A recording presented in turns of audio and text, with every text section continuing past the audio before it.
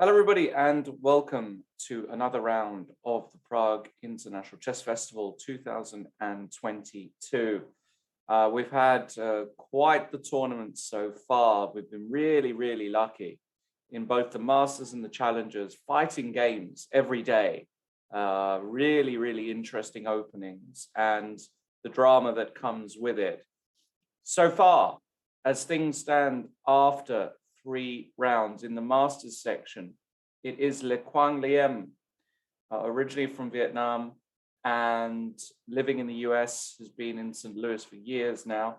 He's on 2.5 out of 3 after a nice win yesterday, ahead of Hari Krishna and the local player Nguyen, who had a great win yesterday against David Anton. So Le Quang on a very healthy +2, and they actually play each other today. So that's going to be very interesting. And in the Challengers section, Vincent Kmar used one of his 9 lives yesterday, drawing against Yergis Pechak, whose style I really love. Kmar was completely busted, but Pechak, even with all the time on the clock, didn't find the killer blow. And as a result, Kmar is leading the Challengers. Pechak and Abdusaturov, who held a slightly worse position, just behind him. And with Lizzie Petz, once again, Lizzie, what are your impressions so far? Who has really been a standout player for you? Who's impressed you the most so far from either tournament? Well, actually, Le Quang showed a very convincing and solid performance so far. I mean, he was never in danger. Yes. And it looks like to me that it will be very hard to beat him at all. So if he just continues winning, making draws, winning, then I think he could easily win the tournament, as he already is on +2. Yes. Also, of course, his opponent, as I already said at the beginning, since I know a little bit, Vin Van Tan, or how you call him, we call him Fatai, actually, friends of mine. So he's also like someone who is basically in the style very similar to Le Quang, because he's also very solid and doesn't usually take much risks. And if he's sneaking through the tournament the way he is already now, we can also expect him to be on a decent plus at the end of the tournament. As for the challenges, actually, yesterday, Vincent used one of his 9 lives, as you said. And usually if you're so lucky, and he was quite lucky yesterday, because apparently, apart from the knight takes g4 move, actually, Lawrence, every move wins but knight e7. Right, okay. There was also knight h7, there was knight h5. So, I mean, he basically chose one of the little options which didn't win the game. Yeah. So if you are as lucky as he is, and he was also a little bit fortunate against Sashikiran, it usually is a good signal, and it looks like to me, as he's already in great shape the last, I think, 1 year, so the past 12 months, that he can easily win the tournament with such a kind of, well, Kaiser, or however you call the goddess of fortune, or yes. Well, she's the goddess of chess, but yes, she's the goddess of chess, but also in a way, of fortune also, yeah. Of fortune is somehow. So I think that she, but this is like a very good signal that he might win the tournament, which is not so bad when we look at it from the German perspective. Yeah, I mean, I'm trying to think. Well, we spoke about it, I think, a couple of rounds ago. Arkady Naiditsch, probably the last person to be a German 2700. Nisipianu maybe was 2700. He was 2700, but not in this period when he came to Germany. He came to Germany in 2014. He was 27 plus in 2005. Right, okay. So it could be the first homegrown player to be 2700 in, well, what feels like a long time, maybe ever, actually. He might be the first pure German, let's say somebody who's born in Germany. Yes, I mean, he's the first one in German history to be 27 plus. However, you have to also understand that, okay, there is a kind of inflection of chess ratings. So if we compare, for example, like Robert Hübner back in his active times, then his 2600 or what was his rating at this time might be equal to 27 nowadays when we take into account the inflection system of chess ratings and how that developed in the past years. Absolutely, indeed. All right. Well, the games have kicked off, and you know, our standard tradition is to go to board one of the Masters first. So let's do that. We have Nguyen against Lequan. Knight of 3, a really incredibly popular starting move. I don't know why. We get all of these transpositions to a Queen's Gambit decline. We've seen it 3 or 4 times already. So I actually have no idea why players are starting with a 1 Knight of 3, but okay. And here we see Nguyen play another line that we've seen quite a lot already this tournament, the Catalan. We saw Magsudlu play it. We've seen some other players play it. And Lequan playing a line as well that we've seen already, bishop b4 check, the bishop blocks. And now the question is, do you go a5 or retreat the bishop? To e7, or the bishop even to d6 can be played. Yeah. It's also possible. But nowadays, I think the most popular moves are bishop e7 and a5. Yeah. And we see a5 once again. And we had this kind of opening in the game between Magasudlu and Lequan. Oh no, it was Lequan against Magasudlu? No, it was Magasudlu against Nguyen. But there was a Magasudlu game with Queen C1 at some point, if you remember. But it was against whom? I'm not sure. It was Magsudlu against Lequan. Yes, so basically he's repeating the a5. He's repeating, yeah. So let's see what Nguyen has. And this time he decides to put the queen on c2 and not on c1. We saw this interesting idea by Magsudlu, but this time Nguyen plays the Queen c2 variation, which is like one of the main variations, to be frank.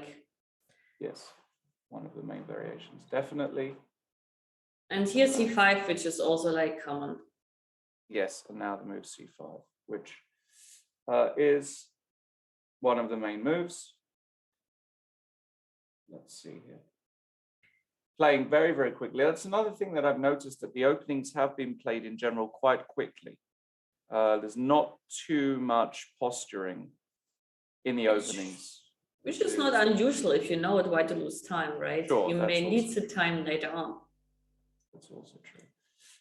Okay, where to next? Let's go to Navarra against Salem. An interesting pairing, both very uncompromising players. And we have a Grunfeld with the main line. Yesterday, we saw Queen a4 check. Interesting move by Hari Krishna. But today, we see Bishop e3, which is one of the more well-known main lines, let's say. c5, rook c1. This has all been played before, castles, and queen d2. So white completes development of his queen side before his king side, and tries to get the strong center, basically. Get the strong center. And also, like, with this setup, he's waiting, because if you play knight f3, then you're inviting more the opponent to play bishop g4.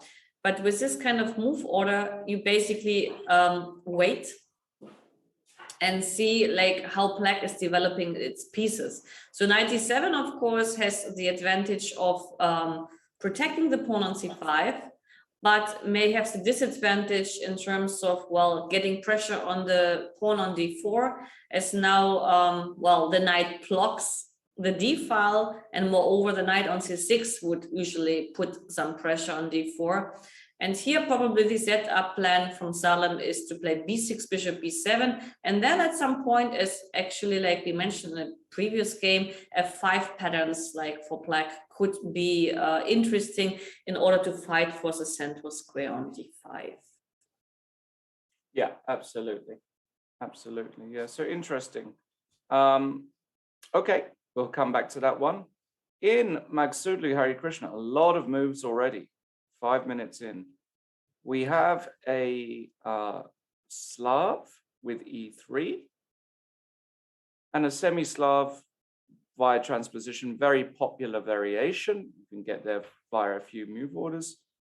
The main move, knight h4, white hunts down this bishop. And instead of going back to g6, which is a fine move anyway, black plays this provocative move, bishop to e4 first. The point being that knight takes e4 is actually a blunder because black can take back with the pawn. And now this knight here on g5 is on h4 is very loose. And in fact, g5 threatens to win that knight. And you would have to play something like g3 here. But in general, the knight sits very badly on g2. So that's why after bishop e4, white chases the bishop away, f3, bishop g6, queen to b3, and queen to b6. This is all fairly common. Also, can black play queen c7 here, or does he do that mostly? No, I think this is possible too. This is another variation. Yeah. But it could be played. Queen b6 is more the, I mean, like the thing is like Harry is very clever. He plays an ending against a young opponent, and Harry loves technical endgame positions. Makazuto loves to attack. So changing the queens or offering the exchange at the early stage is not a bad idea, because I also know Harry Krishna a bit, as we had been friends for over 20 years. He's someone who's playing very much against the style of his opponent. So his basically approach to preparation is not only to choose a variation, but also to choose a structure and a kind of middle game or end game theme, where he knows that his opponent is weaker in terms of style and experience. So that's why I'm not surprised that he would aim for an ending in the early stage. Absolutely, yes. So he goes for this, as you said, he goes for this kind of potential ending, and castles queenside, a very interesting move, provocative move by Parham. Queen c2 might be possible here, but I'm not sure whether this is a theoretical move here, but I guess it might be. So castles queenside, I'm actually gonna look this one up because I don't know about this one. Because it's kind of unusual to castle queenside with the queen on b3. Castling queenside in general is of course absolutely not unusual in a lot of these lines with white. But normally it's with, if I remember correctly, it's without the queens facing each other. So I'm kind of curious. Queen c7 is definitely the main move here. Just for information, queen b6 is quite a sideline actually, which is very interesting. I mean, it's played, but played nowhere near enough as much. Takes and bishop d2 is fine, knight d7, and actually castles queenside is the main move here. And this has been played by Niemann.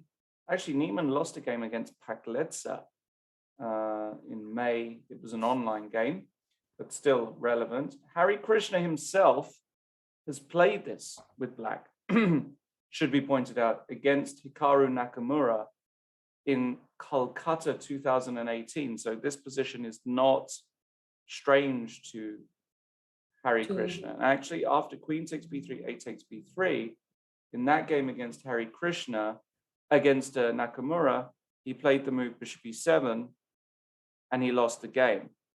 So this is clearly his worked novelty, which has not really been played at top level. And now after this move bishop b4, I mean, where to put the bishop is interesting, because you can actually make an argument for all three squares. When you put it on b4, now Parham plays the move king c2. So we've got a very interesting moment. Well, knight takes d5 can sometimes be a threat suddenly. For example, if black played a6, can white take on d5? He possibly could. You have to evaluate the position after. I mean, okay, if bishop takes d2, then we are winning just a pawn. So this makes no sense. So the only move is knight takes d5, cd5, and bishop takes d2 has to be played, and now probably d takes e6. Yeah, bishop takes e3. Bishop takes c3, I take on d7, and here perhaps something like bishop c4, d5, I don't know. But in general, like from the pawn structure, it looks very trash, to be honest. Yeah. It's nothing yet. feels like it shouldn't be enough for something serious. Unless there's something else, maybe taking on c6 doesn't really bring anything. Yeah, it doesn't really feel like a serious attempt. So anyway, Harry didn't allow that because after king c2, he castled queenside. So now this just simply doesn't work. Yeah, because black can take, and just take, and it's yeah. Yes. Also, knight e7 check will not help because the knight then would be trapped on e7 forever. Yeah, exactly. So something like this. Well, you've got this move. No, whereas piece down still. Sorry. No, we have piece down, which is not unfortunate. Yeah. So that's why Parham plays a much more sensible move, the move bishop d3, and we have a pretty typical Slav endgame where, you know, white has got the two bishops, but the position isn't really open, and the pressure isn't really there. I feel as though black tends to be doing okay in this position. Well, I'm sure that Harry studied that position in advance. Otherwise, he would surely not play it. And likely he knows the next 10 moves. I would hope so, yeah. Played it all very quickly. They've played without really thinking. So we'll see how that one develops. In Anton against Vallejo, the all-Spanish clash, Paco has gone back to his old weapon, the French. Yeah, Paco has played the French for years. I remember when I first saw Paco and he was becoming a superstar, the French was his weapon. And David Anton has gone for the advanced variation, and they're playing very slowly, which can mean either one of two things. A, they don't really want to play the game, let's say, right? They're not, maybe they'll find a way. Or B, well, I think David Anton actually has to play a game today. I mean, David Anton is having a really bad tournament. He's on half out of 3, -2. Yes, even so I have to say, because I checked his game like of yesterday, today a bit more careful.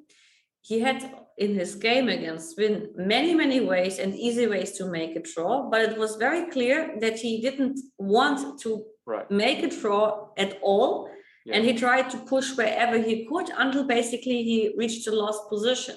So he lost the moment of turning back, but he had many options to make a draw and to force a draw yesterday.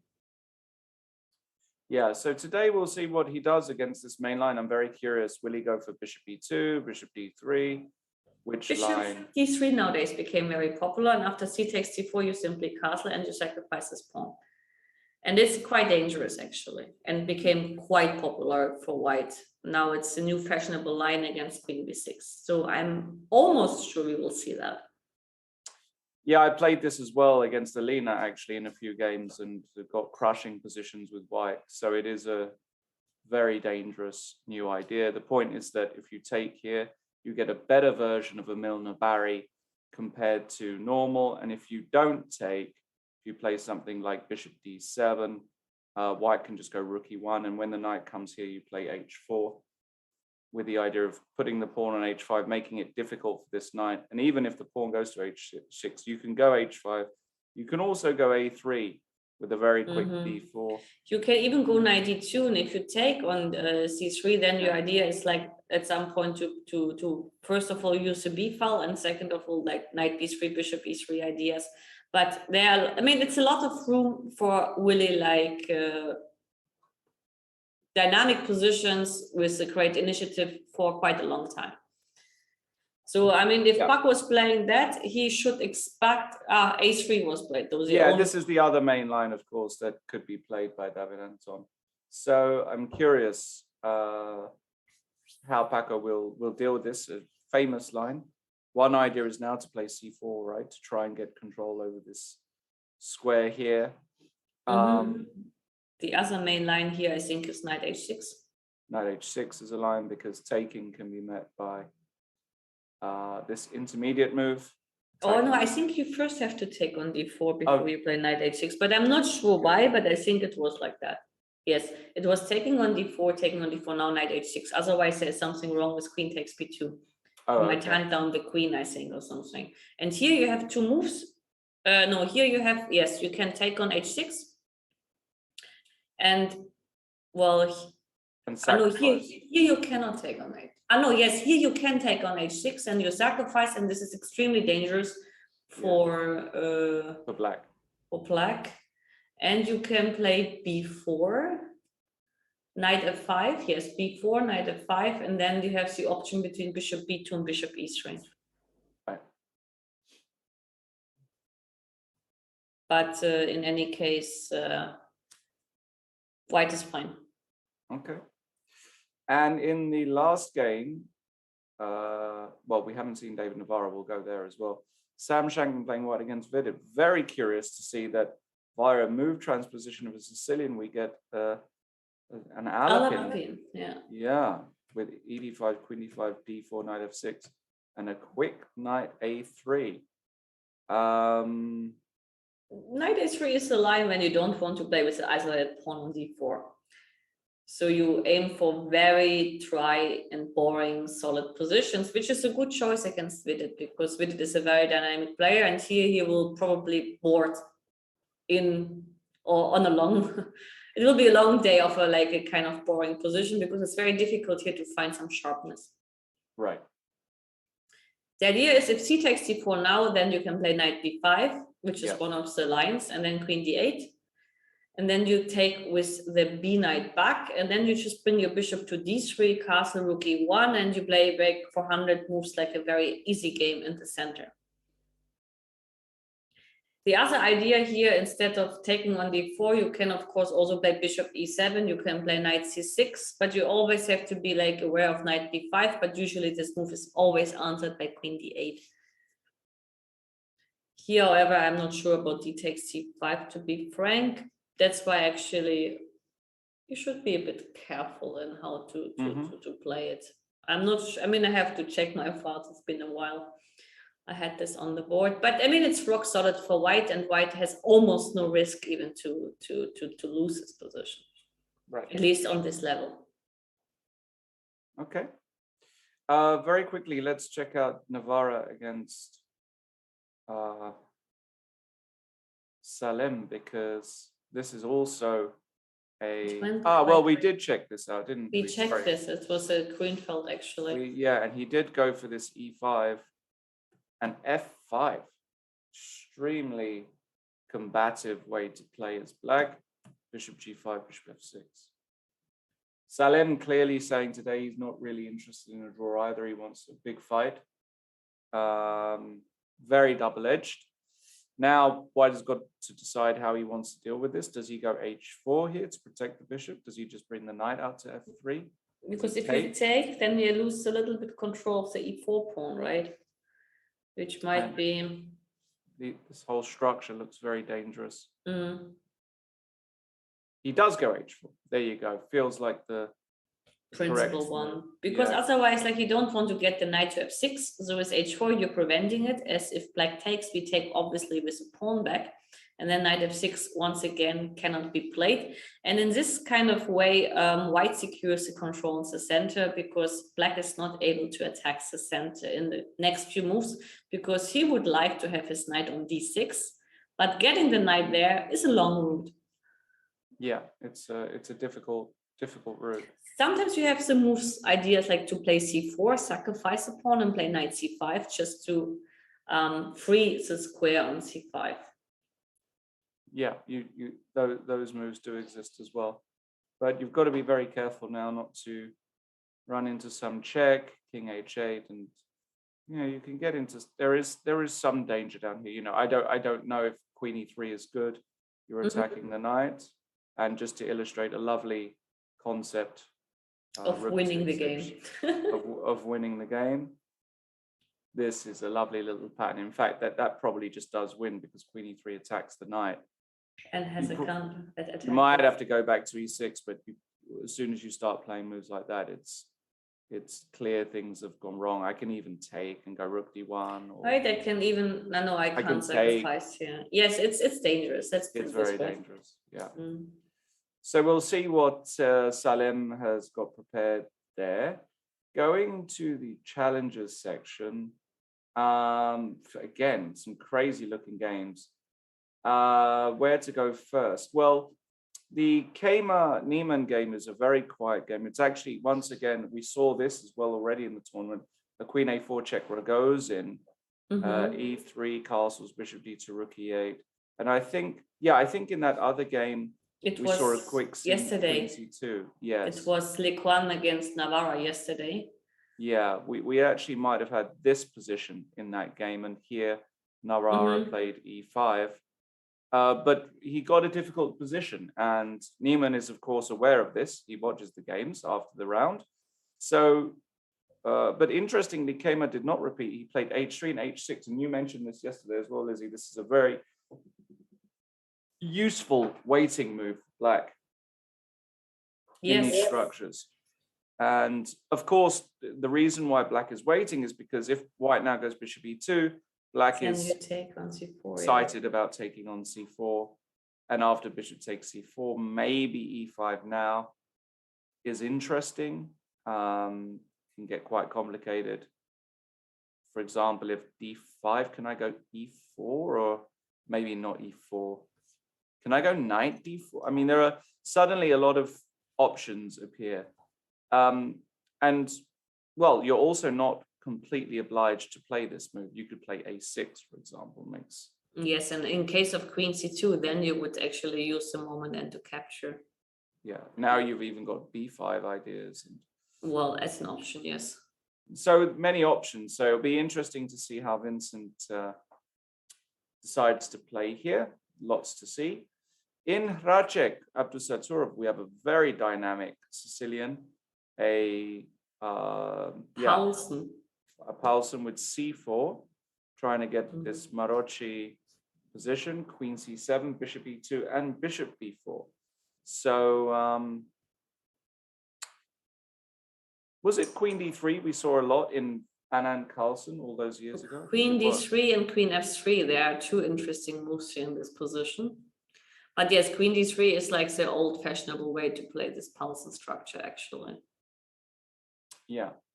Bishop e2 also very classical. And after bishop b4 here, I'm very curious because the move knight c2, is that the main treatment? Because I was always under the impression that actually just castling is possible. Could be possible too, but I think the idea is like if you now take on c3 and take on e4, I have like queen d4 and bishop a3, and this is super dangerous. So this way you avoid that he can take on c3, but now I think he cannot take on e4. I mean, if he does so, then I can queen d4 and bishop a3. Yeah. And if I'm not mistaken, this is very dangerous. But I'm also here, I'm not 100% sure, but I think even if you play something like knight c6, then maybe queen d3, maybe queen d2. Maybe a better way, Lizzie, here is to go bishop f4 first. Ah, yes, bishop f4 actually wins an important tempo. That's true. That's making things easier. Yeah, because here suddenly I'm getting hit like a lot by of knights, attempts. right? Yeah. Doesn't need to be. But Abdusaturov not interested in this anyway. So I mean, it just doesn't matter. He provoked the knight to go to c2 and then played this very interesting move, bishop d6, which personally I've not seen. I've not seen this position. I don't know if it is a known position. So the bishop sits on d6, makes it a bit difficult for white to castle because this pawn. So instead, Hracek plays bishop e3, castles and queen d2. Kind of standard setup here as well. And now with black to play, one of the ideas of putting the bishop on d6 is that you now put it on e5. Because sometimes now taking on e4 will actually be a threat. And if you go f3, now I can go knight c6. I cannot take on h2, right? I would never take this pawn, just castles and... It looks, of course, very dangerous, but I thought like it's worth mentioning that maybe you shouldn't take on h2. No. Yeah. So, I mean, here, I don't know if you can play d5. It's actually a move you do have to study. I know, but I think somehow like it's premature. At least it feels premature because you're not fully developed. But maybe I'm wrong. Yeah. Maybe this is a way. I don't know. And some rook e8, bishop preparing f5. it. Yeah, I mean, I also think it's probably premature, but you never know. So, and if you don't play d5, of course, you can play knight c6. You also don't maybe want the knight on c6 sometimes. Maybe you can play I find d6 might be a move. But I somehow, well, I don't know, but I think this move is like against the spirit because like after d6, in case I play knight d4, my idea is to push f4.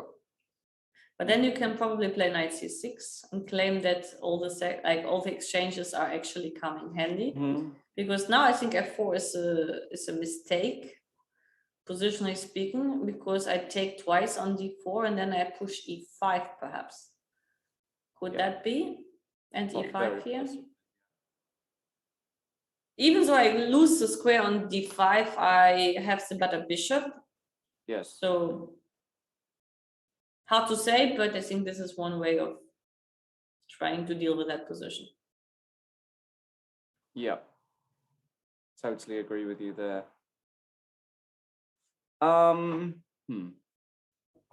Yeah, I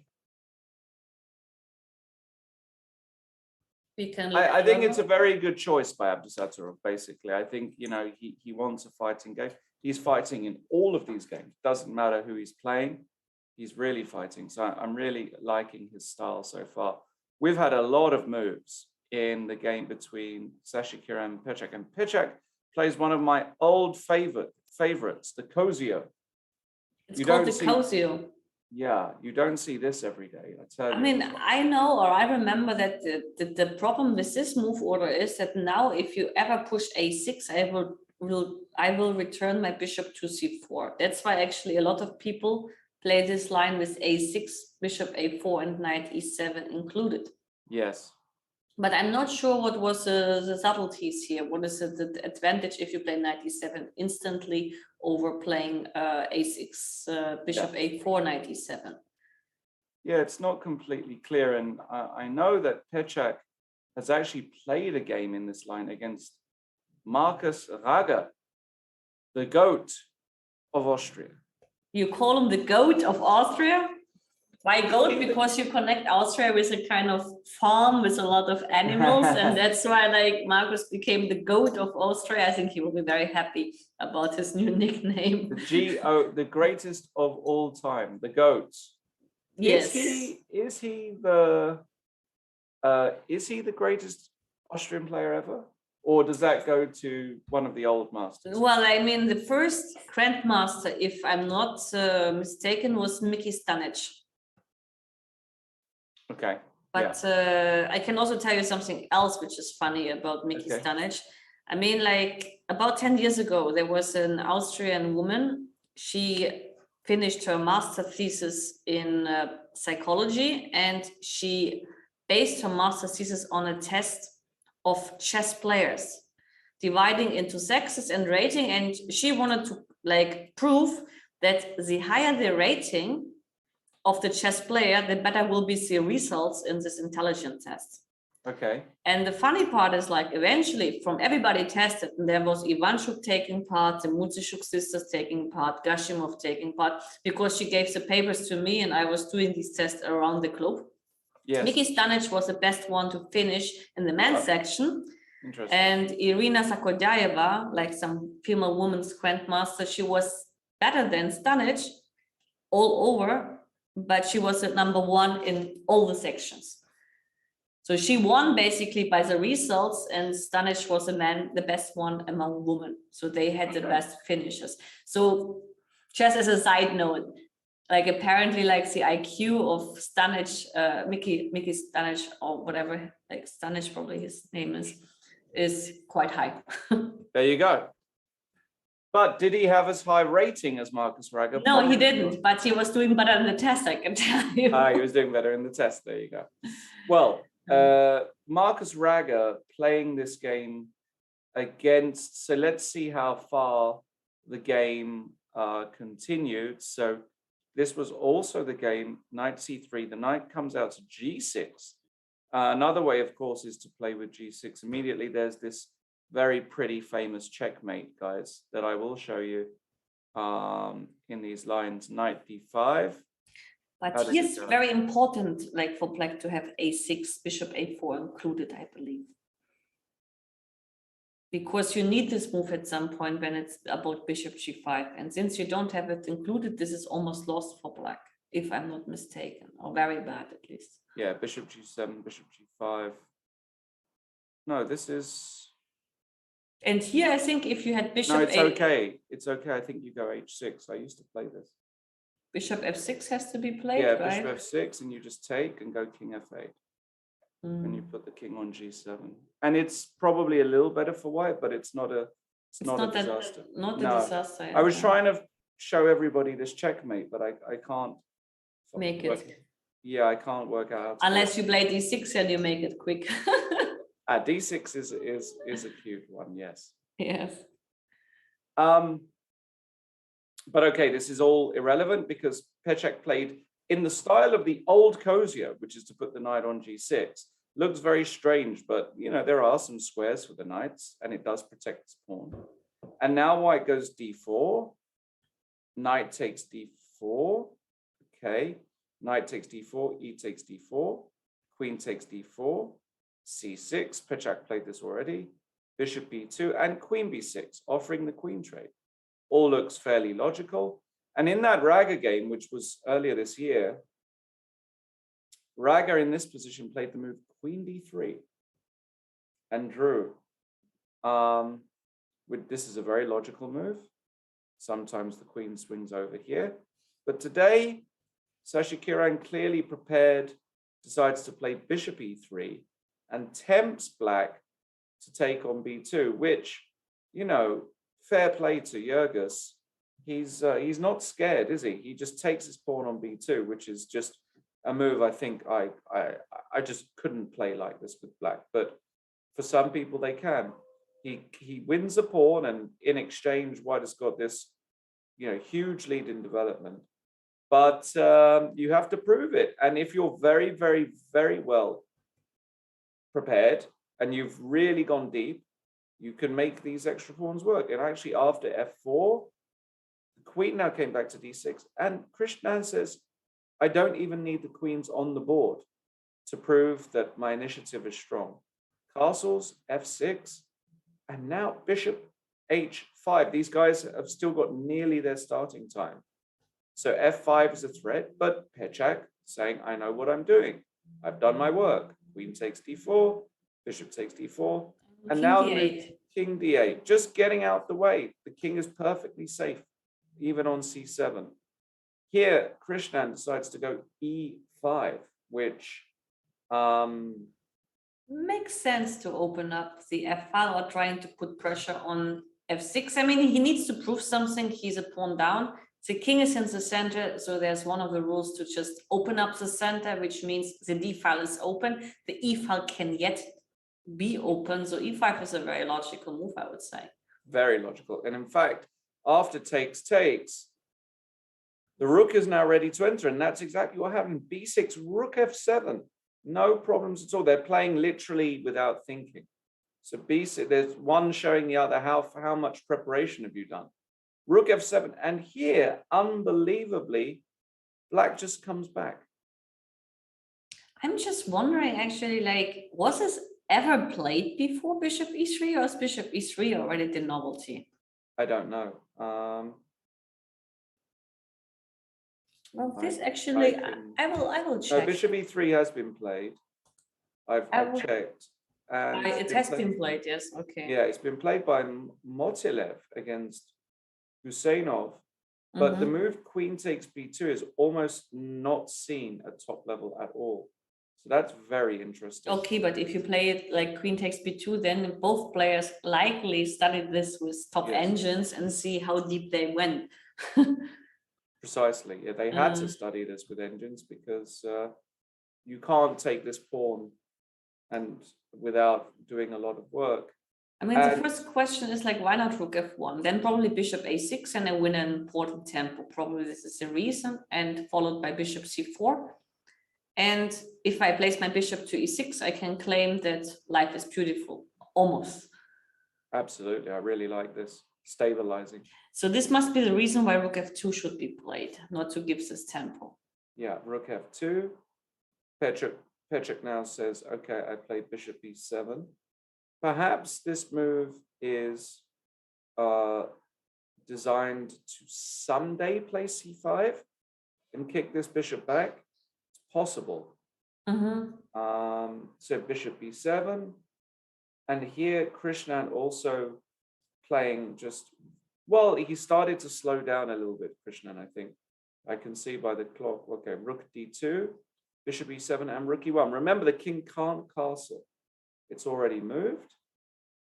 But playing this position with black is extremely difficult still, because your king never gets completely safe. The rooks are working. You always have to watch for moves like e6. And in fact, Petrick just says, I'm not worried, I'm going to play rook f8. Now, I don't know if e6 is a good move here, but it's a move that clearly has to be considered. Okay, so let's be systematic. I cannot play bishop f6, which looks logical because probably you take on d7 and I have to play king d8. And this looks weird, even though I don't see like a finish, because after bishop takes f6, I can take with the g pawn. And if I play king c7 and rook d8, life is good again, I would say. Yeah. So this is not clear to me. Well, I mean, here I would play knight e4 probably. And if king c7, what about knight d6? And you claim that knight e8 is annoying. Yeah, like, I don't even know, or yeah, some knight e8, rook e8 maybe also. But yeah, maybe it's just black's piece. Maybe he's got knight e5 here. Yes, knight e5 he has to play. But now I can go here, right?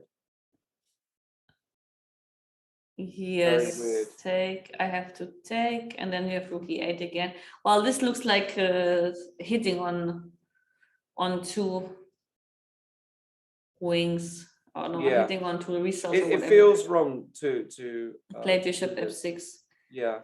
So if I play d5, d5, for example, you take well, on now c7. I take on g7. And now I need some good move, Rook like f5. wait, there's bishop Okay. e4. Bishop b4 is interesting, and bishop c5 check, and then bishop b4 is interesting. What's bishop b4? I don't. If you take on f8, I take on c3. No, yeah, but I'm saying, but there's no threat with bishop b4, right? No, there's not. It's just a move. I mean, the other idea is to play rook f5. Yeah, this is the move that I was first looking at. I wonder if white should go g4. Then I go rook f4.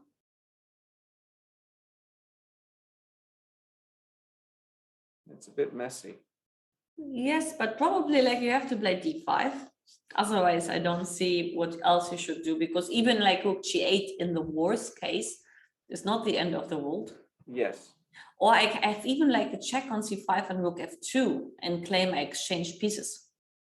When do you want to do that? Here, you mean? No, after bishop takes g7, I play bishop c5 check. Yeah. You go king h1, and I go rook f2. No, but also, this looks very dangerous. Yeah, because you can take and you have rook f8 check, but even no, you put the bishop on c5. But it's more to put the bishop on the rook on f1, right? So bishop c5. And rook f7. Yeah. No, you can't play like this. And I can't castle alongside because the king moved. Just imagine you are calculating this like, I'm like long castle, you know. Well, that's happened a lot in top games, isn't it? It was happening. I tell you something. It was happening in a game between. I'm not sure it was Dino Batsashvili against Diamanda Dalutin in the European Championship. So at some point there was like rook b1, rook a1 playing, and they played long castle, and the game continued. And Yeah, like sure. 30 moves later, the arbiter came because they understood that the live transmission collapsed. Of course, and told them to go back. And What? since they told, well, yes, if the game is not finished and the arbiter realized that there was an illegal move, then the arbiter has the power, and he should, according to the rules, go back to the position. But if the game was done and the score sheet was signed, Right. and then the arbiter comes, then the Yes. arbiter can choose if he agrees with this result or if he goes back. But as long as the game is running, the arbiter has to stop the clock. I can tell you another funny case, and go back. And the problem was, like, since the king was touched, this move was losing the game because it was mate in one. Oh no! So she played a whole game and then she lost to mate in one. Oh yes, my goodness! Because she touched the king for long castle, and she had to move the king. And since there was an legal move to do, it was ending in a loss. Oh my goodness! I think it was the first round or the second round of the European Women's Championship in Antalya. And then there was another funny story which happened in my team. We played the Mitropa Cup, and it was a game between Simina and Sarah Holt. And Sarah played 98 to f6, which was which was a brilliant move, because it was it was a double attack, like hitting two pawns. Right. So the game continued. I mean, Simina didn't realize it, and Sarah got the pawn back. And then they were about to repeat moves, and suddenly the arbiter came. And they already had 2 repetitions. And the thing is, like, if you make a draw, we win against Italy. So they were repeating moves. The arbiter came, the arbiter stopped the clock, asked them to come back to this moment, and then basically said, knight d8 f6 is not legal. So they had to go all the way back. Oh my goodness. Like, she got a punishment of 2 minutes. Like Simina got 2 extra minutes, and they played from this moment on. And since knight f6 was a great move to get the pawn back, because black was a pawn down, we lost the game, and it ended in 1-1. And then we asked for the rules. We called our main arbiter, and the arbiter said exactly that as long as the game is running, the arbiter has to go back. It doesn't matter if it's 20, 30, 40 moves. But once the score sheet is signed, then the arbiter can choose. There you go. Now you know the rules about. Now I know the rules about the illegal move stuff. Yes, I'll try it next time. I'll try it. Well, I'm pretty sure we're not going to see castle queenside by Jurgis in this position, but let's see. So okay, next game, Varmadam Michalik. We had another queen's game decline. Lots of these, but this time we have an older variation with bishop e7, cd5, ed5, bishop f4, c6, e3, all fairly standard, bishop f5, and now knight h4. Fighting over the f5 square, and knight h5, also fight. Look at this. 2 knights on the rim. Here, to be honest, I have no idea. H3, okay, the bishop came back, assuming that bishop takes h4, h takes g4, knight takes f4, e takes f4. This bishop might get chased around, so the bishop came back, and just the knight came back to f3. And after takes, now sometimes this is a move. So yes. So prevented it, bishop d3. Now this move doesn't exist, and queen d6 attacking the pawn. If you play f5 now, f5 is a consideration, g3, queen d2 is a consideration. Lots of moves, knight e5, maybe, probably not, but maybe. Well, how to say what to do here? I mean, but we saw yesterday, Varmadam, he's got exceptional preparation. He still lost an incredible game yesterday. I mean, really, this was one of the most incredible games I've seen for a long time. But Hans found everything, actually. Yeah, he played very precisely. Yeah.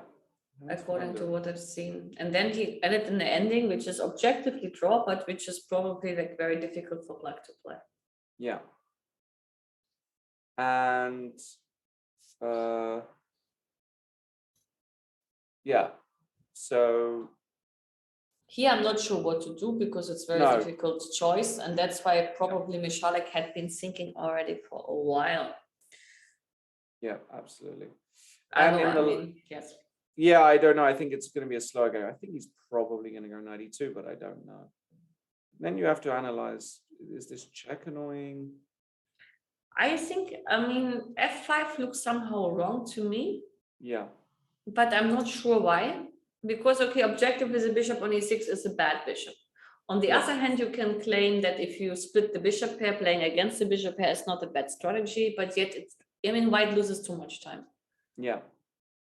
So after Yeah. f5, I would even think that you may be able just to take even and destroy your structure. Okay, not 100% sure about that. And play knight a6 or knight e7, maybe knight e7. But black is solid, you know. I'm not such a big believer in this whole line for white. I feel as though black has got lots of resources. Let's see. Last but not least, we've got Stochek against Krasinovsky. Very interesting. We have the Blumfeld. Yeah, the Blumenfeld. And usually the Blumenfeld gambit, the main line is here to take on e6. Yep. Then to take on b5, then to play d5. A6 is also very interesting, by the way. And then actually the safest line here is to go with g3, I would dare to say, to get the bishop to g2, not to be mated on h2. Yes. That's some of the ways to play it. But it's like really like a game all in. But it seems that, okay, Stochek is also like a player who likes or loves this kind of messes. So, yeah. Yeah. But instead he plays bishop g5, which is another line. But now black gets quite a nice position, I always thought. Takes h6. Bishop takes f6. Okay, queen takes f6. And now queen to c2. Interesting. Not quite sure. Well, he had to defend this pawn. And now knight to a6 by Krasinovsky looking to come in, and simply knight to c3 by Stochek, not worried. Yes, so, I mean, dynamically black is quite active, but the queen is out early, which can lead to attacking moves like knight e4. The thing is, like, if white doesn't find a way of keeping the opponent busy and black manages to develop everything fully, then actually like white might have a problem because of the bishop pair and the war structure. But this is like still a far way to go, but in general that's like the plus and the cons, or the pros and the cons. What position you would play with? Well, you would play black, right? Saw we do have a result, and this game has just been blasted through. Incredible. We last checked it. Nguyen against Le Quang, c5, and yeah. It's all forced, actually. I saw a little bit before we got into this. This is all a forced line, and here many ways to force a draw with white if you want to. Yeah, we'll quickly go there. So this has all been played. This is all main line. Yes, this is all been played. Even and here there's and here there's bishop d7, and this is important to get back. And then you give the exchange, but this is just a draw. 2 pawns for the 2 pawns, sorry. And some 3 pawns. Well, now he gives back 1.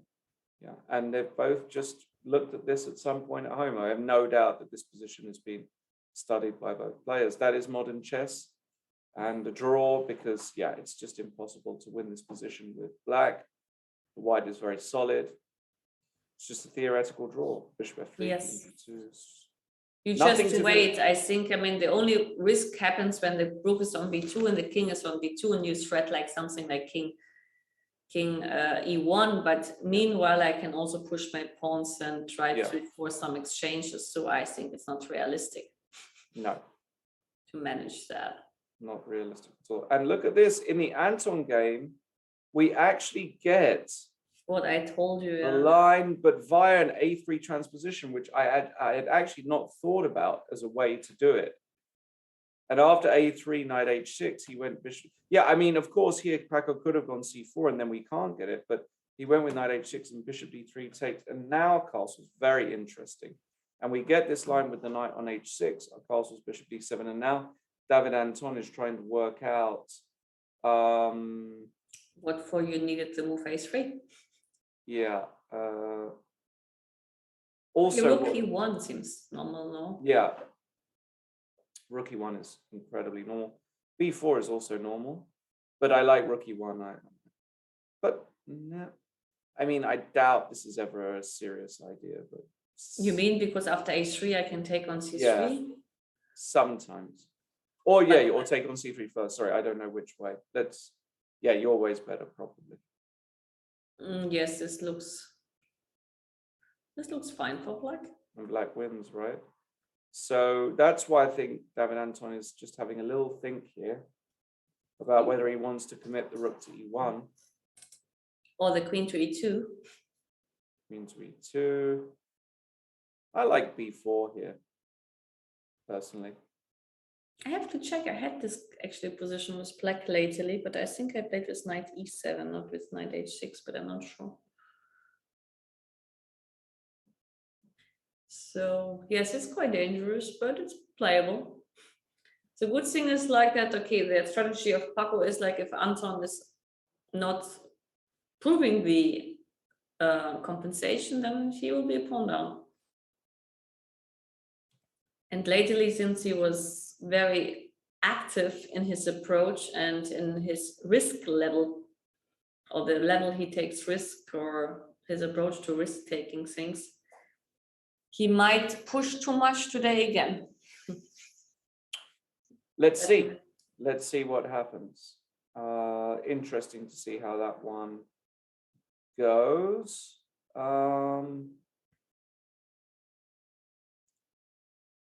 Anything else? Maybe this is a good moment for a quick break.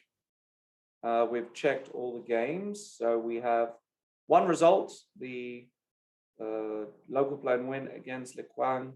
Le Quang just showing fantastic world-class preparation. He moves to 3 out of 4, almost a rest day for him to finish the game so quickly. We've got a lot of interesting games still going on there. And in the challenges section, all games still in progress. So we will go for a quick break, but don't go anywhere. We'll be back for continued coverage of this round 4 of the Prague Masters and Challenges. See you very, very soon.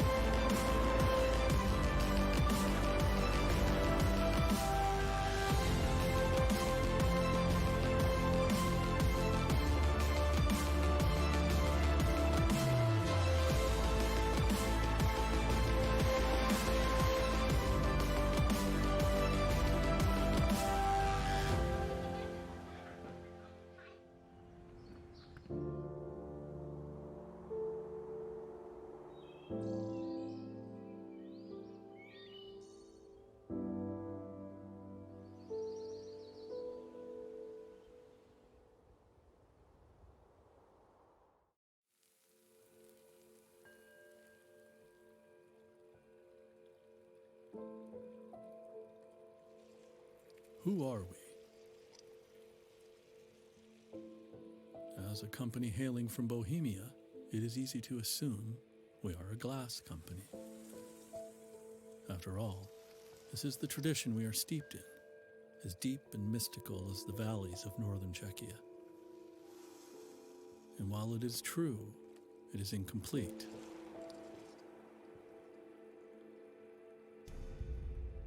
After years of audacious industry, of compelling collaborations, breathtaking installations, of iconic designs, of uninhibited art, the question of who we are is somehow answered in the body of work we have created around the world.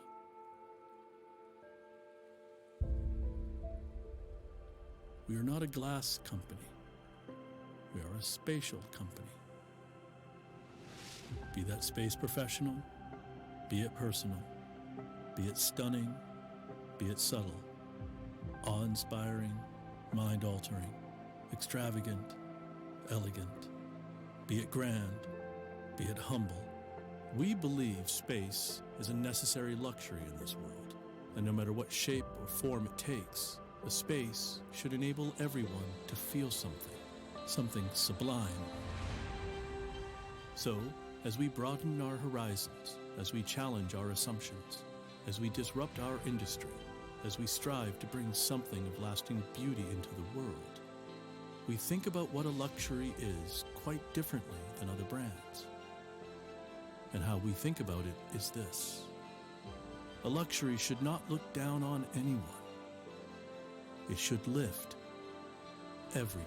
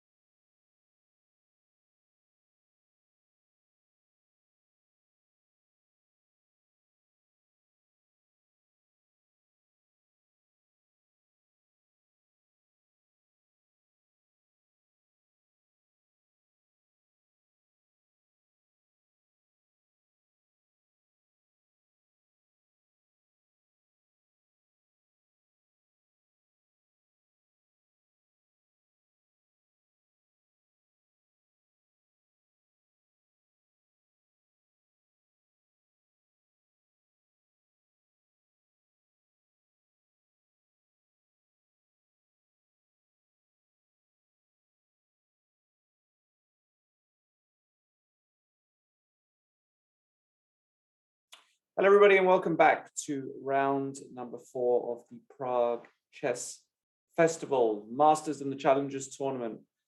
We did have one result already on board 1 between Nguyen and Le Quang Lien, a theoretical dispute where both sides showed they knew what they were both doing, and as a result, the game ended in a draw, meaning that we've got 4 games left of the Masters and all games left of the Challengers. Things are starting to get quite exciting. Let's check out the Czech number 1, David Navarra, playing against Saleh. We last saw the position after h4. We come from a Grunfeld. The bishop is protected, and now Saleh plays the very committal but also very logical move f4, closing down some lines and gaining some space. Yes, and claiming that the bishop on d3 will be weak forever. Yeah. Knight to f3, king to g7, all fairly standard. And now Navarro says, okay, time to just bolster this center with c4. h6 was played, forcing the bishop trade, queen takes f6, queen c3, and now rook e8 by Saleh, overprotecting e5, bishop c2, and knight to b6 by the United Arab Emirates number 1. And I think you mentioned before, if this knight can find its way to d6, It will. it will find its way to d6. Black might be doing all right. So maybe bishop g4, and this is on the menu. I always found these positions particularly difficult to play with white. Well, it's also not my cup of tea. I can imagine that one strategy could be, it looks weird to play rook g1 and g3. Perhaps, right. And claim that the g file is all what counts. Yes. The other idea is, of course, to bring the bishop to a4, but this is difficult for now. To exchange these bishops would, of course, be helping. I mean, the best case scenario is to change the bishop on c2 with a knight on b6. Right. But this is hardly possible. Something about rook g1 I don't like, but It's just, I mean, like, you don't want to castle here, right? And Right. run into g5 and then make an attack on the h file. mm-hmm. So white will never castle anyway. And objectively speaking, the white's king would be great on a1. But yeah, why not rook g1? Claiming here I am, I'm coming. But even if I play g3, you're right, I don't threat anything. No. And David Navarro was not interested in rook g1. Instead, he played another typical move, which is to go a4 to try to gain some space and play a5 before this knight can come here. But of course, Saleh very quickly plays bishop d7. So if now a5, then knight c8, I guess, and then knight d6 is coming. Yes. And I wonder if in this position, no, even the move queen a3 here doesn't really work, because black can still go knight d6, takes rook c8. yes, and it doesn't look like that this is a good choice. So what can Navarro do? It's good. So, I mean, he can try to play positional. So play, for example, like knight e2, knight d6, and rook a1. Mm-hmm. Just Preparing bishop a4. mm-hmm. I quite like that, actually. But then the question is, like, maybe he can play b5 here. Yeah, I was looking at that. Because, but even if I take and play king e2, how's that? Looks a bit dangerous for my king. Yeah, black's king is very safe, and white's. And also I can take on a1 and h4 is hanging, so it's not so easy Yeah. to do this in a way. I like black, actually. It seems to me a lot easier to play this with black. to be honest. With black, things are clear. With Yeah. white, not so clear. I agree. Practically speaking. Yeah, I would take black, even though probably white is fine. You have to find Yes. very unique ideas, Yeah, and they're unique not ideas. obvious actually. No. Like black has a lot of ideas. He can either try g5 at some moment, and he can even try on the other wing. Yes. And for Yeah. him, things are clear. So I don't think that David actually did a good practical choice in the opening. Even so, the position could be probably even better by white, according to the engine. I'm not sure, because of the space advantage and everything. But still, like for black, it's very easy to find plans. For white, I'm a little bit struggling. Yes. Okay. Well, we'll come back to that one. Maksudlu Hari Krishna hasn't changed so much in its character. We're going to get a very long, slow battle. White has managed to play e4. Not really much else has gone on. Now, I guess this is a critical moment, because one typical idea is to take on e4 and play one of these moves, maybe the move e5, to try and get some squares and make this bishop bad. Looks perfectly sensible. Otherwise, you risk really losing a lot of space, you know. So, for example, if knight c7, question now is, can white just go e5 and start? Well, I have to be careful of c5. Actually, I playing C5 like this is interesting, actually. Yeah, this is not stupid at all. You go f4, b4, g4, bishop f2, rook h. You can double. You got h5. You've got all of these ideas, and these knights are struggling. Nightmares. Exactly. Yeah. No, this is the sort of thing you really have to avoid. So I think what Hari Krishna is doing here is he's capturing one of these pawns. Well, I likely think the he's- e4 pawn he should Mhm. capture. But even after taking on e4, the knight can go take back. It's also not clear to me why not knight takes e4. I like it more because knight g5 is an issue. You have to play maybe even bishop e7, preventing knight g5, but not on the long run. But okay, then in the next move, maybe knight e6. So maybe bishop Bishop g3. g3 is a very annoying move, I think, because And you if- can't even go here because knight g5. Well, even if it's not the end of the world, right? Well, I mean, now the bishops are starting to really work, and I personally really don't like these positions. Like, I think they're very, very tough. And actually, he played knight c7, which is maybe surprising isn't the move, but I mean, you really can consider this big space grab now. You can start with c5. C5 maybe. No, sorry. Yeah, sorry. We got to be careful here. I think you stop. This e5. Yeah, because if takes, we Take back. take. And now we have the e4 square. Yeah. I think this Problem. is, he shouldn't give that.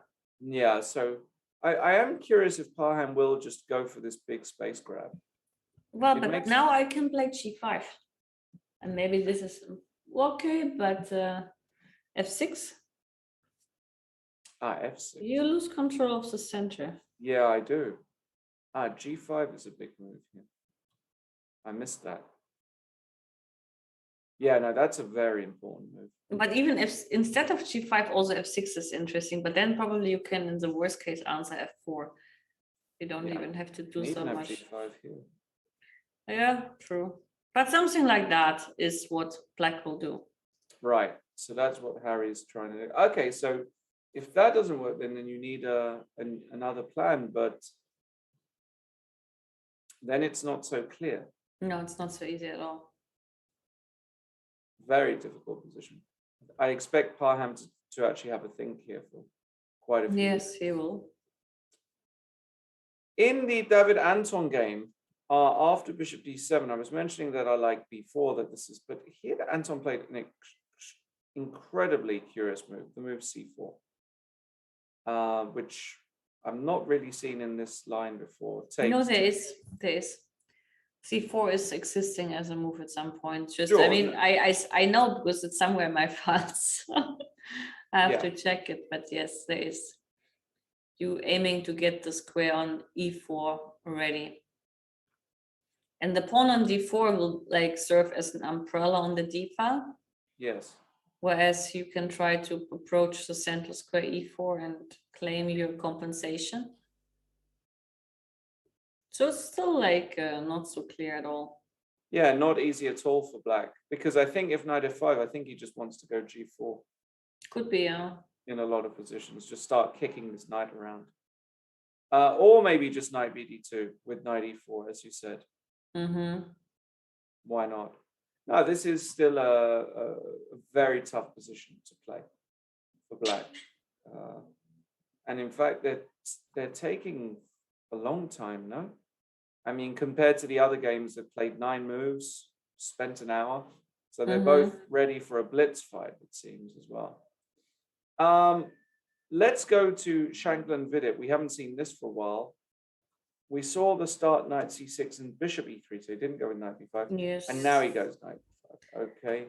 And as you said, takes back on d4 with the knight.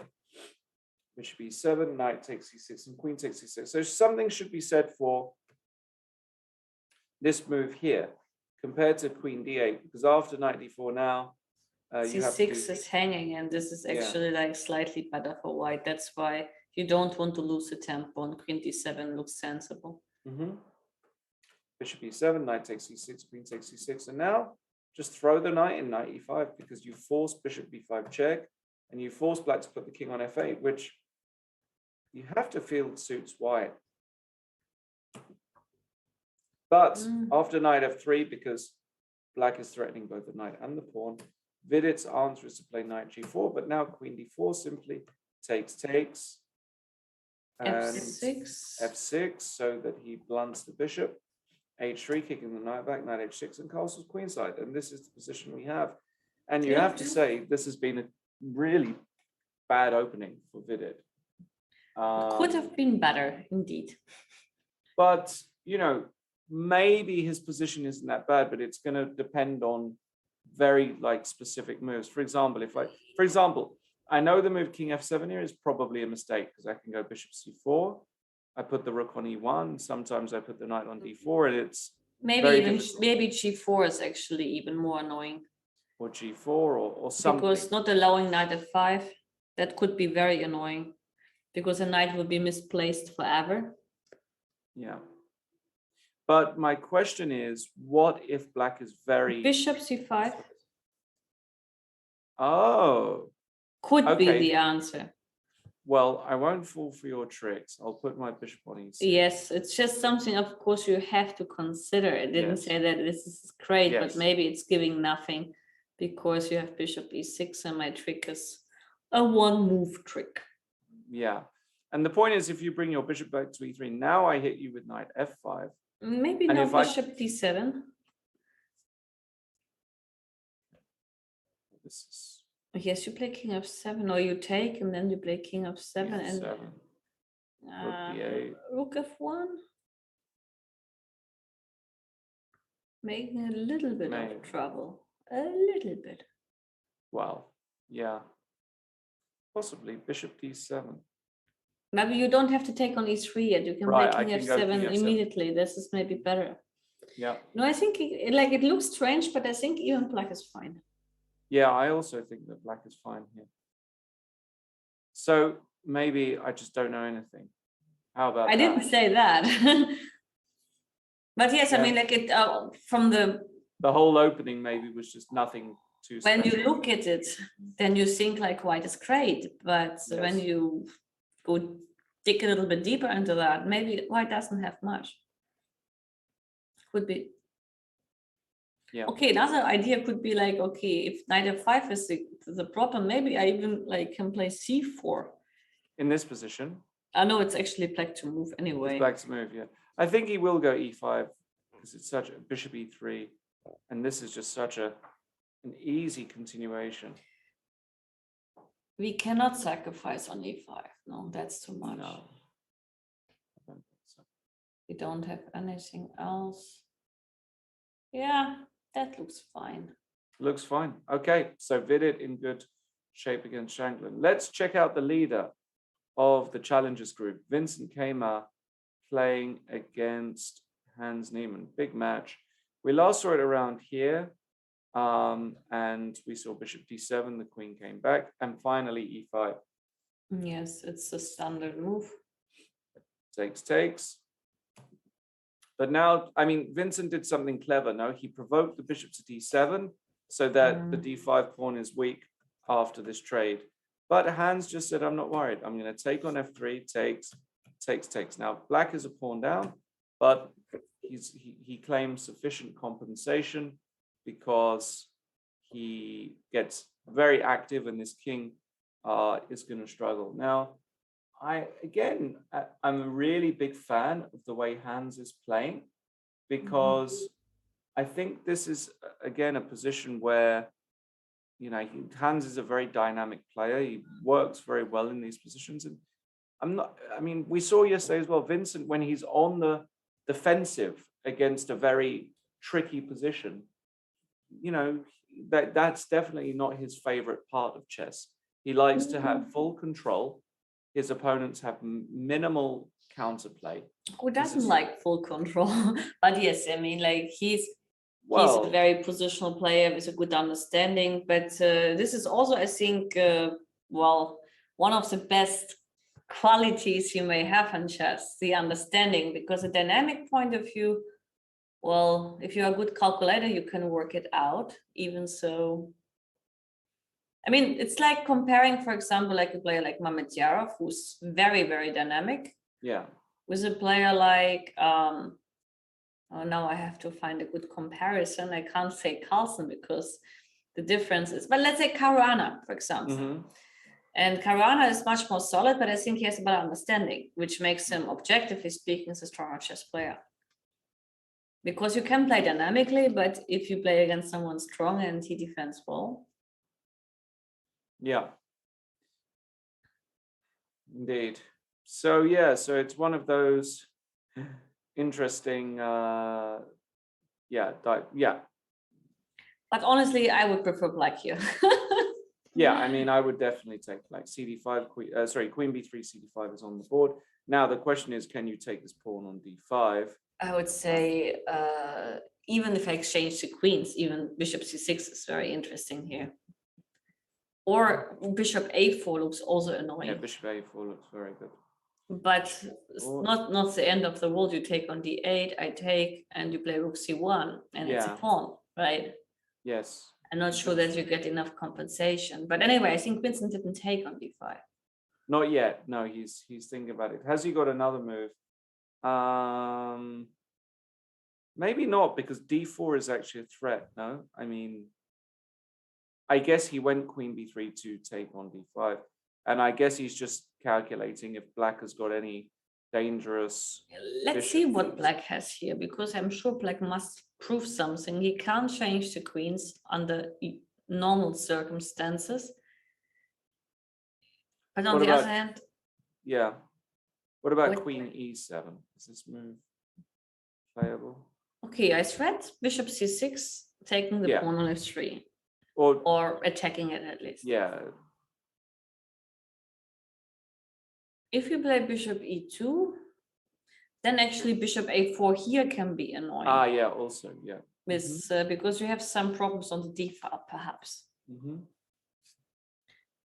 Well, for sure it's compensation for the pawn, and it's long time compensation, but still hard to say how much compensation is going to be. But actually Lehman played Queen C8, which is like unexpected.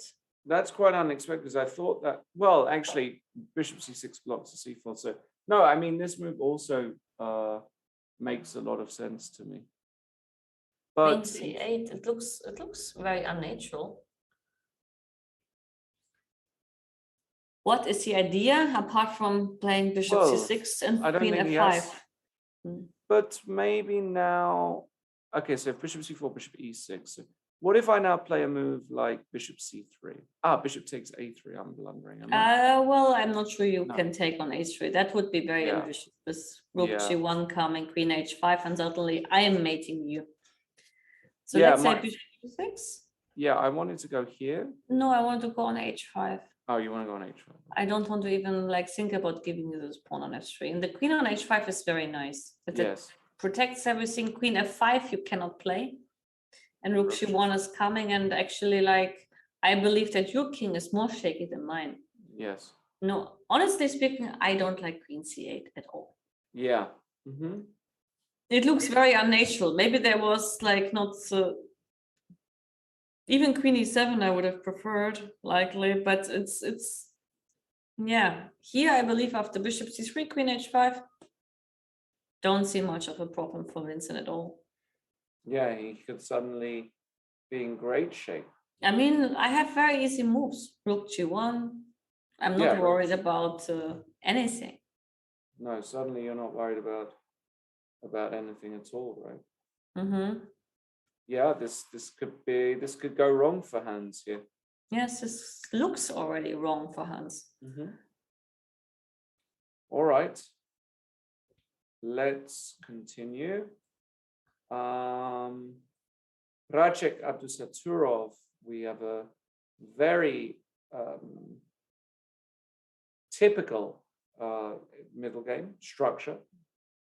Yes, but it looks very dangerous already for Racek, in my opinion, because t5 is on the ring and can happen any moment in the game. You like black here? Well, it's easier for black. Black has a simple plan, and white has to wonder about this plan every single move. So what is the plan? Sorry. d5.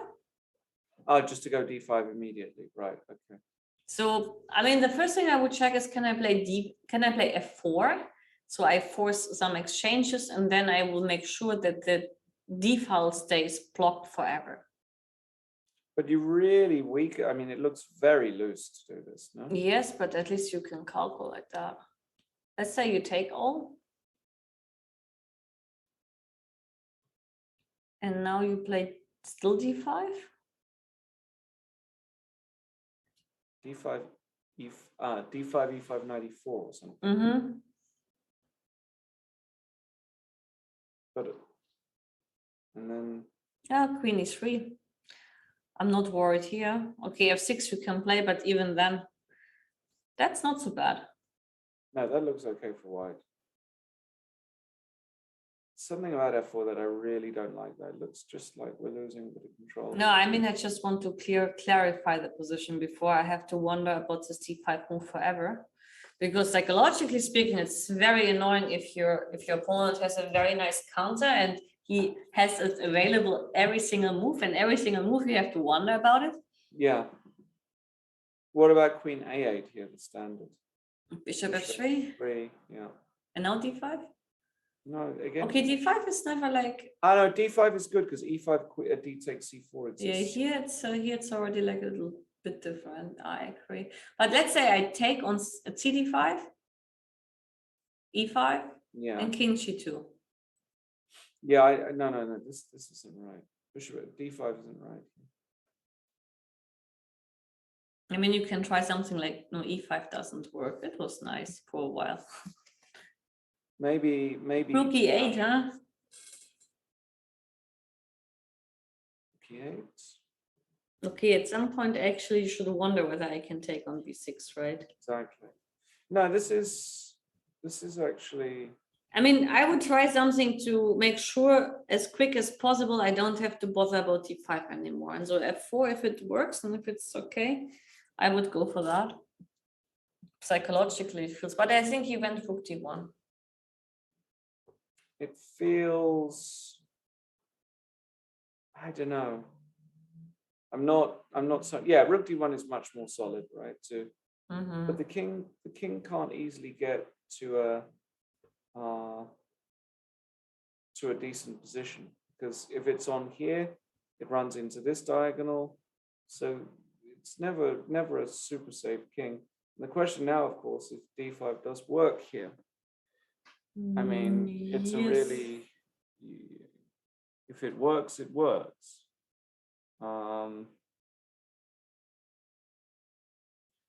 And we'll let them calculate it. Indeed, it's not our Not our job worries. to calculate it. No, I mean, what's the typical lines? It takes. But now F4 cannot work anymore. Yeah. Take on C6, no? Bishop takes. And take on D5. Wait, I have rook takes C6 as well. Oh, sorry. I better Maybe. take this way. Yeah, okay, maybe this is easier. No, but this looks good for black. This looks amazing for black. Yeah, let them work it out. Yeah, I think D5 is in the air. Meanwhile, Sasha Kiran, we had this huge fight, and we've only had a few moves. So Rook F8 maybe surprised Sasha Kiran or something, I don't know.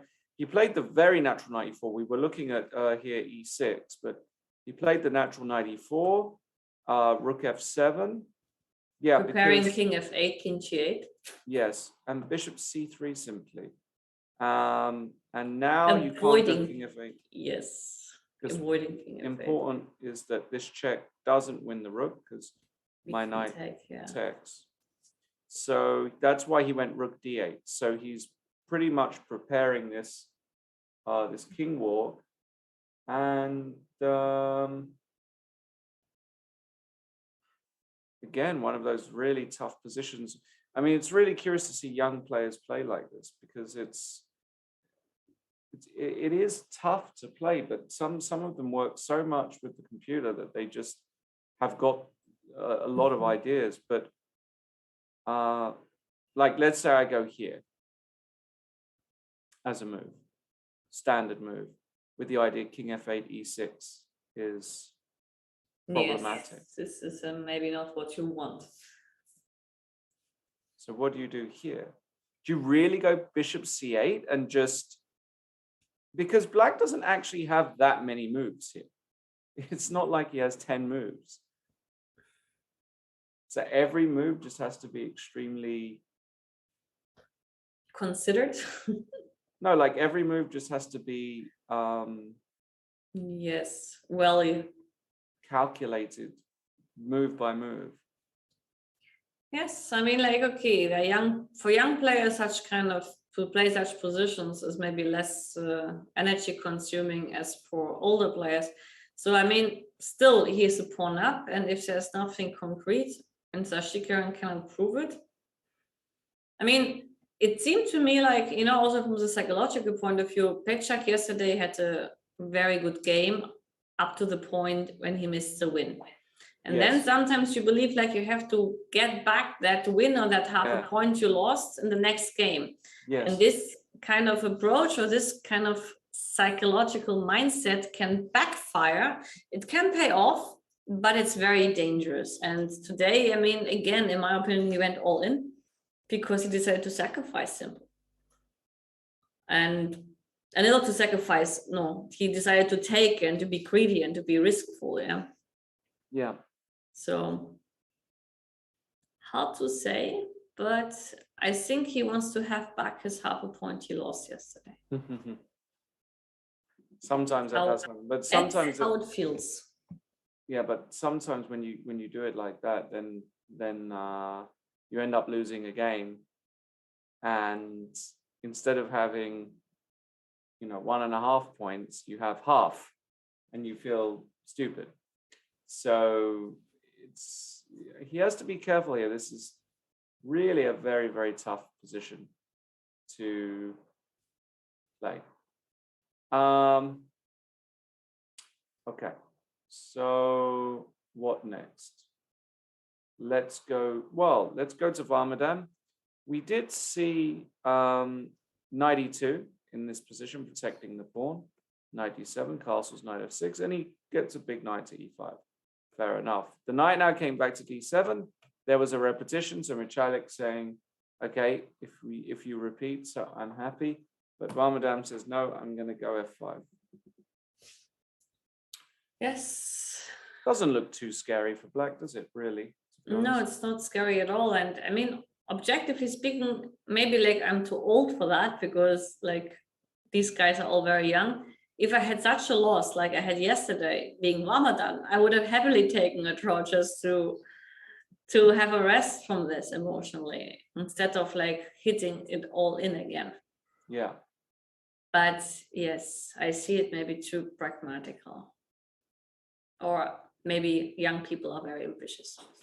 Young people are very ambitious. I think that's the point. I mean, would you not have done the same? Okay, just imagine like the In this- rating of your opponent is about equal, and you had a Yeah. loss like this yesterday, and no Yeah. matter if you're white or black, you would have probably just be happy to make a draw and to have. No, No? I don't do it like that. No, I'm ambitious as well. If I've got white against somebody near me and I can get a position, I'm just going to try and play for a win. I play to win. No, of course, but for me, it's just like it depends, of course, like what is your general approach in a tournament and what you're looking for, which result you want and stuff. Yeah. Also, the winner of this tournament is qualifying, I guess, for the Masters next year. Yeah, I assume so. And but there's so many rounds to go, right? No, so, I know, but still, like young people, like they count for the moment, not like that there are so many rounds to go. No, I know. So, yeah. Yeah, I would definitely play, but okay, we'll see what happens. F5 on the board. So what can black do? I don't think taking is really in the air. No, I wouldn't take, because then, I mean, even knight g3 is interesting at some point. No, I mean, if you take with a pawn. Yes. You don't take with a bishop, probably. Yes. Because if you take with a bishop, I can take, and even knight g3 is very strong, and knight f5 is coming, and this is disgusting. Right. So here, I mean, where's the black's king castling? That's a good question. But I thought, like, even if you play knight g3, for example, f4, knight f5, and let's say I go for this, even though I doubt it, then there is the idea of black to simply take and to play king d8, king c7, and this way he's still castled. Maybe, but knight e5 is also a little bit, it's a weird position. Yeah, but I do have the feeling he's probably just going to go back. But now white can play knight e5 and claim that the knight can't come back to d7, and suddenly his position has purpose and meaning. Yes, but I can castle short side. Even long side is interesting, but let's say short. And you play knight g3, and you claim you have some central control. Yeah. Yeah, why not? No, you can also, you have to be careful that I can't sack. You might be able to sack already, that's true. No, I'm sure you're able to sacrifice here. That looks, I mean, with a knight on f4 coming. Not immediately. I thought, like, if I play first to check on h6. Yes. I can't go here because of knight g6. Yeah, but still, and now it's also not clear what to do. Exactly. No, but it does feel like there is a sacrifice to be had. So interesting dilemma now for Michalik. He actually has to. Actually, suddenly this is not so straightforward for him. In Stoczek Krysanovsky, we've got a wild position, absolute wild position. But one that I must say can work for black, but it can also not work very quickly. I mean, normally this kind of position depends. If black is able to stabilize, he's normally okay. Not only okay, he might be better by structural means, and by the bishop pair. But this is a key question. However, like, okay, I mean, like, if white cannot push e5, I mean, he can go castle, for example. Okay, then so e5 is a serious threat, but you castle, of course. Yeah. And now I'm not sure how he wants to. I mean, rook e1, then there's rook e8. Yeah, and if you go a4, the idea is just to go knight b4, queen d1, a6, just to keep and you can't kick this knight away. The problem black has got is this bishop on c8, of course. Wait, Oh, there is e5, knight, e4 pattern. Maybe even with the queen on d2, that is more sensible. I mean, like after queen, like knight before, we could have moved queen d2, right? yeah, but then you Model- run into bishop f4. Ah. And if I play e5 here? Then I guess it's a mess, but I like messes. you like messes? Hmm.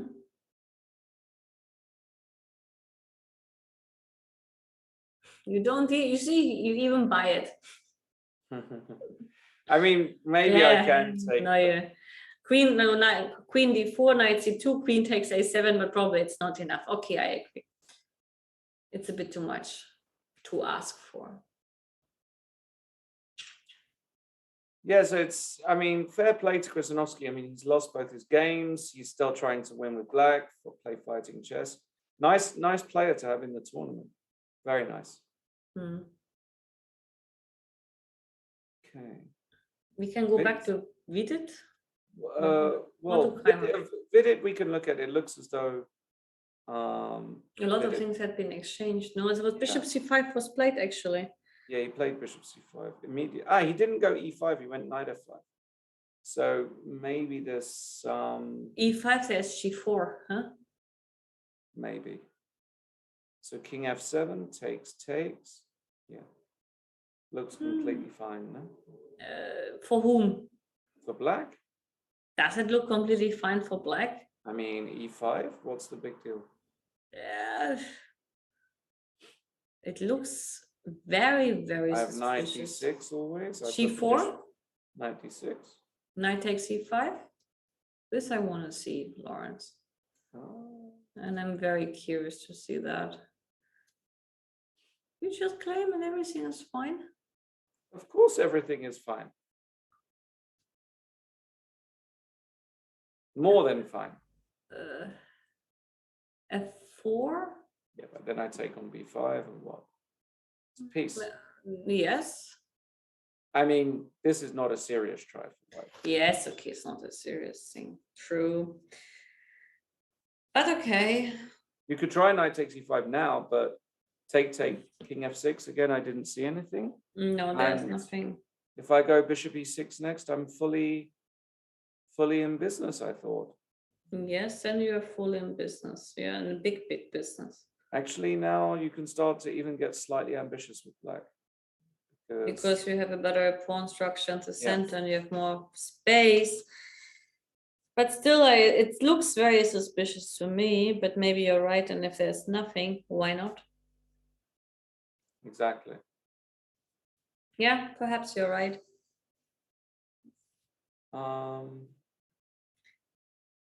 Okay, so Vidit in okay shape, perhaps.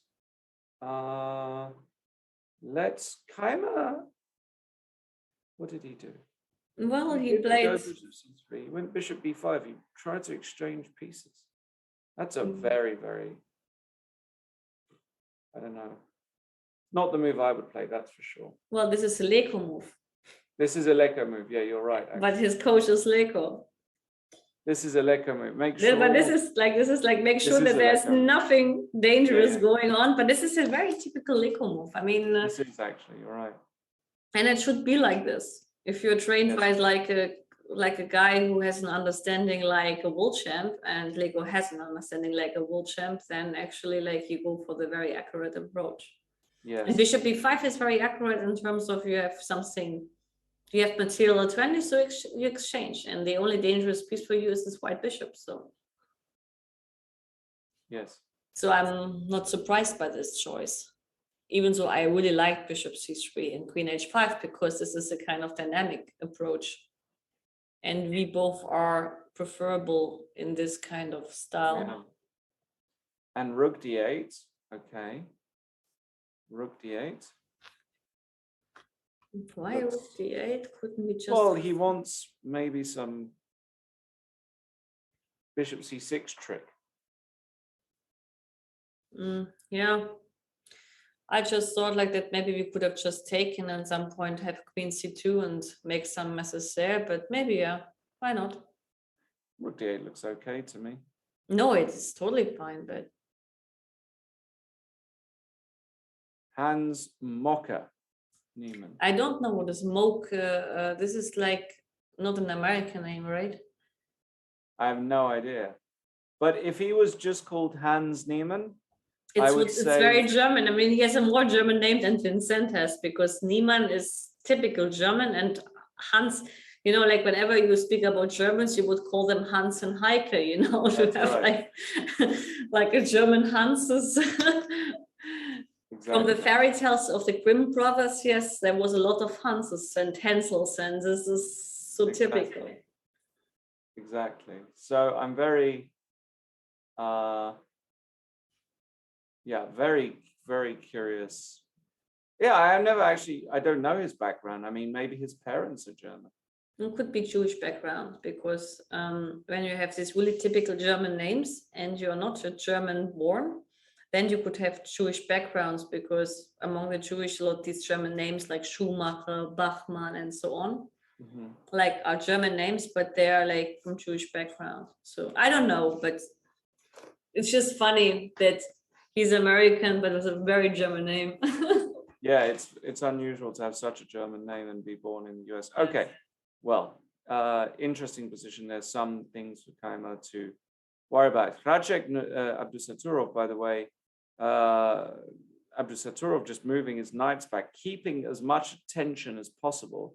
Maybe now he's looking to go f5. Yes, he wants f5, and this reminds me a little bit on the Nimzo-Indian structure with queen c2, where this knight h5 or knight e8 move with f5 ideas is prepared. Yes. Agreed. Yes, this doesn't make life easier for. No, I quite like this move actually. No, I've struggled in these positions with white as well, because black has got a lot of pawn breaks. You always have to look for every position, this pawn break, and it's absolutely not straightforward. Okay, in the Masters tournament, have we had any big movement? Well, We could look by Harry Krishna. Harry Krishna for a long time, no? But nothing really changed there. No, No, it doesn't nothing look changed. like, okay, it changed like some a5 move and g4 move was inserted, but otherwise nothing really changed. Yeah. That's going very slowly. And actually, Anton Vallejo played queen c5. Well, he saw a pawn, he wants to take it.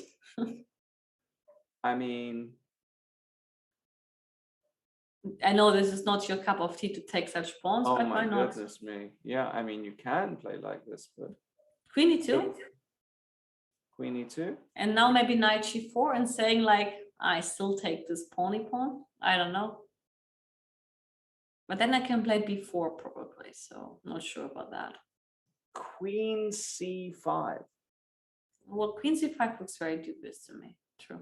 I mean, this move is just. I don't buy this move, to be honest, but This maybe. is incredibly greedy. Queen e2, yeah? Well, queen e2 looks so natural. Yes. But hold on. Can he play knight a5 here? I think this is the idea. And bishop a2, bishop b5, and just be a complete pig and win material. And if I play bishop d3, you play knight b3. Yeah, and bishop d3, I go knight b3, and you're losing. And then I know, well, I'm not losing yet. I can take on h6. Okay. And then play you might be. Wow, I mean, for sure, I will have compensation. You might be losing. Knight comes back. I wanted to go like some mate on f7, but good luck. Wait a second. Let's go not rook c1. Let's go bishop d2 instead. Bishop d2. Yeah. Knight b3, I guess. Where do you want? Bishop b4. Knight g5. Nah. Okay. No. Too slow. No, this is a devious move. So the idea is then queen e2 is a mistake, maybe. So what if I go bishop d3 immediately? Right, then I guess I can take. Okay. So let's say I take, you take, I go rook e1, go queen f6. It's 2 pawns. It is 2 pawns, and You will be laughing like Lawrence. I'm just checking it. It's the first queen c5 is the first choice by Is it? CH. That's very curious.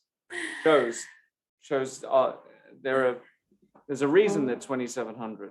Well, I mean, Paco must have like an engine sort of feeling, intuition like an engine has. Really incredible. Yeah. Okay, I didn't check now why, because it's not our like idea to check like all the moves, but I was just curious what the computer would suggest in this position. I'm like sort of surprised it's queen c5. Oh, we got the description for Moke. Moke is Hawaiian. It's like probably from Hawaii, or like a Hawaiian name, and it stands for Moses or Moses. Oh, it's Hawaiian for Moses. Yeah. Oh wow, he's got Moses in his name as well. He's a real superstar. You mean like first of all, like a holy German Moses name? Yeah, I mean he's got a real superstar name. No, I mean like it's the parents must have been very creative, and I like it. I'm sure. I like it as well. It's very nice. Okay, a lot can happen here, but they're really taking their time. Move 10, they've got 30 minutes left. Oh, that's going to be a fun time scramble in that game. That's going to be in which game? In this game, Anton Vallejo. They've only played 10 moves. They okay. I didn't know that they had only 10 moves, but it will be a funny game in terms of time scramble. Yes. Also, it's a prestigious game because it's two Spaniards playing it against each other and both claiming to be number one. And at some point, I think Anton actually was better, but now. I mean, Paco overcame him again. Yeah. Shirov is also playing for Spain again, right? Yeah, well, in Shirov's case, I would never say this is like certain because I can't follow this track. He had been like a couple of times Latvian, then back to Spain, then back to Latvia, now back to Spain. I think at least like he swapped 2 times, no? Among those two, if I'm not mistaken. Yes. It's not clear why he did that, but he has done that. You're right. Yeah. Actually, no, there were no new. Sorry, it was Ituri Saga is now playing for Spain as well. Yes, but okay, he was from Venezuela or Ecuador, I'm not sure. Venezuela, I think.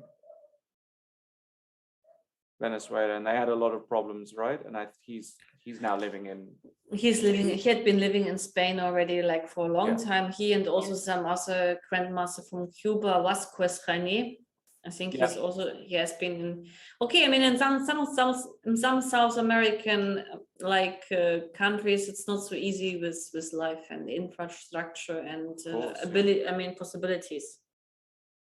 Well, he was the first ever Venezuelan grandmaster. And the country is obviously having a very hard time. So he made the move to Spain, plays for the Spanish national team. Good luck. Yes. Yeah. Spain becomes stronger each year. Yeah. Spain is getting good. But also Germany is now improving. We get lately, of course, a lot of Ukrainian refugees. So I'm wondering how long it takes until they become chess-wise German. Do you think there'll be some very we had a change already of a 12-year-old promising young boy. Oh, okay. Who is German now. Okay. And I suppose, but I'm not sure, he might not be the last one to swap. But we will see. He won't be the last one. Okay, we so can let's play- go back to Sashikiran against Pechak because we have this position here after bishop a6. So basically, Sashikiran decided to enter with knight d6, take with the rook, and now bishop a6. Pechak defending like a computer or what? If I play e6. Well, of course, that's the move that you look at here. So I claim that after rook e7, life is beautiful. And probably it is, no? Yeah, rook e7. If I take, you take this way. And this looks like no problems with black, actually. The rooks are defending. Okay, I didn't want to take. I wanted to see, wait a second. Okay. So after rook e7, what candidate moves do I have? Bishop takes g6 is not leading anywhere. No. Bishop takes g7 is over ambitious. Bishop d2. To threaten bishop g5. But you can take with I the can play on rook takes e6, yeah. Clearing everything. No problems for black. Okay. I So don't play e6. e6 is, yeah, e6 is probably just not the move here. Okay, I play bishop d2 instantly. Bishop d2 instantly, yeah. I like this move more. But now can I go king f8? Bishop g5. I'm rook e8. e8. No, wait, okay. No, I don't go. 1 second, let me see. Also, I have this bishop c4, bishop e6 idea again. Wait, maybe I should do that here. Bishop c4 is also interesting because if you go bishop g5, I can just move. And if I somehow I have some fantastic blockade here, no? And if I go bishop g4, you go knight f8, and you just laugh at me. Yeah, I just plant that bishop on Looks e6. so close to be over, but maybe it's not. It's just not. Yeah, it's just so close to over, but not. Okay, I mean, like I can always have a draw by taking on g6 with a rook. Right, you can always do this and Claim the draw. yeah, you should be making a draw here, but I have to fight for that. you have to kind of Speed, weird. but- It's a weird one. Yeah, suddenly black is better, and you have a Probably bad- not, because I have e6 and bishop takes g7 at the end. I can e6. play e6 and bishop takes g7, and I don't think I have a problem here. You can take, no, you can't take on e2. But you may do something and take later on it. No, you can't get, you can go king e7. I can go king e7. And now I have to take. Yes. But then I have bishop h6 again. No, you're right. Yeah. But suddenly okay, no, I have bishop c3 and rook a1, and I take on a7. I don't think I have to fight hard to make a draw here. Probably. Yeah, I mean, you do have to. It feels like there are many ways for this to end up being a draw, right? Mm-hmm. e6 was played. Ah, you did play e6. Okay, so this is one of those moves where it's either good for white or there might be some mass liquidation. But rook e7 looks like really the only move here because, well, he just played it. Yeah, Yes. d takes e6 looked too much on account of check, and now rook takes g6, right? That's what I understood. Yes, this is over. Yeah. So you have to go rook e7. And now what? And now We have a lot of candidates. Okay, bishop f3 is one, which you didn't check yet.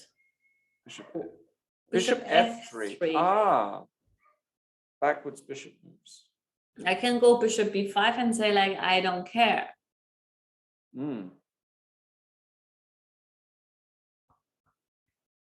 You just don't care. Well, Bishop b5. Just calm, huh? No problem. Because actually, white has got a threat. This is now some kind of a threat. okay, let's take on d7. You take, like, let's take for no. Immediately take on d7 just to see like how this is without. Yeah. No. So if I take on e7 and I take on c6, then you claim that everything is all right.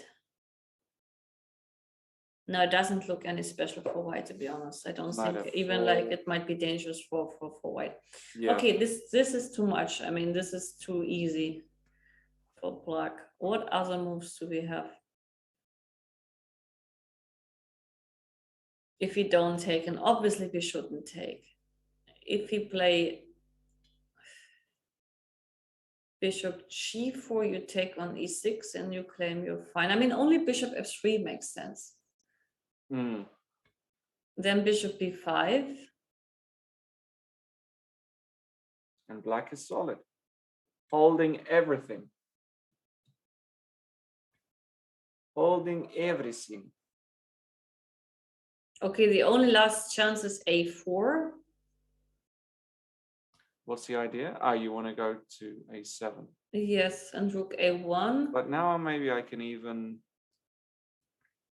Can I even do this? I take on d7. This is a very strong pawn, and I take on c6. Here I'm happy. And is this completely over? Maybe it is. Yeah, a7 is falling unless you want to stay in the pin. No, I think you should go back. Yeah. Rook takes a7, and now you take.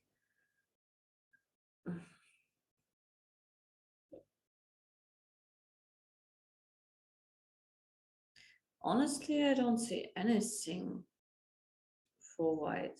Mm. Okay, let's go back. Let's try something else. I want to find something. But maybe there's nothing to find. Okay, but it looks very suspicious. Does it? Well, by intuition, yes. But maybe you're right, and there's nothing to find at all. But I often find there's nothing to find.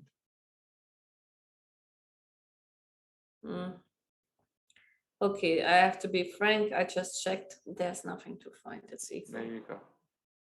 Nothing to do here. Mm-hmm.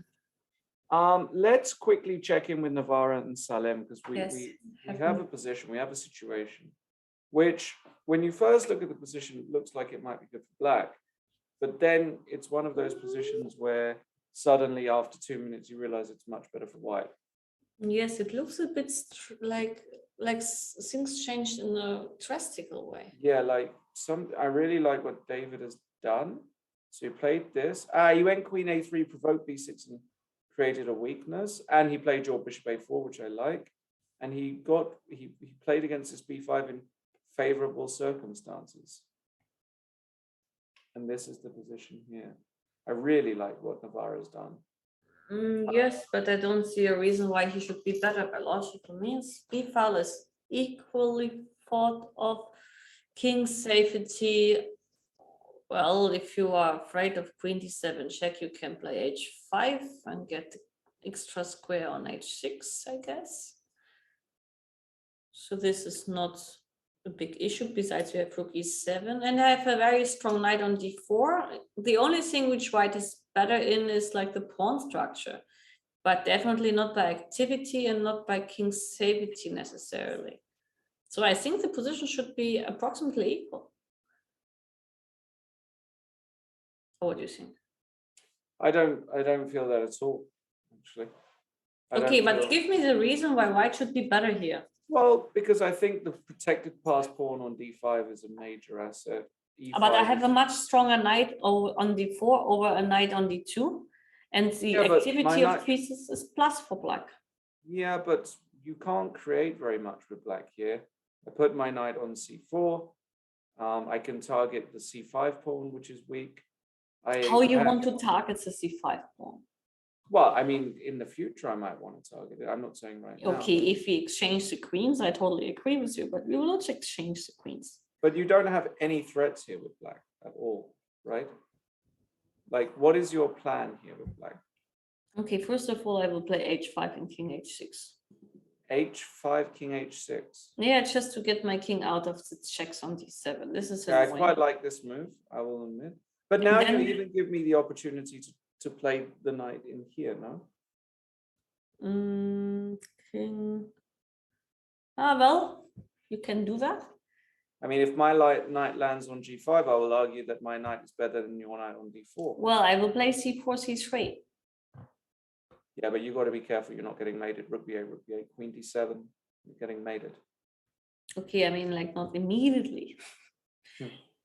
That's okay. Let's say it's unclear and easier for white. And also, if you take, I wonder. I don't want to take because I lose my pawn. I want to take with the g pawn, and now I have this protected pass. And Yeah, this. but I will play g5 and open the g file. But yes, I mean, this I don't want to play with black. Okay. So if you can't go h5,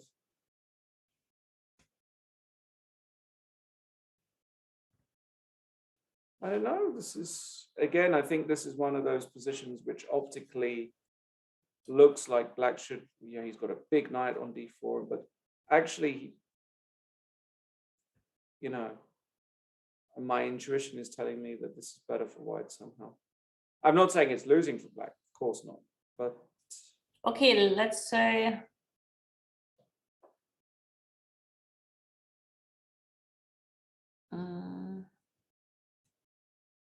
I play queen d6, you play knight c4 the tempo. And then, okay, I mean, the thing is like queen d7 is really an issue. Yeah. So I still want to play h5. I have to because I need the square. And now I should do something against queen d7 check. You have knight g5, you will play. So let's play now queen d6. Okay. I will put the knight on g5. Rook b4. Rook b4. Yes.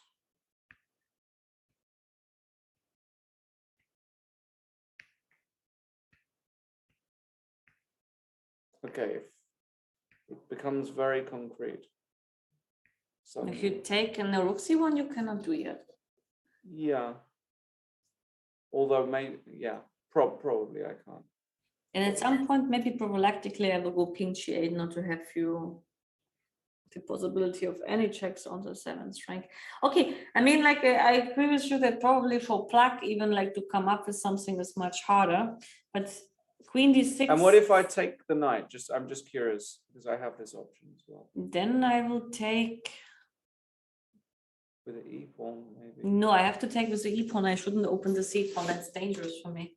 Yeah. This is easier. This actually does look okay for black. So queen d6. So that's your answer to everything, huh? Just queen d6. Okay, I don't know. It still looks suspicious somehow for black. I mean, black has to be very worried about the king. I agree with you, but and knight g5 should be played still. Knight g5, rook b4, but you're right. I don't see. Okay, maybe like I will also play king h2, f3, and do something about my king. I mean, I do nothing basically. King h2 and f3. Well, first of all, king h2. Yeah. Because f3 only if something is needed on e4. But since now you play rook b8, maybe I can go rook c1. But then you have b3, and then I have to play f3. Yeah, but this is probably. It's very strange position, no? It looks now. No, because I'm threatening this in queen d7, so you have to be careful. I know, but I mean something like that. I don't know. Yeah, I don't know. See, David will show us. David will show us. He always can show us. Let's go for a quick break again. So we are at the midway stage, I would say, of this round. We've had one result only, the early draw on board one, but lots of exciting games still going on. Don't go anywhere. We'll be right back.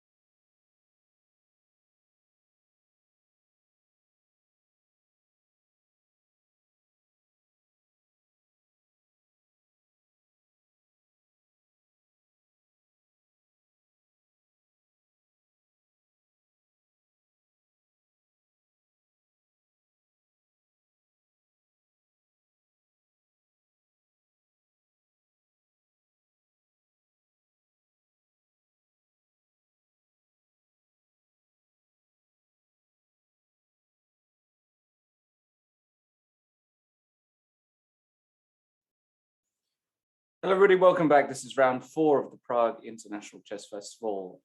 We've got lots of games getting to a critical stage, and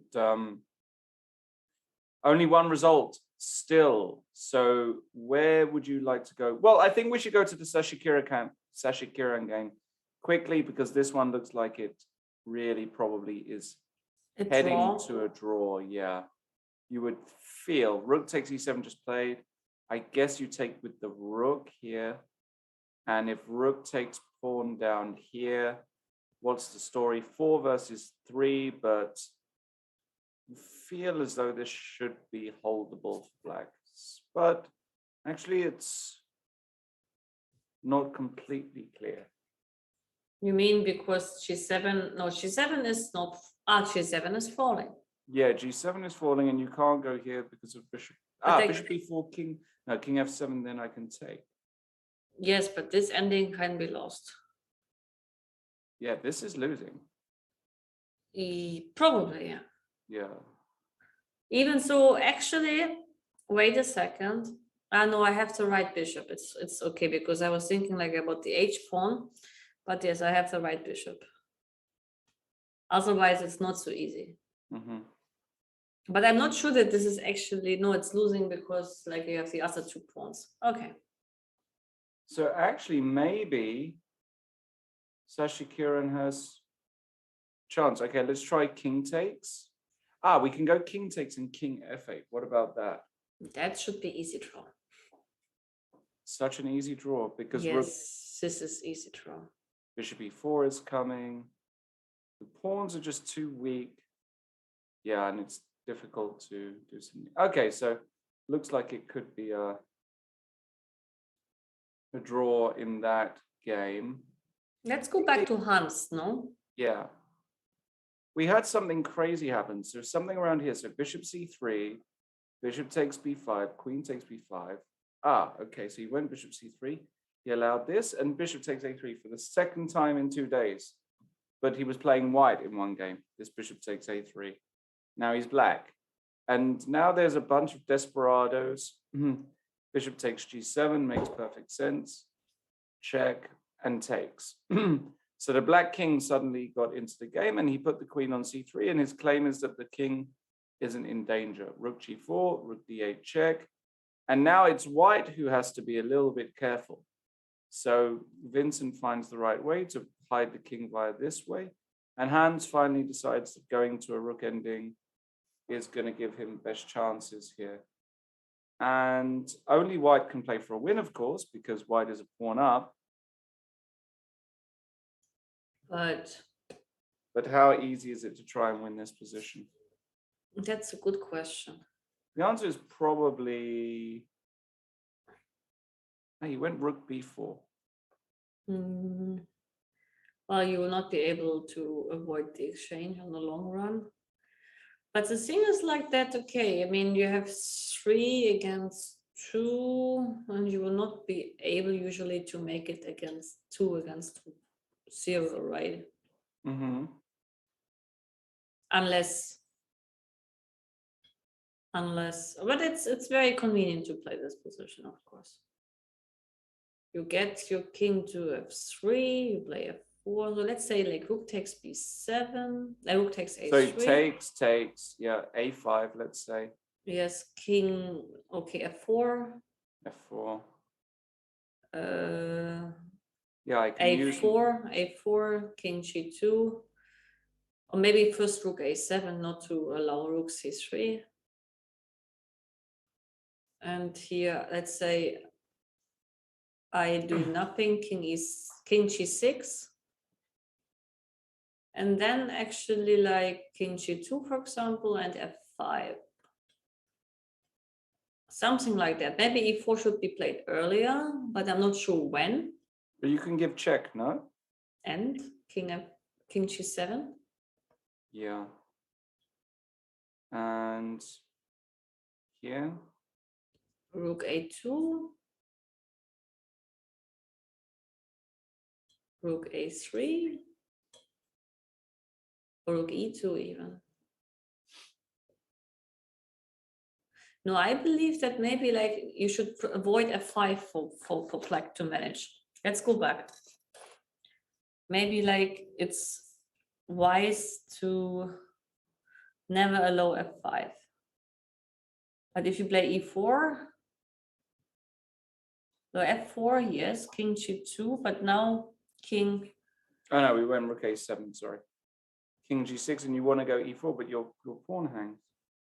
Ah, but Okay, then- maybe I don't go like rook a7. I go immediately king g2. Mhm. Not sure that rook c3 and a3 is an improvement for you. Maybe not actually. The rook is short on squares here. And if king g6, then let's say king g6 here King g2, king g6. and Yep. e4. Yeah. And now, Now rook b6. but now, I mean, like you will never get the king. Like now I will play, of course, rook c3 and a3 and wait. But you can go f3, king g3 and king g, well, h5 then. I think it must be draw, but it's a fight. Yeah. Yeah. Well, he's got chances, Vincent. So let's see. It's for Hans to defend. Now, interestingly, Parham managed to get the big squeeze, but in a much better version, let's say, right? So this is a very, very nasty, well, potentially nasty position to play for black with no space. Okay, but I play b6 in the next moments. What do you have? B6 and knight a8 is on the menu. What? I have to play b6 at some point if I want to get back spades, so why not? King b7. You don't care. You're just I gonna take on the king. b6. Okay, I don't know. Maybe I don't know why he played knight b8. I have to understand when he played knight b8. Maybe he had to play because then he can go knight e7 back, obviously. Like move 20 after bishop g3. Yeah, knight b8. Okay, here's knight b8 a different story, right? Even though I don't know why, but He wanted to just play bishop d6. yes, so basically he provoked it. So it's time, of course, now to go back with knight e7. b6. Okay, but then knight a4. King b8. Okay, now I start pushkin. No, push. You want to go king a7 and b6 or something? Or immediately b6 and knight b8. Now I have time. I just didn't want to have bishop a6. Let's go f4. b6. Okay, so now I have a serious question. Ask. Does I'm all bishop here. f2 ever make sense? I will take on c5. Yeah. Okay. You claim. I'm not claiming anything. It's just a question because knight b5 here looks reasonable for black. Yeah, knight b5 is an option. Yeah. f6 is also an option at some point.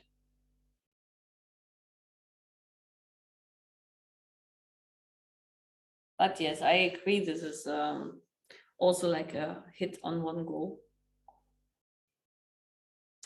Well, he played b6, so you were right.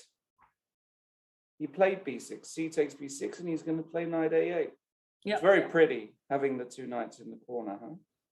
Yes, but he has to get some counterplay on the other side before you manage f4, f5. I think somehow piece black is fine. Yeah, it's interesting because I look at this and I think black could be in big trouble, but maybe not. Maybe simply not. Okay.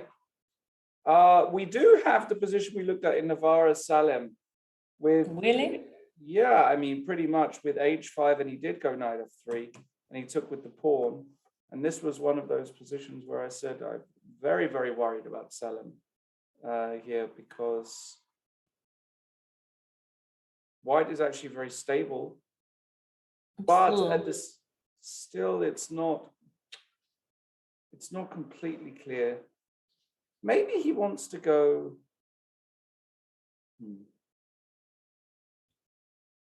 Yeah, because the king sits so nice on g2.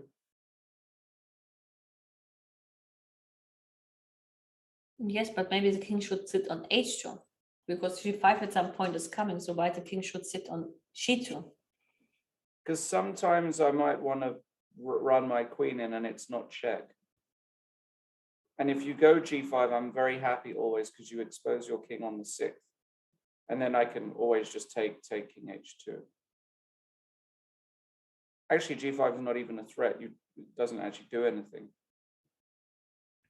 So I intuitively here really like Navarro's position. Yes, it seems easier. I agree. I mean, also sometimes like if I can get a6 rook b7 in, I can't at the moment, but let's just say, for example, you moved your queen f7 or something like this. Now I can even think about well, here actually I can take and take, probably. So let's say you go queen e7, defending c5. And what if I now go a6?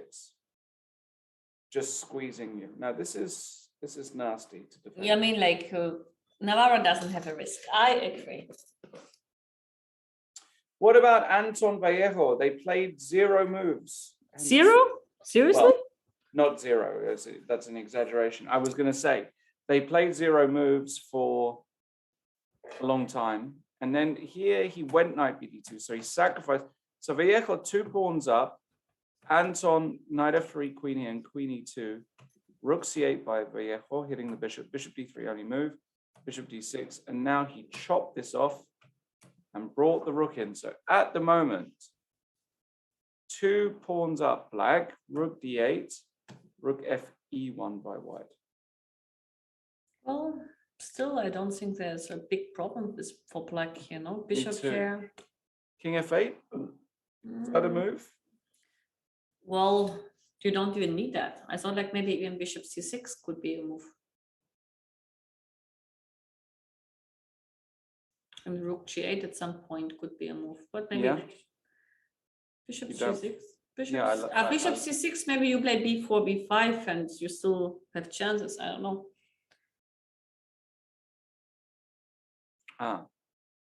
Bishop c6, b4, b5.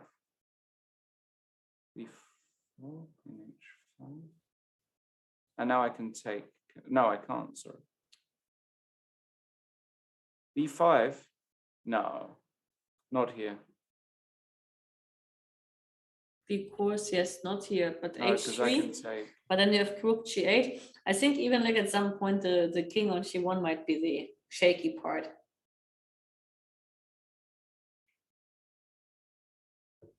Yeah, I don't love how Anton, he's not quite in form, is he? There's something wrong. Well, I would mean, say. like in my opinion, what he did yesterday was totally wrong in Yeah. all the aspects. That's my humble opinion, but yes, he should keep it quieter, in my opinion. It was played queen h5, I think, in the game. But You now- went there immediately. Yes. But now, basically, like he should play something like bishop e4. Not to allow bishop c6. That's why I wanted to play bishop c6 instantly, but maybe there was something wrong with that. Bishop e4 is very natural here. Also, Yeah. if you take d4, it's not a bad position, actually. It's not difficult to play, let's say. Yeah. Yeah, I'm also not sure about queen h5. Your bishop c6 looked very good here. I prefer bishop c6, yes. Yeah. It was looking more natural. Mm-hmm. But maybe there's b4, b5, but no, No, maybe we like should after, like, okay, even if you play bishop c6 anyway, I will play bishop e4. I should at some point. Mm-hmm. So maybe it's not a big difference. Okay, so Shikeran, I think it will be draw. Yeah, let's look at Varmadan because we have a pretty insane position here as well. So Varmadam is an exchange up. pawn. So Yes, but this looks actually rather lost for black, Michalik. Yeah. It okay, looks, bishop b6. Trying to keep. He's rook e1. okay. Rook e1. Okay. No problem. No problem. You reckon? No problem.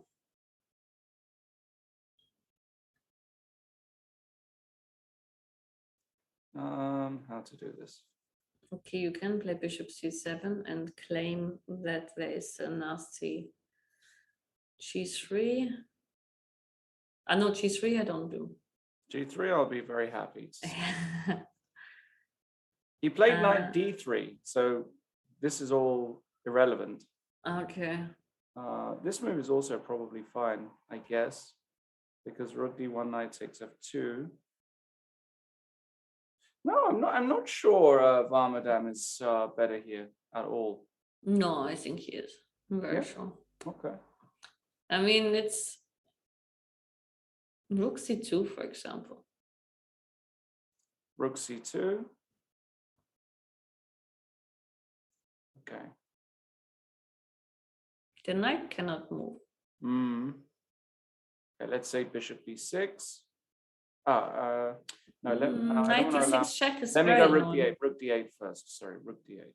Control. Rook f7. I'm going to give you this almost certainly. Maybe I can go h5, but then. Okay, I go h5.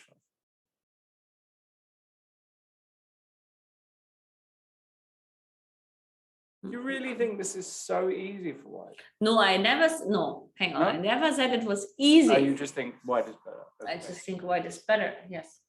Knight g7. Oh wow. Damn. g3. G3 h4. I don't care about that. Oh, okay. That's good. Knight f5. Oof, you're running in so close to. And what I'm running. No, you're not scared. About what? Oh, okay. Nothing. Maybe there's nothing to be scared about. I'm scared here as well. Rook e2. Okay. I'm scared. I've always knight e3 if you give me a piece. I'm always scared, but I don't know. We are playing like a game of We're playing a blitz now. game. I just feel like black is doing okay, but maybe you're right. I mean, again, objectively, I have no idea. No, I think, I mean, to me, it looks very close to be lost. Okay. My feeling says this. Maybe I'm wrong. I believe your feelings. There's no room for feelings in this game. But okay, I just checked what is the evaluation saying. It's plus 0.6. So it's okay, close so to be better. equal, yeah. Oh, okay. So your feeling was closer to the truth. I thought like it was higher the advantage. Okay, what about this position here? We've got absolute madness. It's your turn. Say something. Oh wow, yeah. I mean, this is pretty insane. So what's going on? C6. So what's the count? It says 4 against 4.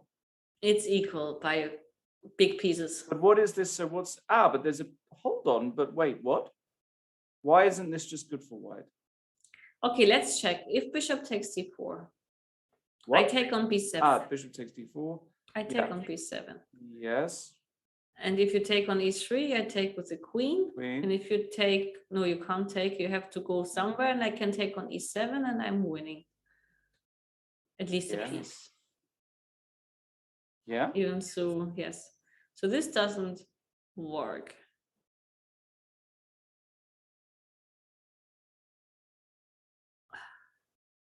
On the first look, it looks almost like it could be lost for black. Looks really tough.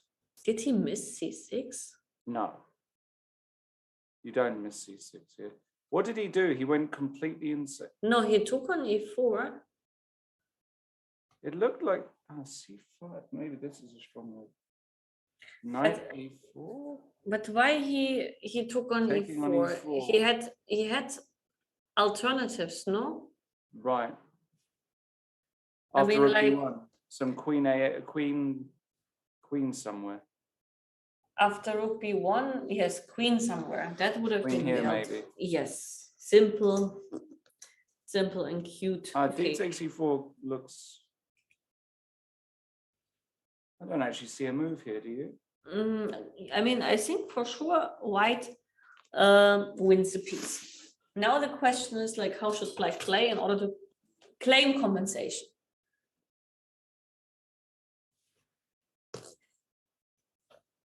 Mm-hmm. Let's assume you play knight d6, c takes b7, and I take on f3. No, wait. There may be some tricks. What tricks? Knight c4, this trick. What is this? Well, I claim like that there is some problems on all the diagonals, but maybe there's not. If I take on e3 and I take on d4 with a rook, and I play knight f5, and I proved that I was a tricky girl. You tricked me. I tricked you. Usually you trick the God. people, but you know, like maybe I'm not the tactic trend, but I can be a Lissy. No. A Lissy trend. God. Okay. Knight d6, huh? Simple. I've got f4. F4 is the professional move, maybe. Now, how do I trick you here? I take on d4. Oh, actually, you got knight takes c6. Sorry, I'm. No, I think you have to take on b7 and survive after e takes f3. Okay, so you're testing me if I can survive here. Okay, I have to take. What about king takes f3? That's interesting. Maybe this is more or less the truth. King takes f3. No problemo.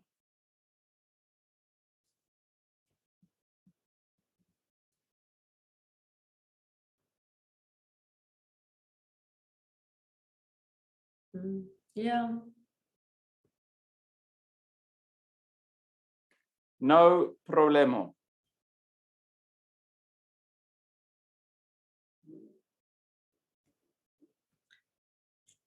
Okay, but you can claim that on the long run, there's a little bit of compensation. But no, there's okay. Something happened.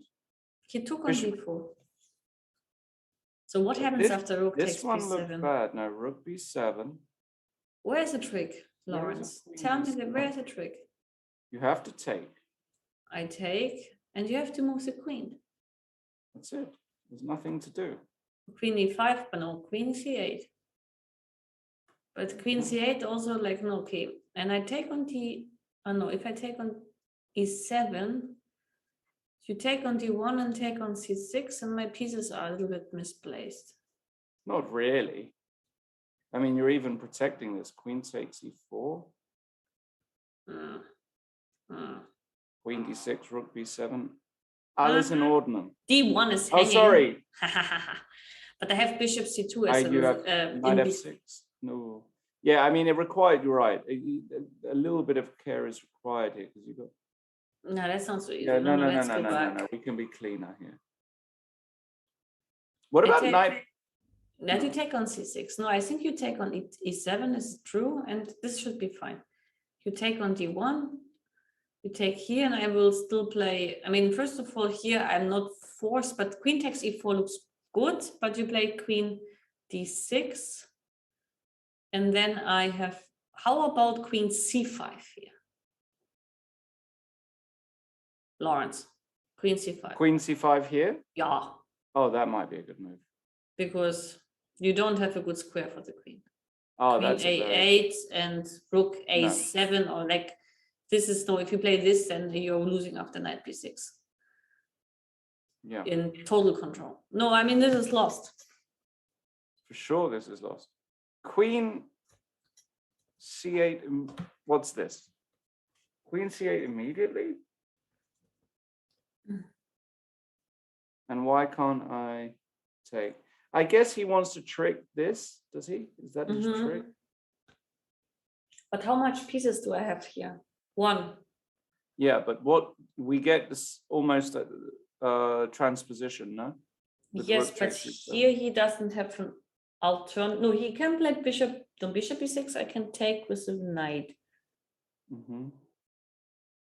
He can do queen takes c6 now, and if I take on d4, he takes on a4. But even if, yeah, even this, okay, this still requires a little bit of care. Queen e3. one option, then knight d6. And now, if I just take. No, well, anyway, I'm sure like whatever like we figure out here, white should be winning objectively. Yeah. Okay. Okay. Now,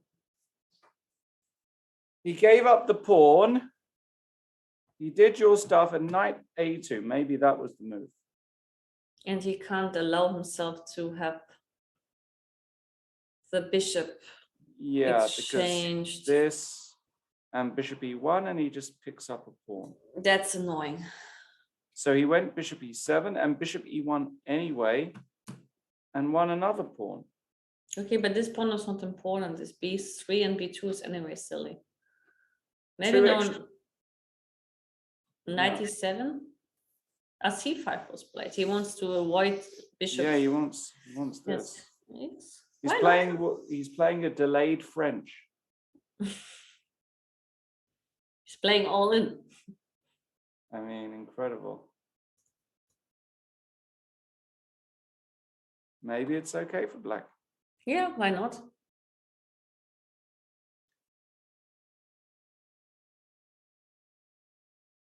Lizzie, you don't care too much about pawns, right?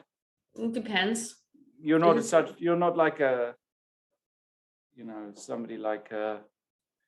If it's not my own pawn. Sarawan, where you're just, pawns are everything. I think Keimer and Moki Moke will make a draw. Okay. If I'm not mistaken. Okay. At least they repeat moves already. Really? Yeah. They're going for a repetition here. I think so. No, he's trying. No. How can you repeat here with white? You're a pawn up. Who cares about that pawn? No risk. There was a draw. Shankland Vidit. So Vidit survived. Yeah, and just Shankland offered a draw, which is a very reasonable offer, and Vidit took it. Accepted. Yeah. Navarra has got exactly the sort of position which I thought was dead for Salem. Rook c6. I mean, this is a catastrophe. The king is very weak, and my king is in comparison quite safe. No, I think this is over. Yeah, this looks very bad for black. Salem also struggling in this tournament. Yes, even though he lost one game unnecessary, but other games. He should have lost two. He should have lost against Paco in the first round. So actually having a hard time. Nice day for David Navarro though. And what about David Anton against Paco Vallejo? What about this? Well, meanwhile, we can grab a pawn back on h7 and one on d4. Yeah, not yet, but I mean they are like loose. So white is still 2 pawns down, but he's gonna win a not so important pawn and an important pawn here. I don't know. Bishop a6 played. But this bishop here is, I mean, okay, now if rook takes d4, there's bishop takes h2, which might be a little bit Yes, upsetting. Bishop takes h7 is a waste of time. because of king g or king h8. I'm not Maybe very even sure. king h8. I mean, maybe something like, okay, but if I play h3, no, maybe h3. If you play f5, I play bishop d3.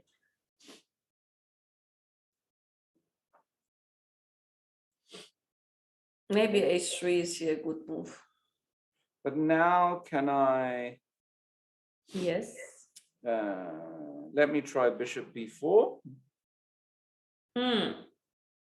Just try and win a rook. I take on h7. Okay, king g7. I play rook e5. Yes, you want to You go f5. f5 and Why do I always get with you in this mess? don't blame me. I'm just the messenger.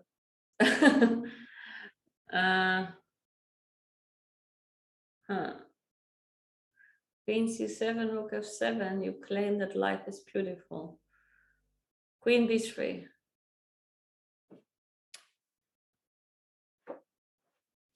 If you Queen want a B. mess, I'm serving you. Bishop d6. Huh. And where's all my messy mess gone? You want the mess? I give it to you. But not the way I expected it to Not be. the way you want it, but you No, can't wait, get- like I will take on d4 with a knight. I will not play queen b3. Oh, okay. But you take on h7 Yeah, and I it's a take. piece. Yeah. Okay, this doesn't work. But okay, something like that. Mm-hmm.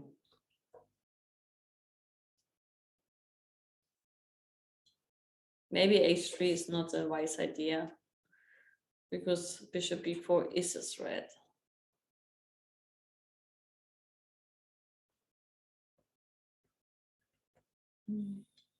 Maybe bishop d3. So slow though. I mean, it's like Yes, but we play positionally. We have a good minor piece. You have some pawns up. okay, so I take, play e5. I go f5, e4, and I mate you. Forget positional. Queen b5. I Queen forget b5? about it. Yeah. Ah, you want to take on d4. You want to. You're just full of tricks. Actually, this is a great move.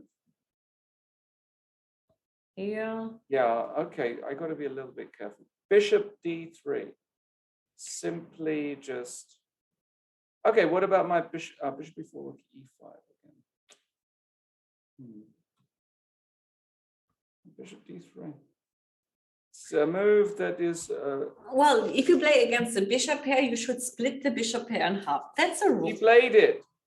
He Yes, played you it. see? Well done. He's Really sticking nice. to Lizzie's rules. I love it. Lizzie's rules. There should be a book. Actually, like there was some suggestion that they should make some kind of stream or some kind of video clips about Lizzie's rules and like putting all my rules and some examples.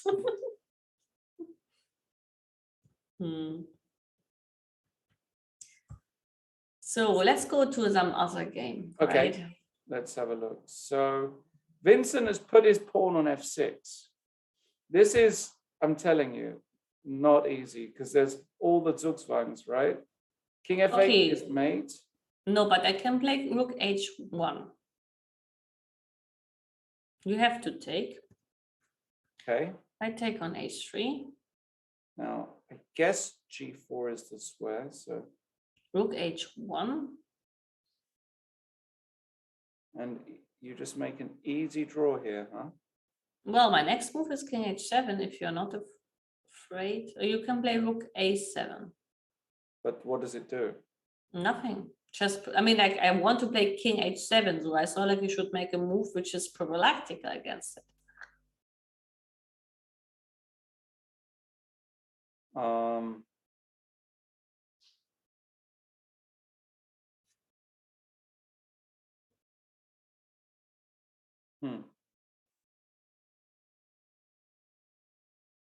Yeah. But yeah, you're right. Maybe it's No, rook h1, I think should be the one. rook h1 might be a great move. Well, it's you don't have much moves left. You're on Actually, Zugzwang. there are no actual moves. It's the only No. move, right? You're almost on Zugzwang. Yeah. I mean, the other alternative is to play king h7, rook takes f7, king g6, rook a7, king f6. But why I should give you two pass pawns, right? Exactly. This has to be wrong. Absolutely illogical. Yeah. No, rook h1 is correct, and you're right. I mean, it is only 3 versus 2, right? Mm-hmm. Should be a draw. Yeah. The mocha is gonna make the mocha is gonna mocha a draw. It's going to mocha draw. Yeah. But the mocha has to be very careful, actually, because actually here, rook h1 might be dangerous because you allow me f4. No, but it doesn't threaten anything. Well, I mean, like I want to play king f5, e4, e5. It's Yeah, very but when you go dangerous. here, I give check. In So fact, let's say I go king h7. Rook a7, king g6, f5. Yeah. Hold on. So let's say I can also.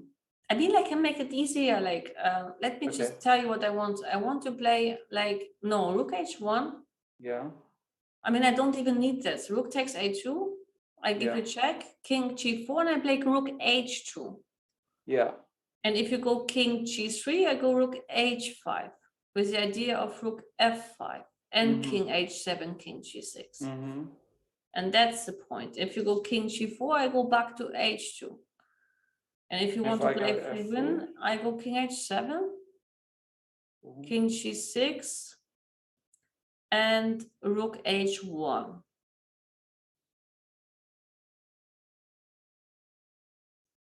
And this is an easy draw. I don't know, but I think I can play rook g1 check, and then rook g4 and king f5 and attacking f7. Rook g4. Okay. No, I have to rook g4, I give a check. Oh yeah, I have the check, sorry.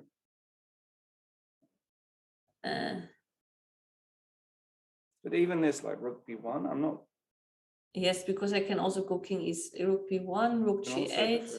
Yeah, but now you can defend via king f5, and I can even take twice. I can take on f4, e5. No, this. Wait, you have e6 at some point, but and f7. There is this trick which you have to be. But okay, I think it must be draw.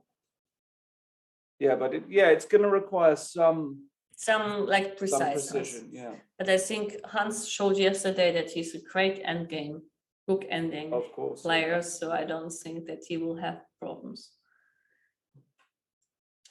In the game Stochek Krasinovsky, I'm looking at this position and I'm asking myself, why isn't black completely winning? I have 1,000 pawns. And I will push f4, and then the queen is not playing. No, black is completely winning. I can push, I can do anything. And rook a8, I have knight b6 in the worst case.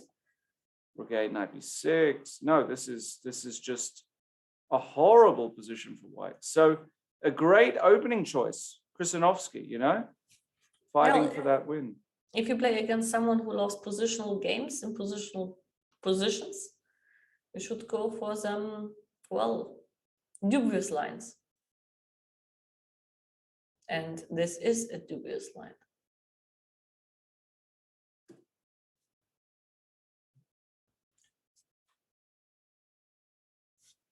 Yes.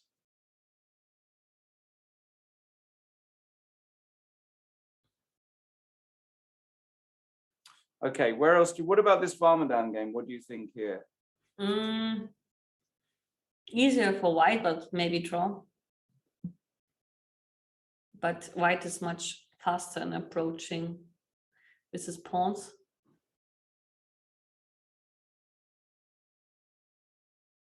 No. You prefer white, yeah? Well, only white has a chance here, objectively, I thought, no? Yeah, I would say so. Is there any realistic? Yeah. But it's difficult to get all the pawns going. I mean, if we had these, maybe even I can play h4 here and claim some positional stuff. But it's a strange choice that actually, like, I mean, after knight d3, apparently he took on c5, which I don't understand. let's have a look. So knight d3. You see, I told you this keeping this stupid knight, it's difficult. This is a very good practical decision. Well, but very good. I disagree, because okay, if you don't want to lose, yes, but if you want to keep winning, no. Then it's not a good decision, because here your winning chances are narrow, close to 0. You will never get the f pawn alone through. And in the final position after f4, I can even play h pawn. You can't even move your g pawn. Is there a way then to h4? I mean, it's at least the principal move to fix the pawn structure. He went a6. Okay, I mean, g4 is not yet a threat, so that's why I understand.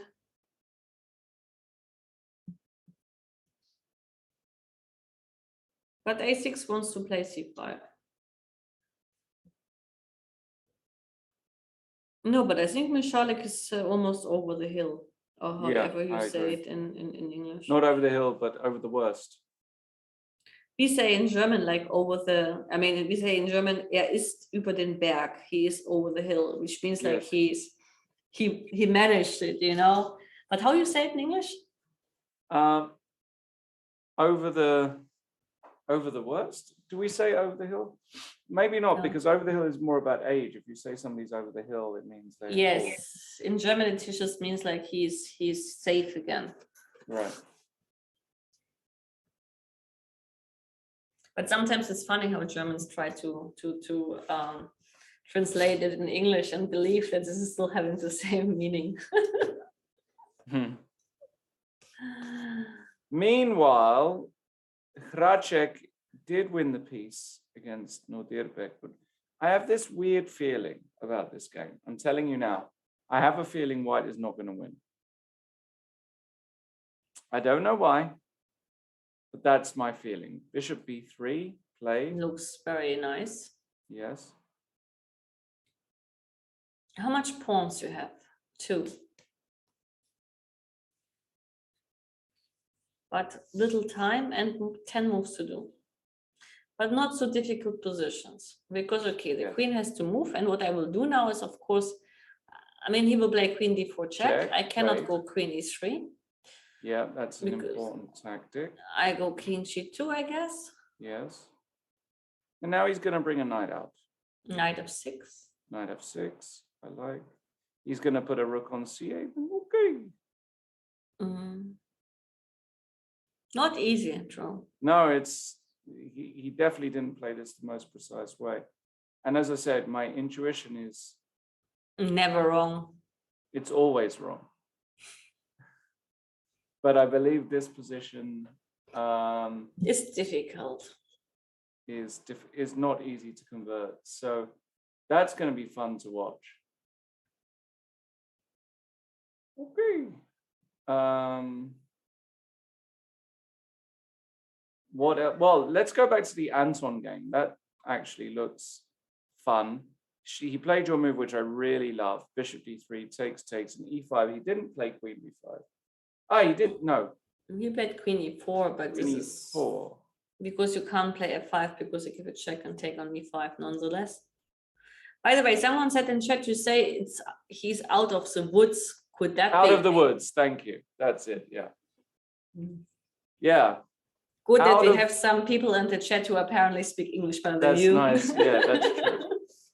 He's out of the Wald. No, we say not. He's not like out of the Wald. He's not aus dem Wald. He's über den Berg. He's over the hill. He's over the hill. Yeah, that's so funny.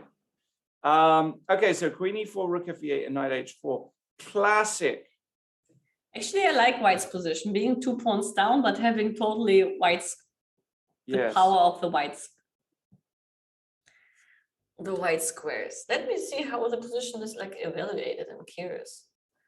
Okay, heroes black, I would go f6 because I want to meet knight f5 with bishop f8. And I say, два пешки, хорошо. But why you speak Russian? None of them speaks Russian. Well, that's what I would say in my mind in the game. Две пешки, nicht два. Две пешки, хорошо, отлично. But just let me check. Actually, according to the evaluation, black is still much better. Okay. Just curious how. Well, 2 pawns. If the old saying is a pawn, then 2 pawns are 2 pawns. Yes, this is like a iron logic I can't disagree with. So he went bishop b4, rook f1. By the way, they still have to play 14 moves in like, what is it, 3 minutes? But I have to say that this position is not so difficult, at least for white.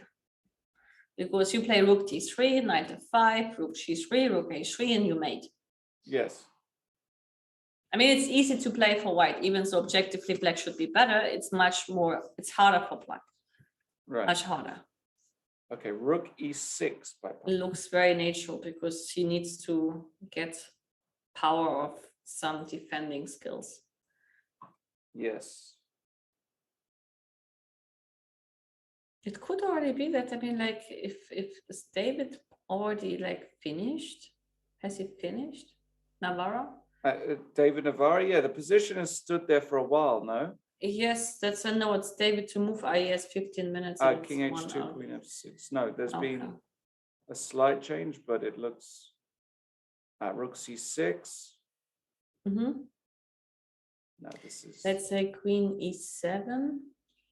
Queen e7. And now rook e6. Maybe queen d8 is more precise.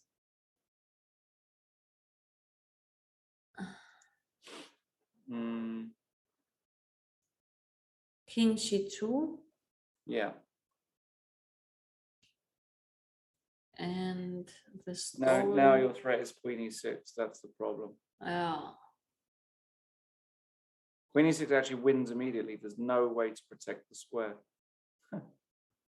Yes, the same of the queen e7. I can also go king g2. Yeah, this is a very strong move. Very strong, Lizzie. But he went voluntary at some point, like king h2, which I don't understand. Maybe because you had some threats on the back rank, like earlier. Either way, queen d8 on the board, king g2, and I expect Salem to very shortly resign. Yes. Not much to do. Indeed. I think he shouldn't have taken on f3. He should have remained with a knight on d4. It was his best horsey horse. Very possibly. Okay, so let's go back to Hari Krishna. He exchanged some bishops. Yeah. He's happy now. 3-5, 3-5. Actually, he might even be, positionally speaking. Yes. Not bad. Yes. Lucky knight b5 is coming. I know knight b5 is not coming, it's threatening. And it's a serious threat. And you don't want to play knight a7 to prevent that.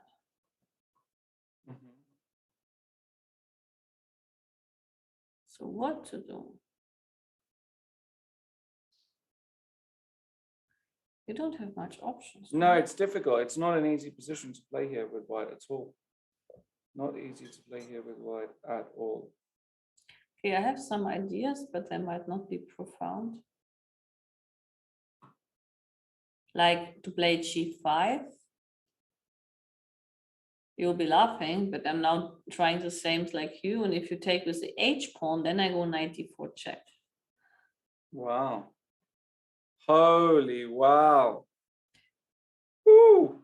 And then you have to go king a2, only move. Yeah. Otherwise, you might be made on the. Yeah. King a2 only. and now I can take on h1, take Yeah. on e2, Yeah. and play rook c2. But you know what is the problem about all this? That after g5 I don't have to take, and I can go knight b5 instantly. And this is, and then it's the thing is like, this is a problem. And here if I exchange, I'm not sure this is sufficient. Otherwise I like g5, but it's, Yeah, really nice spot. Very, very nice. but I think knight b5 is a big turnoff. That's why he went Unless- rook a8. He played Yeah. a move. But now actually like the idea of g5 is even more powerful, because it would be a mate with knight e4 check. Mm-hmm. Knight e4 check is a mating Oof. so So square. yeah, so if has to white be- is not careful, But but it's white- difficult to. It's a weird one because yeah, Knight let's say white played b5. rook. No, Sorry? white will play knight b5, and he's never made. Yes. So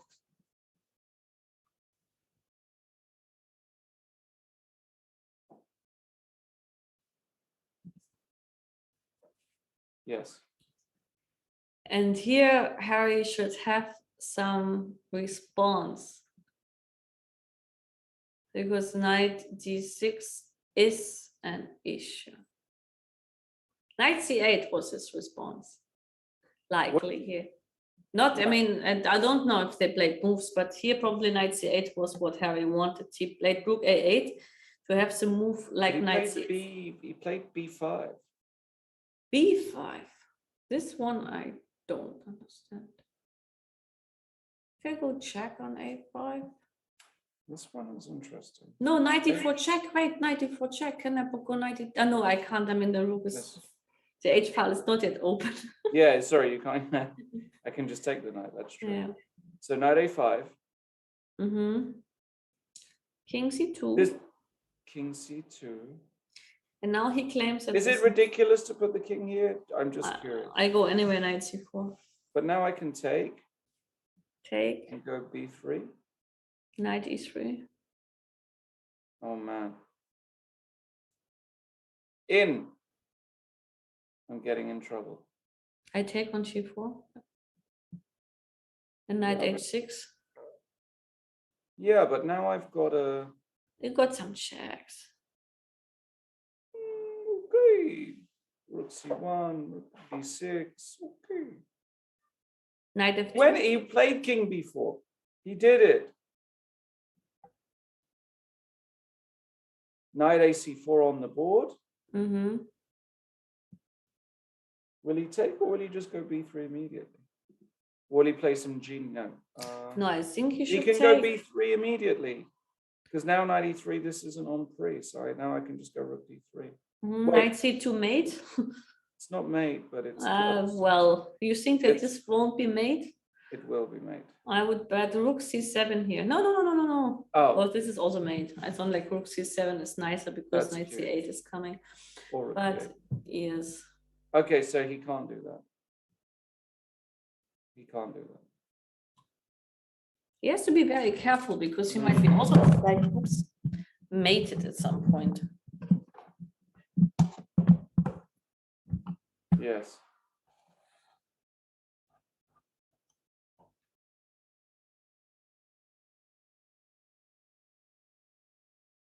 Yeah, I'm not. Okay, David Navarra won.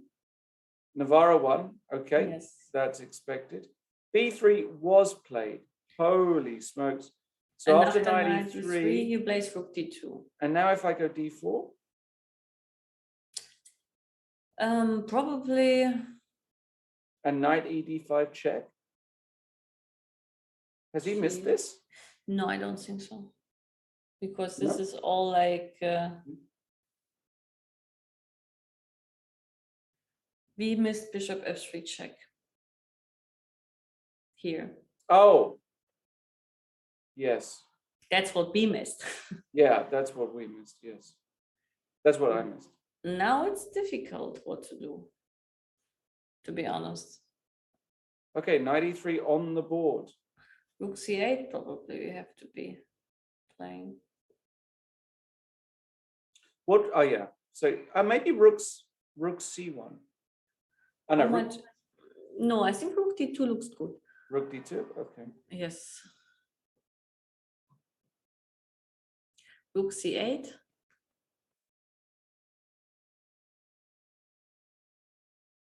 No, the other one.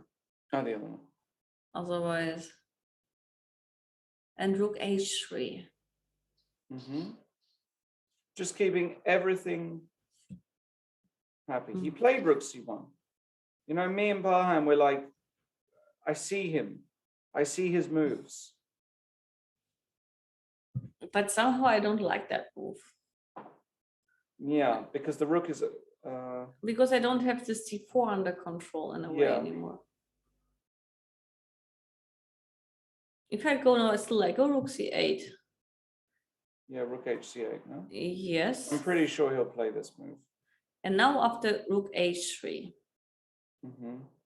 you need a trick. Yes. Find the trick, Lawrence. Find the trick. Can't find a trick. But no, I tell you what I don't like about rook Okay. c1, that now after d4, bishop f3, I can actually play knight d5 and the rook on c1 is hanging. Oh, whoa. Say that again slowly. No, I say like the rook on c1 is always in a pin with rook Yes, c8. that's what I was saying. As soon as the rook comes to h3, the rook is in a pin. You're right. So that's why rook d2 in this regard looked better to me. Because maybe if you go for the line rook hc8, and now you go, for example, rook h3, Yeah. now the question is, can I play d4? Yeah. Because if you play bishop f3 check, I go knight d5. And the problem is that, Lawrence, the problem is, if I take with the pawn, I take with the pawn. Oh, wow. Your king is on Yeah, mate. that's true. And your rook on h3 doesn't play. That's very dangerous position already for Marcus Rutlo. This could go wrong. Yes. I bet on Harry. You're betting on Harry? Yes, I'm betting on Harry. You already owe me a breakfast. Yes. Okay. And you're betting on Harry to win? Well, losing, yes, to win. Okay, so I can have any other result. Yeah. So if I win, it's 2 breakfasts. At least. At least 2 breakfasts? Well, or like 1 breakfast and 1 dinner, whatever. Okay, so I'm giving you the opportunity. Okay. To choose among these. No, I'm saying that I will take Maksudlu not to lose this position. And if I win, you then owe me 2 breakfasts. Okay. That's fine with me. All right. But if you win, you don't owe me breakfast anymore. Oh, you see, I can equalize. You can equalize. Isn't that a great situation? All right. We'll keep an eye on that. Anton, these guys, 46 seconds. David, Anton. So if I played g4, queen g5, and knight g2, but then anyway, it's not a big deal. You can always play queen g6 and exchange. What is this move g4? I can't understand it. Well, I can. Oh, I wanted just to get out of the pin with my my king and then move the knight. I want to get the knight somewhere. Okay. 17 seconds. David Anton. But rook c1 looks good here. Rook c1, yeah. Professional move. Rook c1 was played. Actually. Rook c1. Bishop c5. Also normal. But it's a weird position because somehow you've got your major pieces blockading the pawns and you never want that. And it's still difficult to make moves here with white. g4 I really hate. Queen g5, h5. No, here you should play, if you have no time, you should play rook c2. Okay, rook c2. Yeah, he'll play rook c2. This is exactly the move he'll then play. You will play b3. b4! And a5. He's all in. a b4, a5 is what he wants. But it's probably a good try. How much moves do you have to play? 7. It's not so much. Yeah, but he's got 40 seconds. How bad is it if the rook gets into c7? It's not so bad, no? For example, like I take with the bishop, you play rook c7, and I play bishop c5 back. Go through the variation again. So go on. Bishop takes b4. Yeah. Rook c7 and Yeah. bishop c5. Oh, we have Navarra is coming to an interview. We should take a break. Right now? I don't know right now. Break 3 minutes. In 3 minutes. Okay. We'll be right back, and we'll keep an eye on the other games.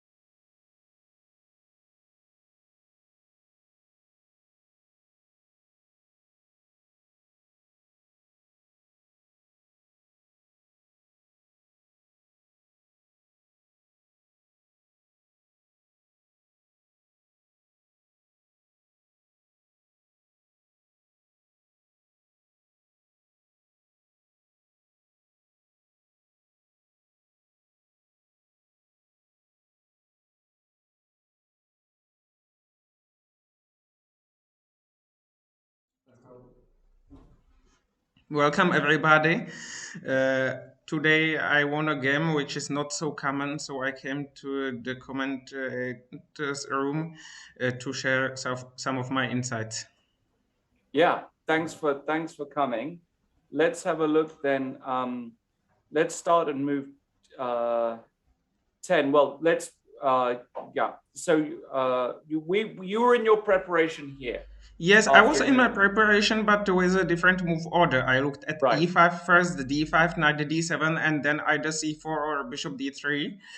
So I was not sure whether I was 100% in my preparation or just 90% with this bishop d3 and c4. But okay, bishop g5 was a part of my preparation, and according to computer, bishop f6 is inaccurate in view of this h4. There were two other options, either knight f6 or the queen goes somewhere and then white tries to stabilize somehow. And actually, I even looked at this bishop f6 and f4, even though it Yeah, I mean, in my preparation, because it looked like logical in a way, but during my preparation, I concluded that white can just simply improve the position and the e5 pawn would be weak. Actually, I had played something remotely similar in some online blitz games from my unofficial account some 6 months ago or like this. Uh, but okay. Here, Okay, what so you had a very easy Yes, uh I was not sure about c4 because I could also play some queen b2 and a4. The question is how to activate my bishop from d3. But I didn't play queen b2 because after something like, say, h6, bishop takes f6, queen takes f6, a4. On the one side, it's on the one hand, it's great that I can even play knight d4, knight d2, knight c4 if white black plays queen d6. But I was afraid black could play c4 sometimes and knight Knight c5, c5. activating his pieces. And my king is not that safe. And if I'm not sure if black is in time here, it's speculative. But if it worked, it could be annoying. So I preferred c4 and tried to improve my knight, my bishop through c2, which worked well in the game, but maybe it was not so clear. yeah, so we got something like this, and yeah, he tried to put I tried not to allow black to consolidate. I mean, he would like to either to bring the knight to d6 or play queen d6 and knight d7 f6, which is why I provoked the bishop b and knight b6. And now I am attacking b7 to complicate black's turns first. I also considered some ideas with king d2, knight e1, knight d3 instead of a4, but the problem is that first it costs some time, and black can even. what did you want to do, sorry? King After d2, King even d2. considered king d2 and then knight e1 after some bishop g4 or bishop d7. But there is problem that black can even consider g5 then at some point, and even bringing knight to d6 is not necessarily bad if black is in time to protect c5 and e5, and he is probably in time. So what I played looks good. I mean, black definitely yeah, had it some looked better good. reply, but I mean, so far it's interesting. But I think that Salek probably forgot that I can still castle. I don't know. I haven't asked him, but it seems to me that what he played looks tempting. But I'm maybe he didn't forget. But I mean, it is probably good for white. Bishop a4. Yes, Yeah. b5. C takes b5, bishop takes b5. Actually, white can also play queen takes c5 after cb, bishop takes b5, but it is probably not that great. I mean, rook e c8 is a move then, because otherwise there could be some check on c7. Sorry, yeah, Yes, rook you a no, maybe No, first. no, Yes, immediately after. Or yes, three it doesn't follows matter. three. Yes, you It are doesn't right. matter. Probably first take Yeah. on b8. It's correct. Okay, and but I mean, black can play rook fc8 instead. No, And gets unnecessary counterplay. yes, queen takes a7, rook b7, b7. queen takes b7, knight takes b7, bishop takes b5, and I would like to play knight f3 and castle or the other way around, but I mean e4 is vulnerable in some lines, and black also had other alternatives, so because my queen is pretty unstable on a7 or squares like this. right. So I played what I had planned in advance, and when going for this queen a3, a5, so I went with my queen to h3 Yes. and knight d4. Here I castled. I'm not sure about what black played here. I considered some rook b4, but probably I'm fine. I mean, black is quite exposed, so h5 for black looks logical. Knight f3 also looks logical because I need to remove the check on e2 and also the threat to h4. So Now the plunder was knight takes f3. Queen d6 apparently is still fine for black with the idea of rook b4. yes, I'm a bit surprised that it's fine, but okay, I agree that knight takes f3 helped me because black's knight is active, and Yes. yes, I was not sure how to recapture. I also considered queen takes f3, queen takes h4, queen c3, queen e7, which is positionally dangerous for black, but after rook fc1 there is still rook b4, and sometimes some rook endgames could be drawn, maybe. I mean, white is pushing, but he's also a pawn down. And Right. maybe rook fc1 is not a great move here. But okay, g takes f3 seems to work well. Yeah, I thought this is quite because your king sits so Yes. nicely on g2, right? King h6 happened. Yes. Now I played rook fc1. As I think after rook b4 I can probably take and play some. I saw some rook c7. C6. Yes, I'm not sure if rook c6 or maybe queen d7 is also tempting. If this didn't, no, there's rook d8. Sorry. So rook c7 maybe, queen d6, queen d7 or something like this. I mean the idea other than concrete variations. So basic, yeah. Queen takes, rook b8, a6. Now I have rook b7 after b3, so rook b6, rook takes a7, b3, rook b7, and white should be winning. So something like this. I'm not sure about some details, but the point is that such endgames are mostly bad for black. So what happened in the game was, rook d8. yes, so I took the pawn. I was hesitating where to go with my king. I saw that both moves were possible, but okay, king g2 looks more logical because I'm sort of threatening something, some queen c8. So queen a6, king h2, and now the key line is rook b2, queen g2, queen f6, king h3, and I'm following with rook c6 and rook e6 if necessary, and my king is absolutely safe, and white is just winning. And there was I expected another trap. What Salam Saleh played was a very nice trap, but I expected something simpler like king g7 now, because then almost anything wins, but white cannot play queen c8 in such positions because of rook h1 check with a perpetual check. Yes, I mean, I would have played rook c7 and perhaps either queen g2 or rook c6, then it just works. And in the game there was a funny trap, but I mean, good for blitz, but I had plenty of time. So I assume that Salam Saleh also spent some time not only searching for traps, but also trying to make me play quickly, because okay, king g2 is correct, a6, and after queen e6 there is queen g8. I understood that a6 was connected to some stalemate ideas. God. I mean, white is winning after almost anything except of queen takes g8, rook g1 check. Wow. When it is stalemate. Rook That's beautiful. g1, king h2, rook h1. So okay. Wow. I mean, that's very pretty. White can play almost anything else instead, but after queen f5, it is just simpler because I have check on g5 immediately. So if black plays queen e8 now, for example, I have queen g5 check, rook c7 check, queen f6, and there is no stalemate now. Because queen also h6, queen h6 is maybe easier than queen f6. Queen h6. No, it's the okay. same. I like queen f6, but both is winning. It's the same, yes. Yes. So thank you for your attention, and thanks for Thank you, winning. David. Thanks That's for great. Thank you such so an entertaining analyze. I wish you best of luck for the remaining games. thank you very much. Have a good evening. Yep, Yeah, thank you too. David. Bye bye. See you. Bye. All right. We'll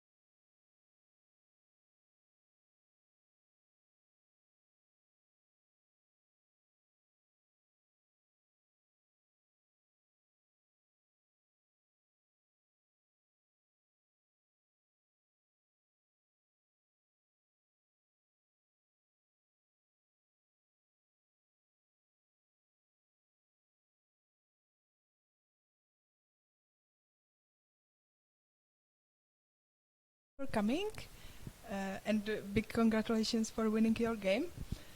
Could you please describe it? Yeah, thank you very much for this. It's a really big win for me. After 2 losses in the first round, it was very difficult for me to play. So right now I'm really happy to score a point and start the tournament once again. Yeah. Yeah. And what was the game like?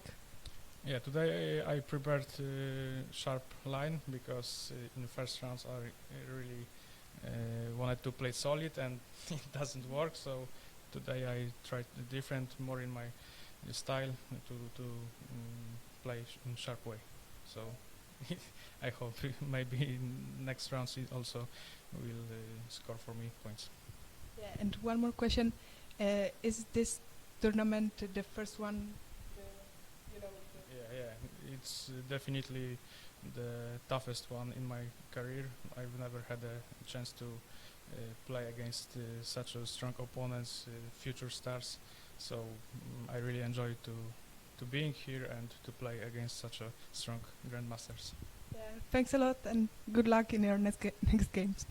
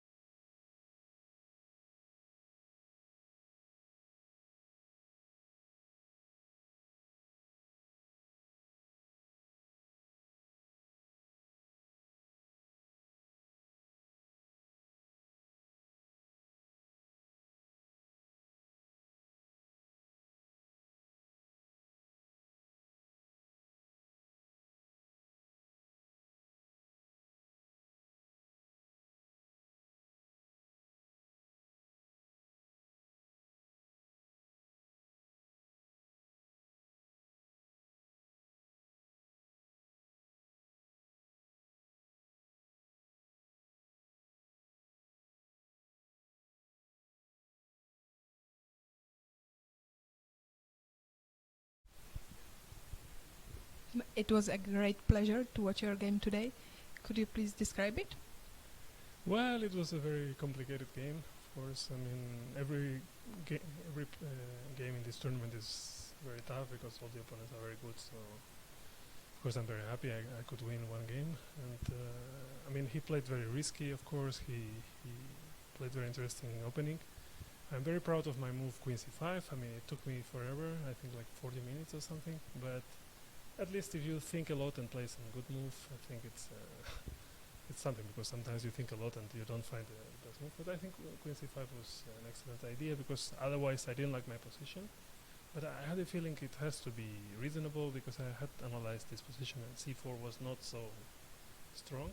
And in the game I was very worried. But then I found Queen c5 and suddenly I couldn't really find a way to play for him.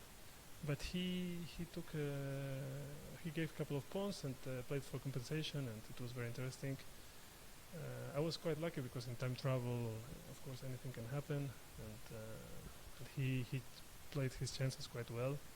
So I mean, you need a little bit of luck in chess, of course, as well, because let's say, for example, first round I was probably more winning than now, but I couldn't win.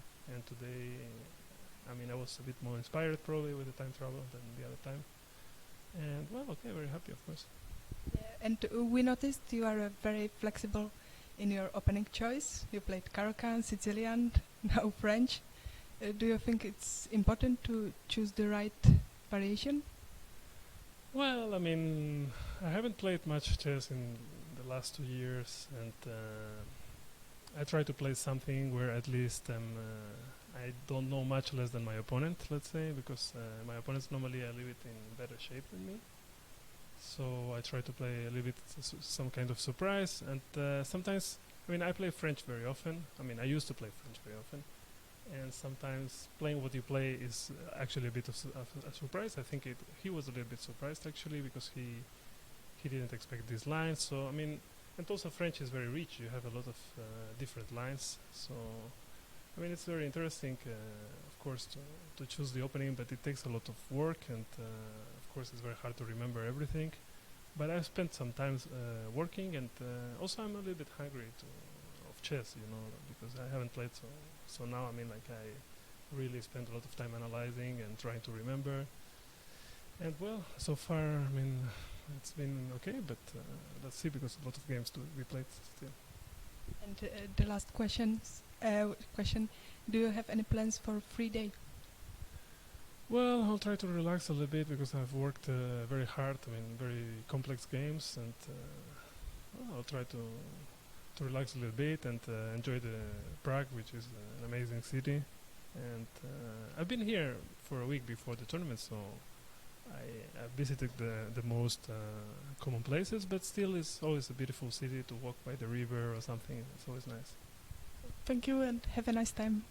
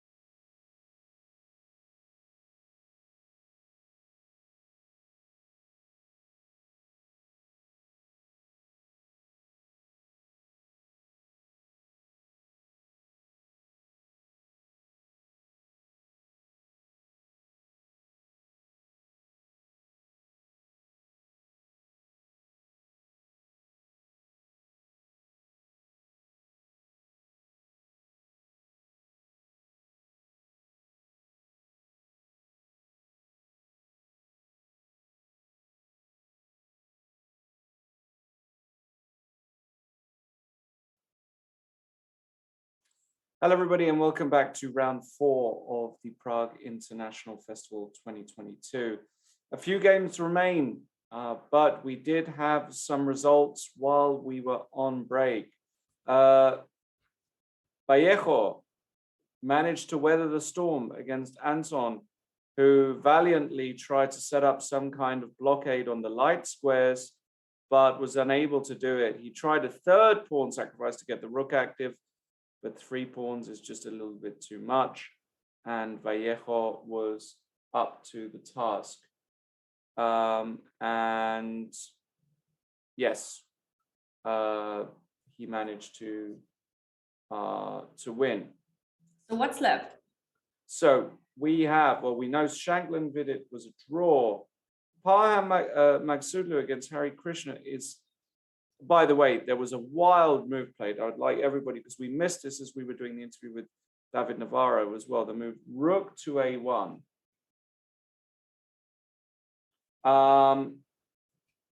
Now taking on a1 would lead it to a mate. Incredible. Yeah, an incredible find. Rook takes a1, knight c2, check, king a5, and rook a8 is a beautiful checkmate.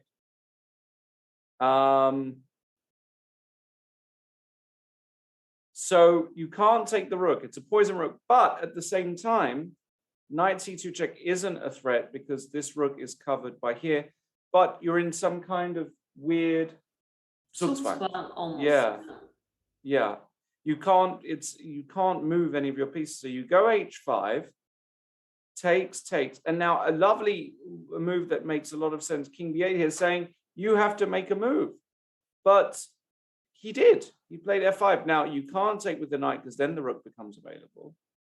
So he played e takes f5. Did he have to do that move? No, I think apparently knight d7 was very strong here.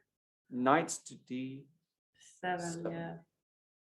Even though I'm not sure what happens now if you play take, I give a check, and I go king b7 again, and then I claim that you have. So knight takes d5, rook a8 is mate. So you have to play b6. And now rook c5, check, king a4, knight takes b6. Look at this checkmate. So he can't still take on a1. Unbelievable. Apparently. Unbelievable. Knight d7. What a tough move to find.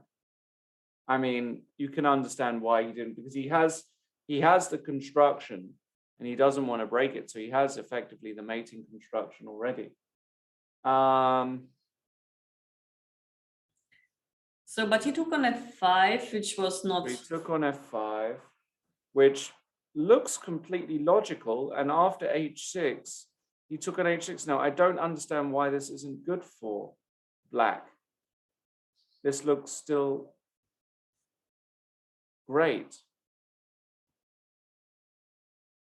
I'm not sure what white. Can white take on h6? Well, take on h6. Well, we'll look at that in a second. But if I take here, I'm assuming it's still mate. Yes. Knight c2 check, king a5,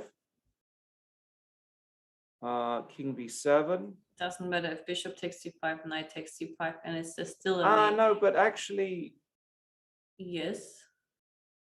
No, yeah, this is still over, right? I mean, like, you can play b6, of course, but then I am free to go knight takes c3 first, and then you can prevent the mate, I would bet. Yeah. Mm-hmm. Beautiful. Beautiful. Okay, so you can't take on a1. So you're saying rook takes h6.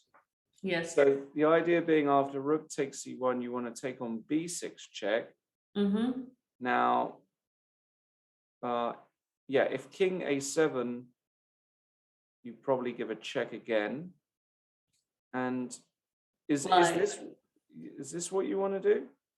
No, first of all, I can go rook b6 check again and ask like where you want to go with the king. Oh, right, that's true. So, and if the king comes to c7, then you can take something like maybe if rook c6 check, then king d7, and then and knight takes d5. Knight takes d5 has to be played. No, there's knight c2 check perhaps. King c3. And knight e1 check. King d2. Jesus, why it's always getting so complicated with you? Well, it's it's not my fault. It's a complicated position right here. No, okay, this should be fine. But also, like, besides that, he can take beforehand on c8 and exchange, and then take on d5. But this, I'm not sure if it's draw or not. Yeah, yeah. This feels a lot more if I can play this, I should play this. Yes. True. And I what, you're agree. thinking this is a draw Could be, yeah. somehow. Even this, Did he do a move already, actually? No, he didn't No, take he- it on he's still h6. thinking. But I mean, does he have anything else on taking on h6? probably not.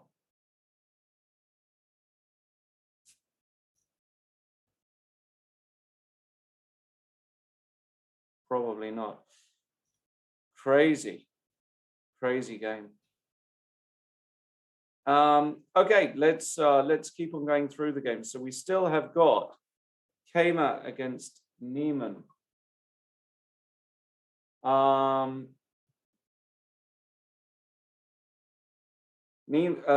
Neiman trying to defend, But it's not so Yes. difficult, I think, because but like now our- he's got the construction that we actually talked about yeah. a while ago, right? I mean, the problem is that you can just pass. He does pass. And Okay, until you play f4, and after f4, I get plenty of checks. Yeah, and you come And in then, with the king. yes. The only trick I have to be careful about is like when you take on f4 with a king, that e6 is not like a huge upsetting point. But even here, I think the trick doesn't work. First of all, I can first give a check just to take you on the mating position in case I need it. And if Just I take take. now f7, you need rook g8, but you don't have it. You have Yeah. the rook on the wrong square. So these tricks are the only tricks you better be worried about. No, but this is deadly draw. There's nothing to discuss. Yeah, because this king is just coming. If this rook goes somewhere, you go king f5. Wait, yeah, and if e6, again, important is to take this way, not this, because you blunder Yes. this, but you can take this way, f7, rook a8. Yeah, it looks as though Hans has found the construction, huh? Hans is always finding everything. It's Hans. We say in German like Hans der Kanns, which means like Hans der Hans can, no, Hans der Kanns, which means Hans can do it. Hans der yeah, who yeah. Kanns Yeah, can do it. Yeah. And Hans can- that is a Hans der Kanns. Well, Hans probably going to make a draw. Now, Max Varmadan has been pushing and pressing and trying everything and he's got two protected passes. I mean, this is a very double-edged game. I think here one mistake can decide the game immediately for both sides. Yeah. But this looks okay. Knight c2 played, trying to stop the pawns running. And he just wants to walk the king, I assume. But you know, this Also is walking, and knight d4 is also like a move you have to pay Yeah. attention to, I would say. yeah, for sure. For sure. So it's not so trivial. Not at all. I don't know how to assess it. I mean,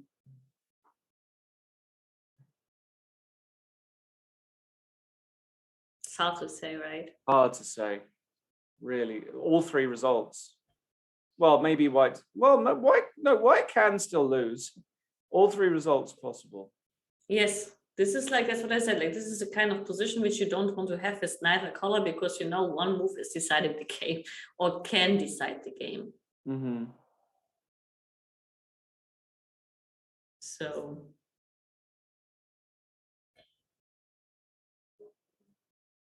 Yes.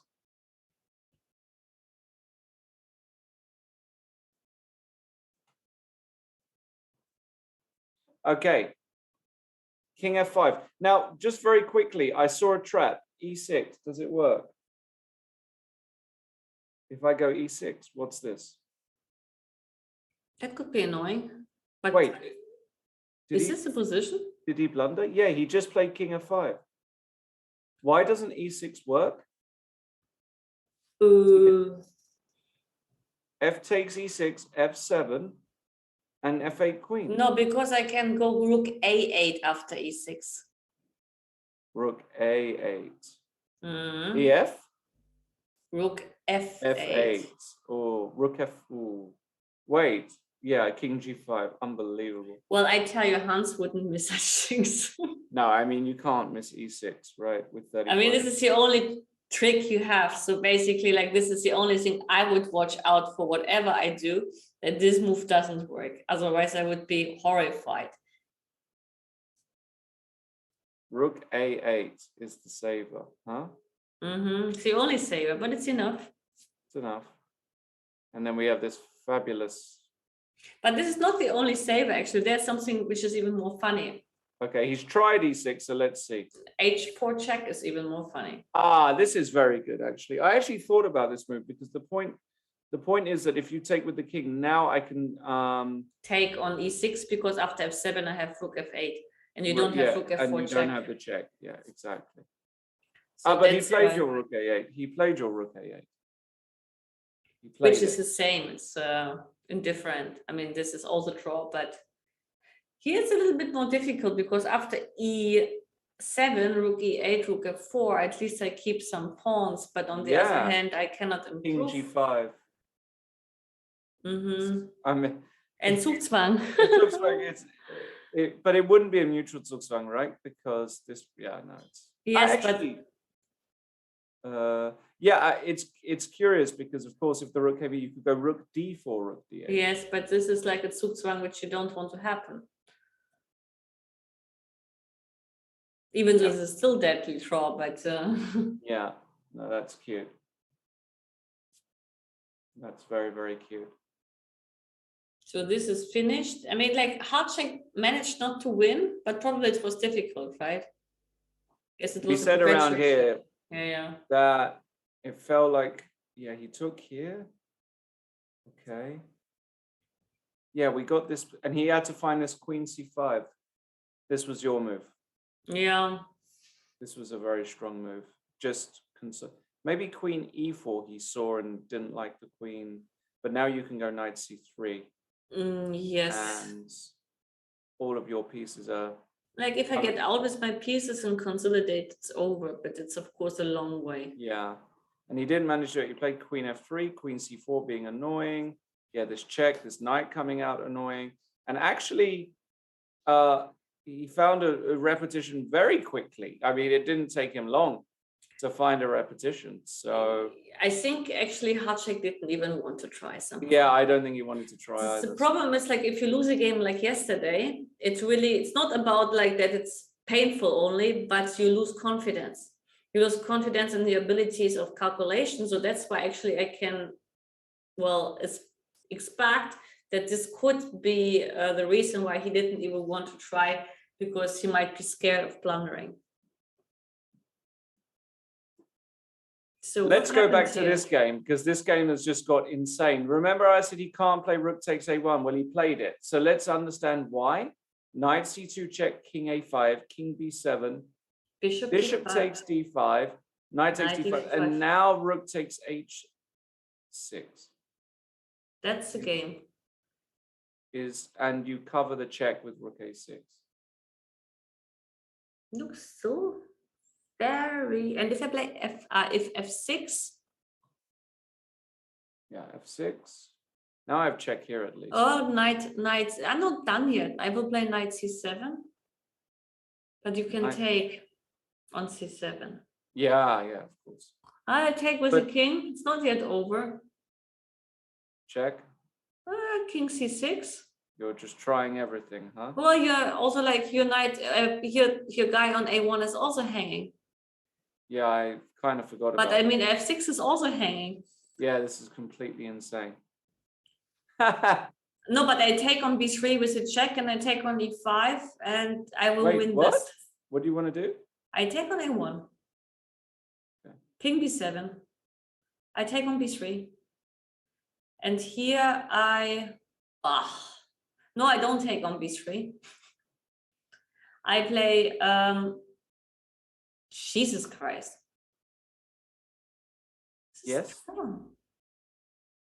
Hey, is it a draw? You might lose. No, I'm never losing. If I take on E5, I'm not losing the game. That's for sure. But if I take on b3, take on c8, take on b3,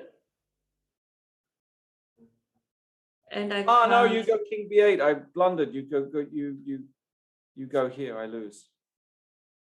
You just come in time. Well, something like that. Okay, It's hold interesting. on. So here, take on b3. So I'll come back this way. But actually, yeah, I make a draw. Knight d4, f7, knight e6. I come, you come. I come here. It's okay, and yeah. Yeah, but maybe we missed something. Go back. Okay, where do you want to go? I mean, like we go to the position and Sarah to move right here. This is. I mean, it feels to me that there is some trick. I feel it. I literally like feel that this is not yet. Is it because you're going to lose another breakfast? That's what. No, it's not. It's not about that.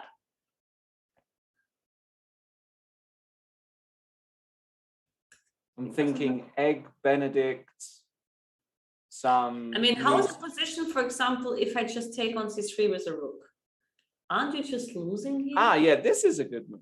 Ah, he just played it. Yes. Okay. No, this is, sorry. The problem is like you still have like everything.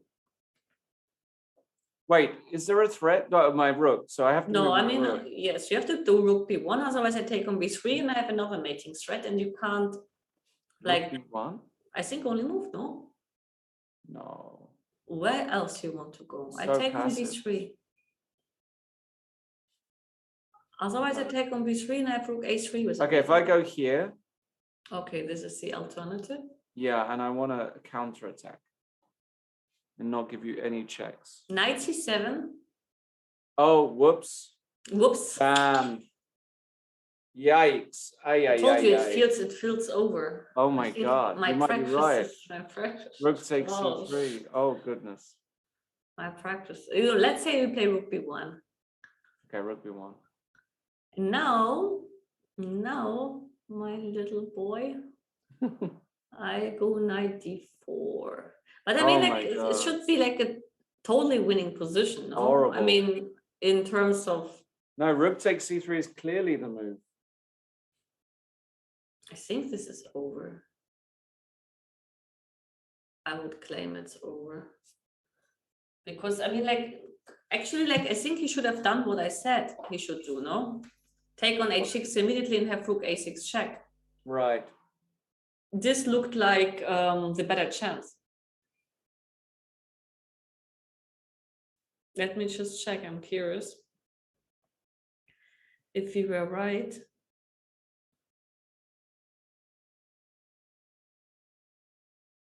No, this is lost.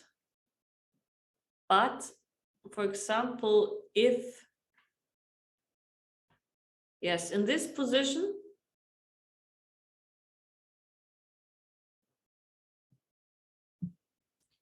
well, okay, you will never find this move. What is the best move after g takes h6? Lawrence, after g takes h6, he was supposed to play after g takes h6. Where? Like before, like few moves ago, that was g takes h6. Oh yeah. Mm-hmm. So here, apparently, knight e2 is the only move. Which move? Knight e2.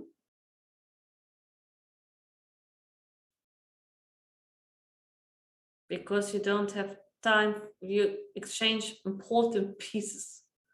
And the ending, if I answer, the basic, yeah. So basically, this is draw. Ending is a draw. Yeah, apparently yes. Somehow. Yeah, okay.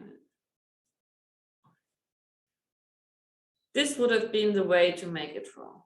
Yeah.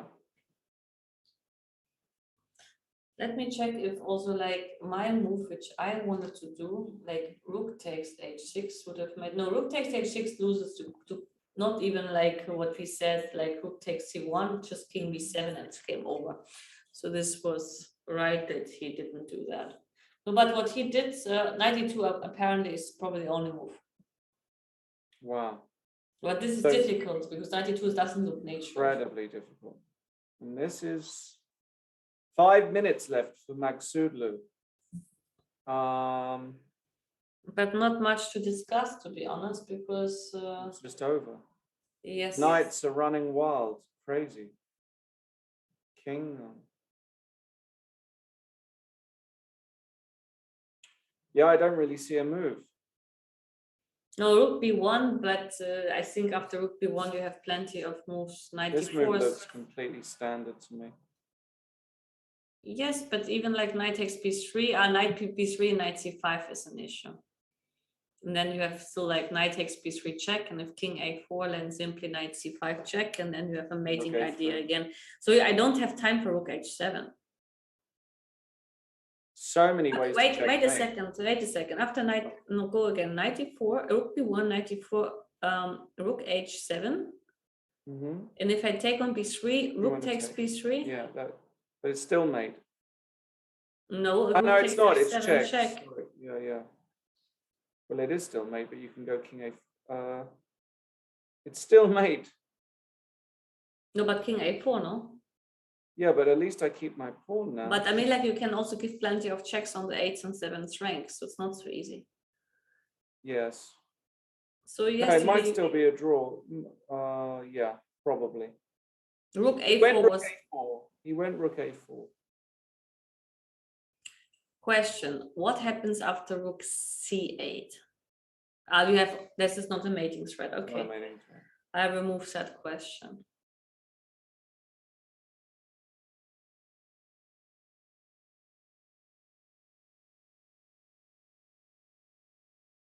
If I take on b3, what you will do?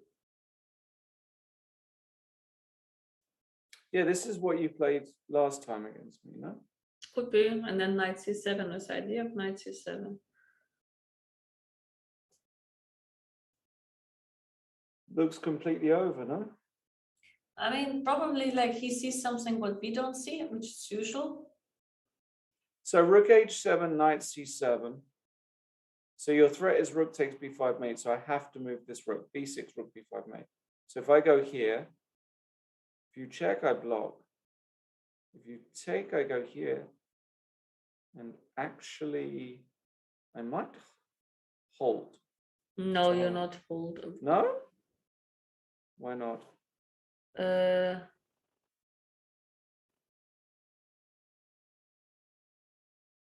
Yes, here you may hold. Actually. No, I don't like you play rook takes b3 and then I don't play, wait, rook takes b3 and what did you say? I'm gonna play, I'm gonna play rook h7.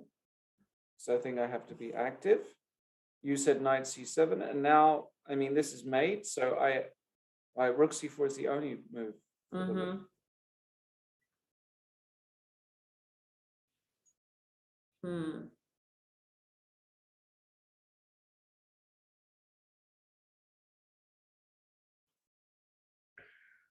Is it true and I'm not winning this? Okay, rook takes p5 check.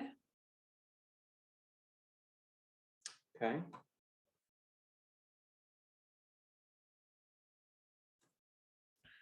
King a4. Okay. Rook takes e5 and rook takes f7. Yeah, rook e5, rook f7, and I need a trick. In fact, you can even lose if you're really not careful. No, this I don't want to do. Yes, okay. Helping you. Yeah, I'm saying it's not really what I want.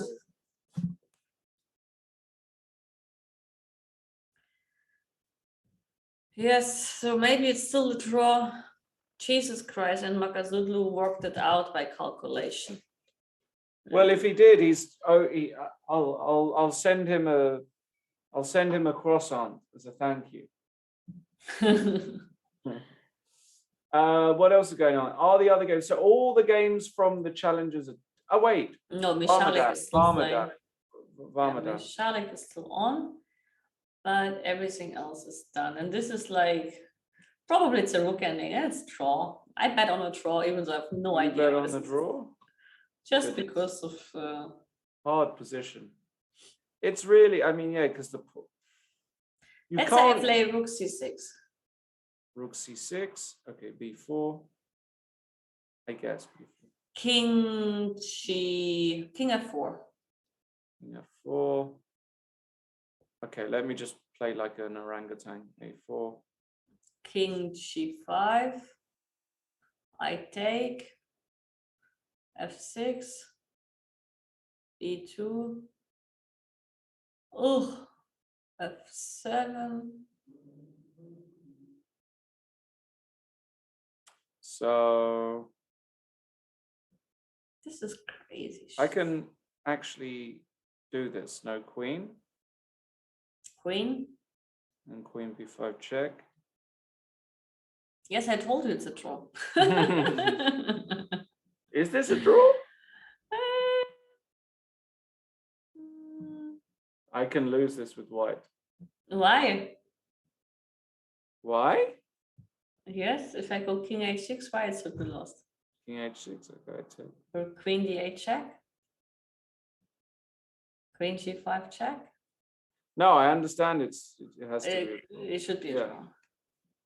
Even queen c1, and I will look at you like, what's going on, you know? No.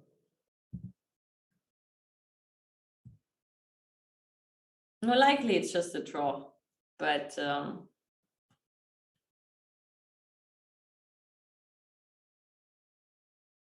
that's usually how it is.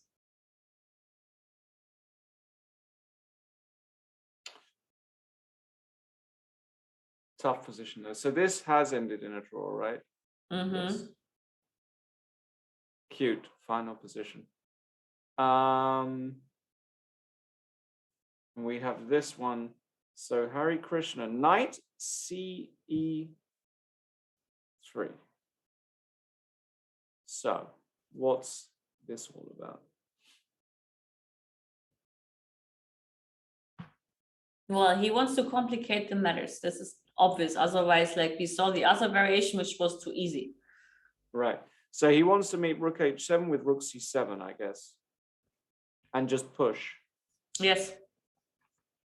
Claiming that this gives him, practically speaking, good chances. Yes, by the time.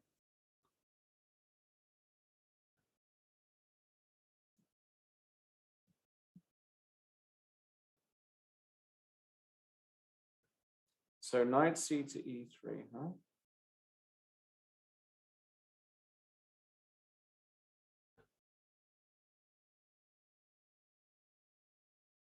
Yeah, this is still unpleasant. E6. Now, that's obviously, if that exists, that's a good move.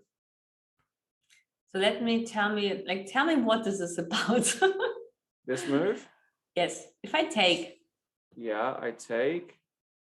And if you go f4, now at least I have room for my pieces. Question, can I also, like, instead of taking on e6, give a check and claim something like b6? Like take, check on h7. I have rook c7. Yeah. Also knight c7 maybe, but rook c7. No, I have to take. I have to take. Yes. f4. Okay, so.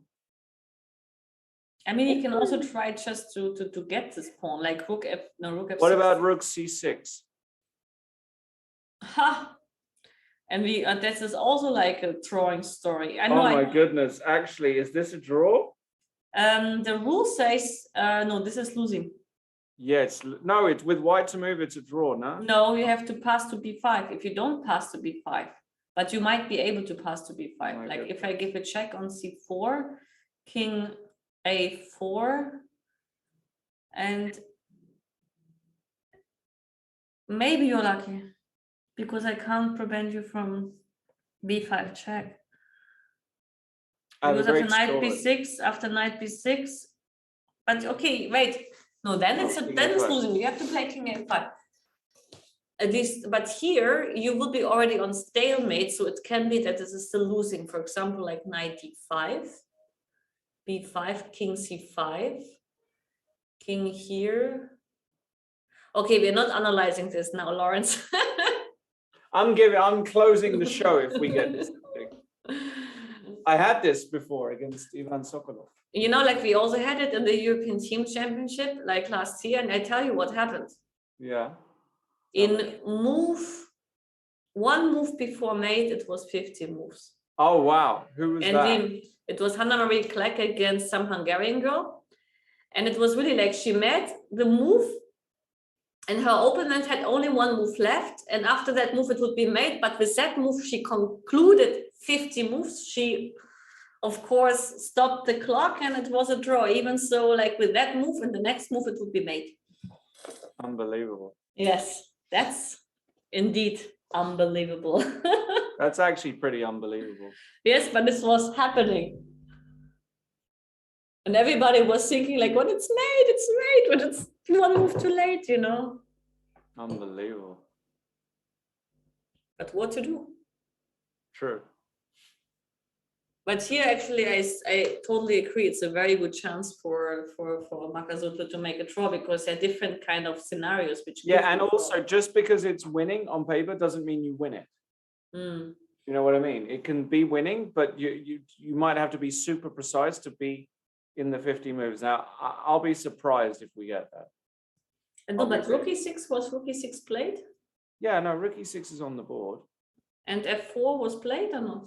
Yes, F4 was played. F4 was played, and now I expect Rook C6, but you also have Rook 6 B3, so I'm Yes. not sure. I'm not sure how much this move actually. I wanted to get some, but I can't get. Well, I can do this. Something like this, and just try and. I don't know. It's a crazy, ridiculous position. F3. I have no threats. Now I go long and pray. Goodness me. You went Rook H4? No. Yeah, I mean, I did in that variation, but I'm saying like, I don't know. I still feel like he's got 2 minutes left. It's very difficult, but what do you do? Incredibly difficult. But you know what is a very strong move? Probably like, okay, the next move is F3. Yeah? Wait. Yes. Can I take? You take. Rook B6. And? Well, I give checks until you go to the C file and I go Rook C6 check. Yes, but then I will not take this pawn. And you will keep 2 pawns on the board. Yeah. Like King C7. Yeah. I take, wait. I should stop you for sure from playing B5. That's important. B4 I can stop. Let me stop you from B5. No, I will go knight D5. This one, yes, F4. You go B4, I go knight C4 check. You have this other move. Knight D6. And I don't stop you. And I let you no, have let me go back to this. I want to okay. Wait. No, like Rook C6. Yep. And now we have other moves. Okay, I need a move to make a check. And the check is on C4.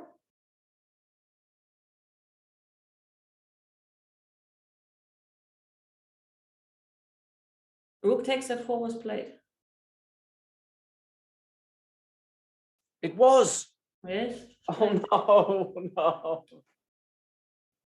Knight takes. Why? We might be here for 3 hours. No, but actually, I'm checking now with the engine, it's lost. But don't ask me why. It's lost? It's supposed to be losing, yeah. Rook C6, I will tell you why. Because now, apparently here, King takes C6 wins the game. Wait, you mean in the variation we did? Yes, King takes C6, and after B4, Knight C4 check. Yeah.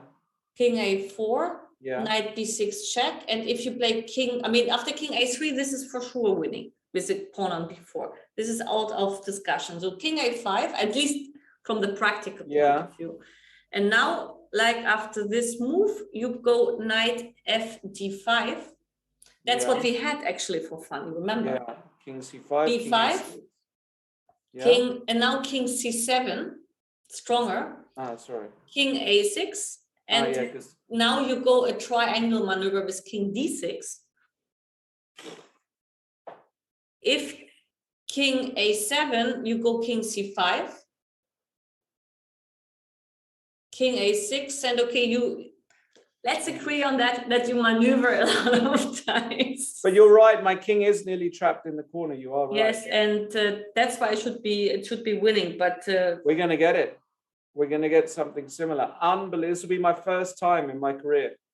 Commentated thousands of games. I've never had king and pawn versus two knights in a winning construction, possibly. Yes, so it will be. Yes, but Michalik is also still playing. Yeah, Michalik is still playing, but it's still a draw. No, but I mean, the thing is like that, okay, the rule says that if the pawn didn't hit the second half of the board. No, that's not it. That's not it. But here it hit it after like king c7, rook c6, it hits, but the king is so weak that apparently still it's winning. But yeah. Because with the b pawn is probably it's not quite that. It's not easy technically. No, I'm saying that what you're saying about the theory of it is not right, because there's something called the Troitsky line, and you have to block the pawn before it hits the second half of the board. No, it's not about that. But it depends on the pawn as well. It depends on the pawn. So but the b and the g pawn is bad, at least when the king is on that side. The g pawn is bad. If that's blocked, the g pawn. It's the same for the b pawn. It's just like totally different. I mean, it's symmetrical. But wait, the g pawn actually.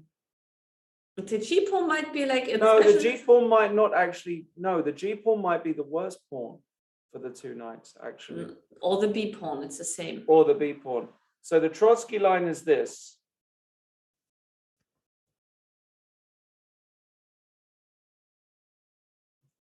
And if the pawn, the black pawn on those squares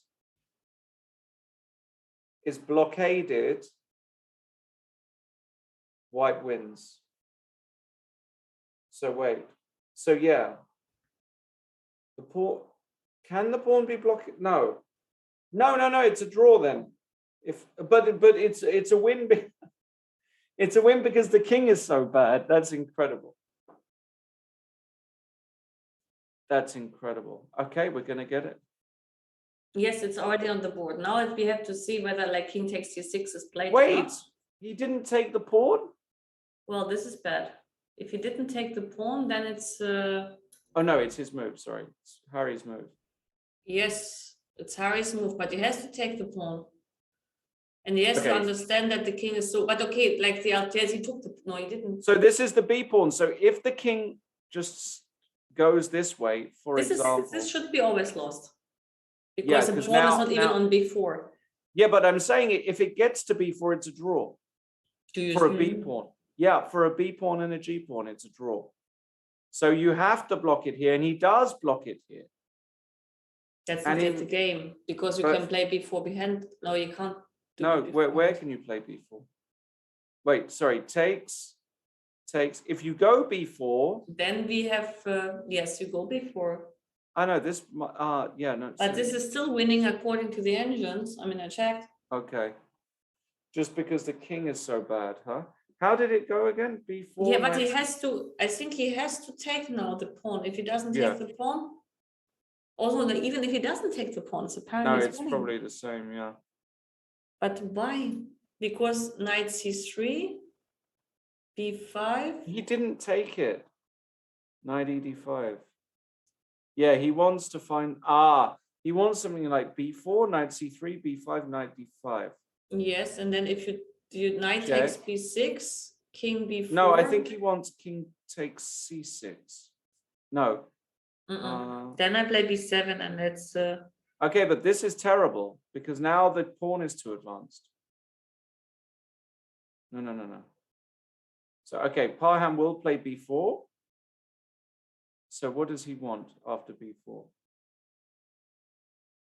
I don't have the table base with me. Knight b6, b5, knight d5. We get this. king a6. Wow. This we get, sure. No, because it's not He sure. will not know, but he will You can go king b5. he will play b6 check before we do this, no? No, he can't do that. Ah, okay. You play knight b6, you mean? Yeah, b4, knight b6 here.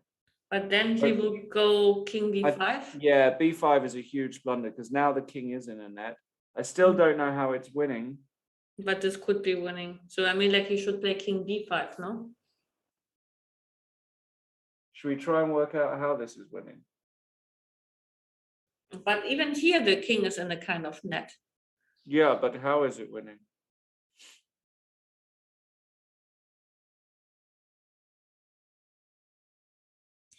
Well, we need to check, but there's no check on c4 without giving the... No, I don't see it. What about knight c4?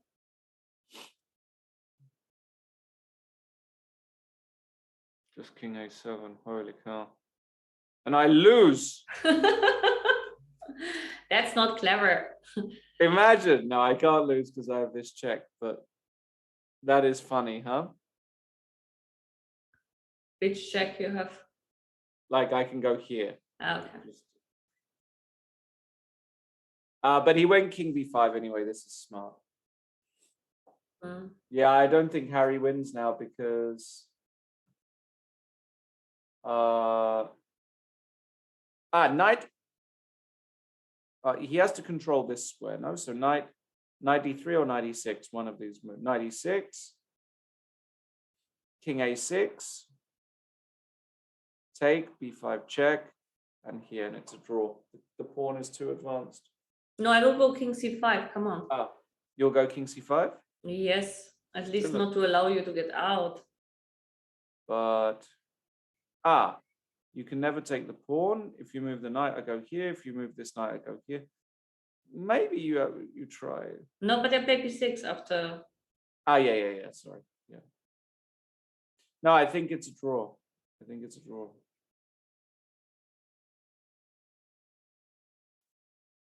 Meanwhile, in Warmerdam Michalik, Max Warmerdam got to the end before Michalik. So there you go.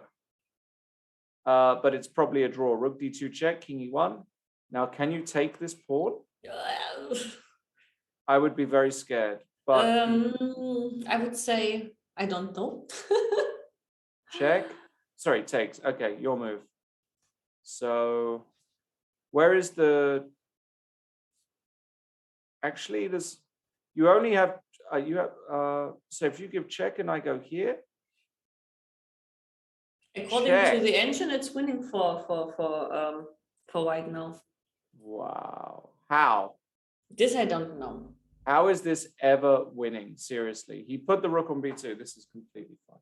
Surely this isn't winning. I just don't believe it ever that this is winning. The thing is, like, he was blundering before. Before it was a draw, but he made the wrong move. He had the choice between rook takes g6 and c2, and he went wrongly. This is just not winning. I'm sorry. This is winning. No, it's not. How? Okay. I will prove to you. All right, you prove to me. With some cheatings, I will prove to you. Because you can't make progress. Okay, queen d7 check. Okay, I'll go here. Okay, I'm not going to blunder this and make... Queen d8 check. Okay, but you can have the pawn. That's what I'm saying. I'm just going to threaten mate. Queen c5 check. Okay. Take it. Queen d5 check.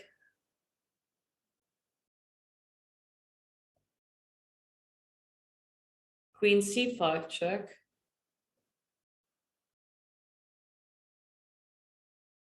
Ha! Haha! The computer is stupid. I don't believe this is winning because after queen takes a5, I believe now c2 could also be interesting. c2. Yeah, actually, and I can No, checked. No, c2. I have to be really. Wait, careful. wait. Queen f5 check again. No, it's my move. It's black's move. Yes, I yes, think yes. here But I I did- don't. Yes, but I will do it differently. I play differently. Oh, okay. What do you want to do? I play like queen e5 check, Yeah. queen f5 check, Okay. king d1. Okay. Now that makes a lot more sense. So.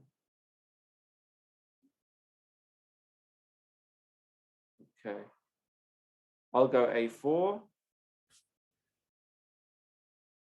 Got to be careful you don't go a3 or something stupid. But Okay, it's a long road, but I can maybe now go like queen e5, queen b5, and queen takes a4. Queen b5. No, queen b5. And then I take on a4. Collecting the first pawn. yeah. So I always believe you can win a pawn, but even this, like if I just sit, where is the, like, if I just sit on these squares forever, you put the king on c1 and go a3 or something crazy. At some point, maybe, yeah. Okay, it's still losable. That's true. It's actually still losable. That's quite impressive. I don't believe it should be losable, but it is losable. No, he blundered beforehand. I mean, when white played g6, he had to play c2 and he took, and this was his error.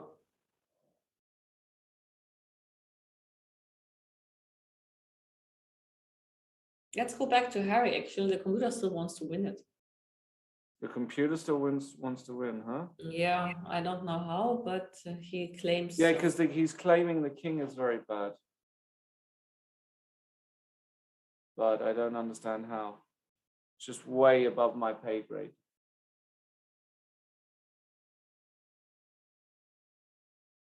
But it is actually, he's doing it. The computer's doing it. The computer is winning this position? Yes, for example, like let me show you. Wait a second. I mean, because the table base wins this, no? Well, I guess. Well, okay. Let's. We are with the knight. Where is my knight? On f7. Knight right? e8, king b8, knight f7 played. King b7. Jesus. Wait a second. Knight f7. Okay, king b7, knight g5. King c7, knight e6, king b7, knight f4, king c7, knight e6, king b7, knight d4, king c7, knight d5 check. No. So let me go away. Well, I don't know. Then this computer is very bad. I actually believe it's not winning. I have faith in the Troitsky line. Also, with a minute on your clock, it's also impossible to win. Yes, it's very difficult. This is true. When was the last time Harry studied this? Maybe he's never studied it. No, Harry studied it. Harry studied this? But actually he gets closer. Look at this. Look at the original position. Knight ed7. Because now the point is king b7 might be a blunder. This now I can believe is losing. Because king d6. Wait, king a6. King a6. No, even this I don't. I go knight c4 and allow you to do something. d6. King c6. King c6. b7. Knight b. Yes. Maybe king b7. Knight b8. King a7. King yes. c7. King c7. King a8. And now. Wait. So close. You're very close. If the knight is on b5, well, if I give a check on b5, then no, I need the mate. I need the check on c6. Oh, Jesus Christ. Yeah, you need to check c6, king a8, knight b6, mate. Yes, but then you need like to have No, the you can square. do it. You can do it. But For how? sure. Look, like knight b2, Mm-hmm. king a7, knight, okay, so let's say I go knight d3, king a8, knight e5, king a7. Sorry, I need to. You don't make No, it. I need to have the knight on b4 when you go king a7. So, sorry, no, the knight on. Damn. Even this is the king went to the other side actually. Yeah, but he should do that, of course. Of course, he was going to run to the other side.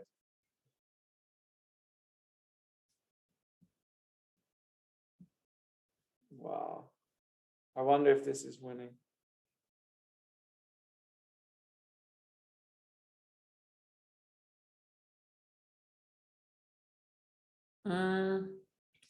King g7, knight Like, hold on. f- So knight c5. No. Yeah, I can't control. I can't control all the squares. That's absolutely insane. How much moves does he have? I don't know. Done. But yeah, I mean, now he's getting away. No, never wins this. Ooh, well. Well, you got to be a little bit careful. King h6, king g4. He's going to try and, like, you don't want to go to the corner, I guess. Mm-hmm. Oh, you did go to the corner. King h7. Now I will play king h5. Yeah. King g5. King f6. Mm-hmm. Knight f7. Mm-hmm. Now we're talking. We are talking already. Knight Knight d6. d6.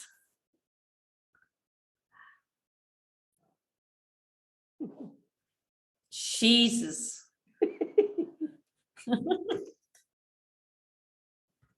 How hard is chess? Ridiculous. Ridiculously hard game. Good that it's not my cup of tea. Yeah. I still bet on like it's my breakfast. Thank God. It is my breakfast. Oh yeah, you're playing for your breakfast here, right? Look, I'm playing. Harry plays my breakfast.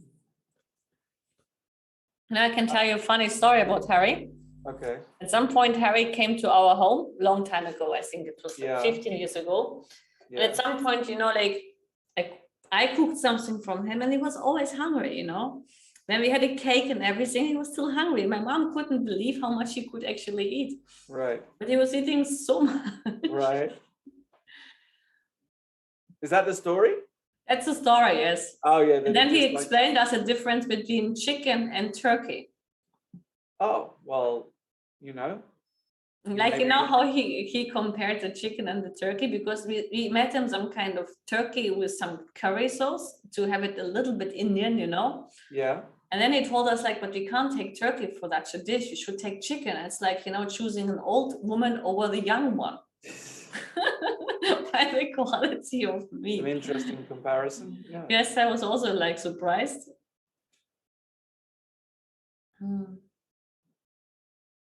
Yeah.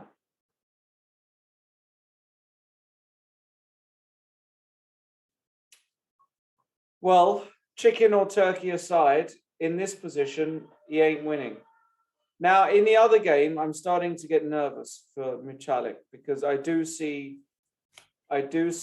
ways where a3 happens and he wins all the pawns. So like check, I don't know, something like this, check, this and that. No, but I actually just don't know how to do it. Well, it doesn't matter, probably, because you at some point you will be in Zugzwang, I guess. Like But you will play maybe something not. like, why? You play like Queen b5. Maybe it's not winning. Queen b5, king d4. Queen a4. Yeah, this is one of the things we saw, right? King d3. Wait a second, there's something in the position. Wait, let's just go to the position. So check. What about this? Wait, look at this. If he goes here, check. Mhm. And if he goes here, can I go king c2?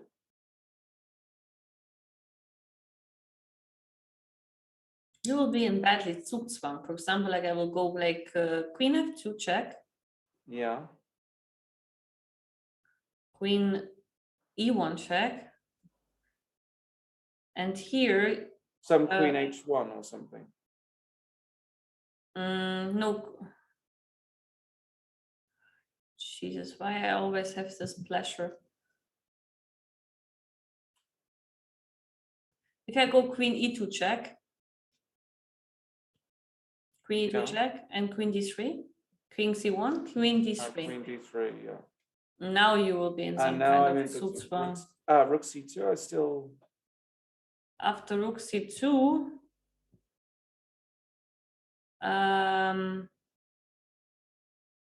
Queen e4 or something genius. I need this position with black to move, because then you have to play rook b2 again. I can go a3 or a4 or a3. Mm-hmm.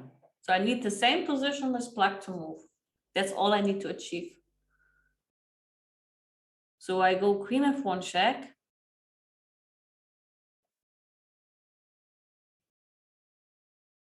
But actually, sorry, can we go to the game position? It's interesting, but he can just move the rook and threaten mate.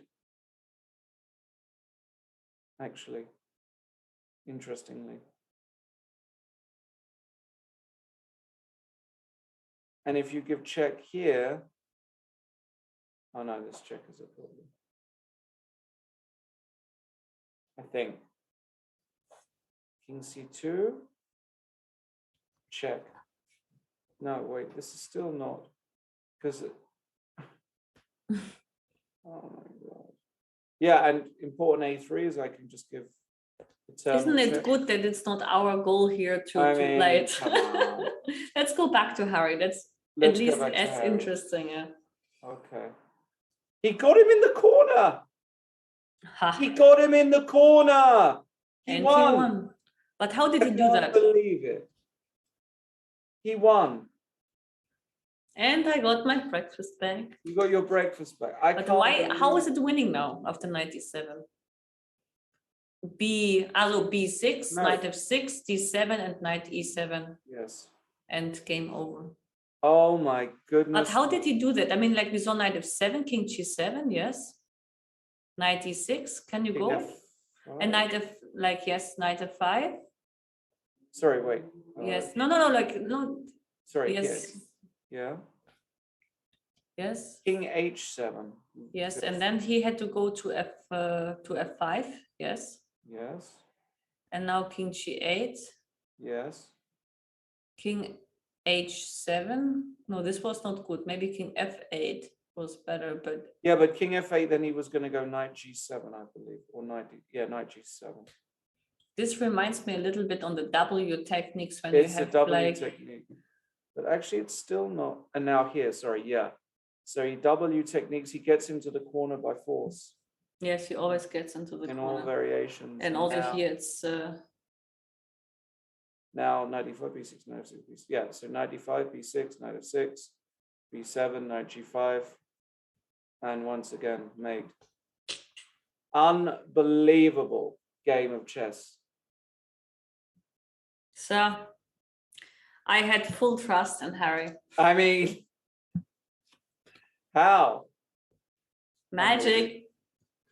Harry is magic, and we still have one game. Varmadam. Okay, I might just have to just go for 1 sec in a minute, but.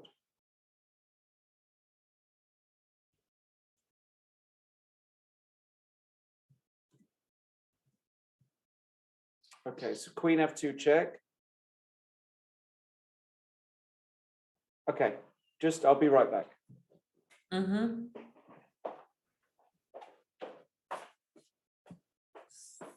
So, queen f2 check. Oh, I can't even make the moves because it's in Harry's control to do that. But I think technically speaking, this should be winning. Even so, Winning. it must be winning technically.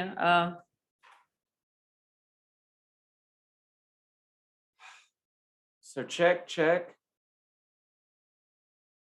And now. Actually, there's a good point from the chat from Peter. He says like it should be at least 2 practice for me because of the rarity of this example. The way he won. Yes.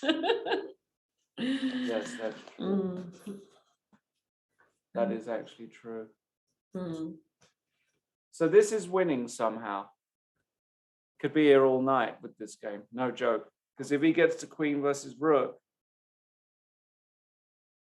Maybe it's a good moment to make a break. I don't know. I mean, it's difficult because he's down to no time, but.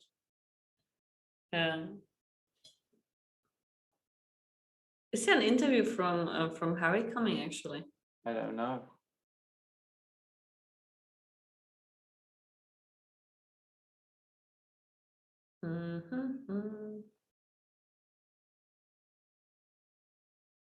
Okay, queen f3. He tried the quiet move. Yes, it's reasonable. Yes. But you play rook d2 perhaps, no? Rook d2. But then I give some checks. I wouldn't move the rook. I like this construction. I would probably go, but he wants to. No, rook d2 should be decent because at least you have a mating square on d1. Oh yeah, that's true actually. So if, for example, like you can never take on b4, which is maybe. He didn't. He moved the king. Okay, I give a check on e4. Okay, here. I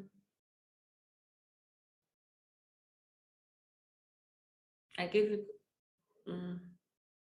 Yeah, you check. I go here. You check. I go here.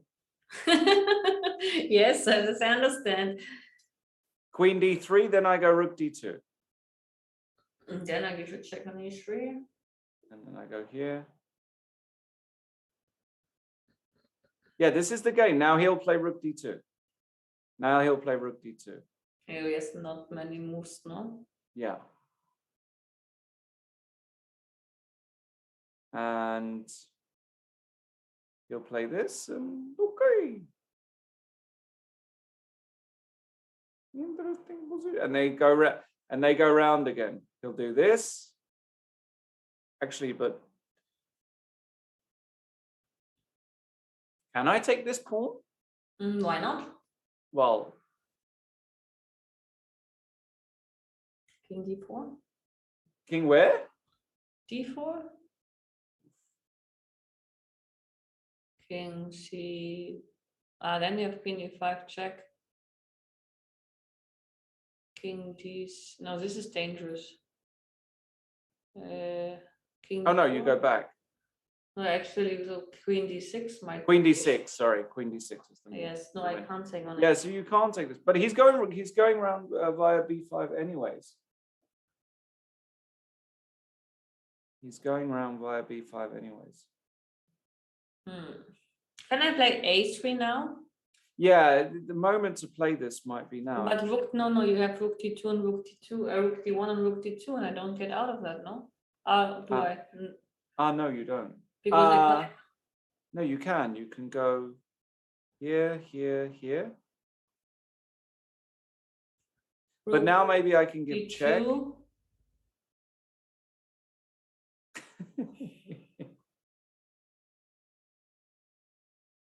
And wasn't there some top level game where they had this quite recently? I can play b3? No. Oh my God. No, really? I don't know. I'm just asking, King b6?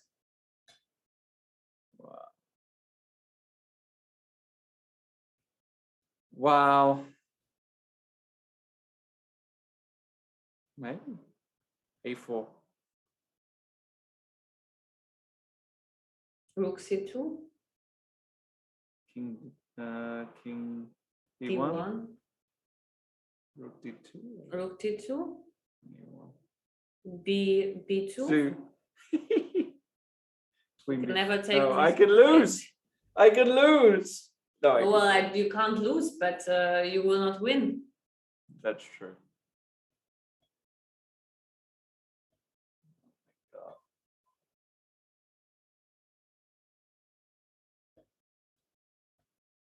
Catastrophe. Catastrophe. He didn't do it yet. No, you When didn't was the do last A3. pawn move, actually? There was some capture, no? A4 around here. Sorry, yeah, wait. Here. 67.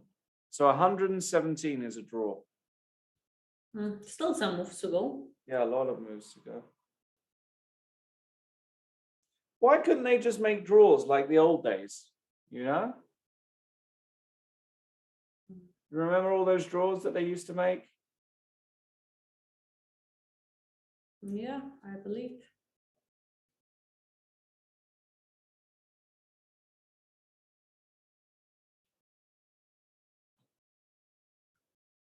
Incredible. It's very difficult, and also like, you know, the energy of the players I'm worried about. Because like I would be so frustrated already with white and with black. Yeah.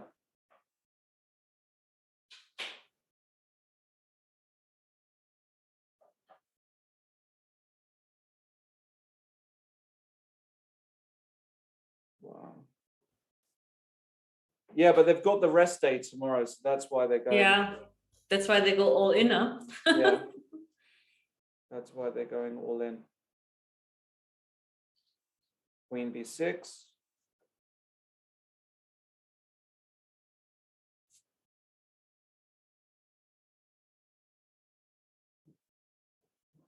King C4. He put the rook back on B2. Which he should do anyway. I because wonder if a otherwise- machine does beat a human in this position. What do you think? Well, the table base would tell us because it's not enough. I mean, the table base should be able to solve it, no? It's five. Right. It's 5 pieces, no? No, six pieces. There's 7. You have to Table- include the kings, don't you? 1, 2, 3, 4, 5, 6, 7 pieces are done already by table base Yeah. or not? Sorry? Are 7 pieces already done by table base? Yes. I'm pretty sure they are. But for sure not more than 7. I think maximum is 7. I'm Yeah, sure at the about that. moment, 8 7 I've are- never heard, but I 7 don't I'm not sure. I don't think they can do 8 yet.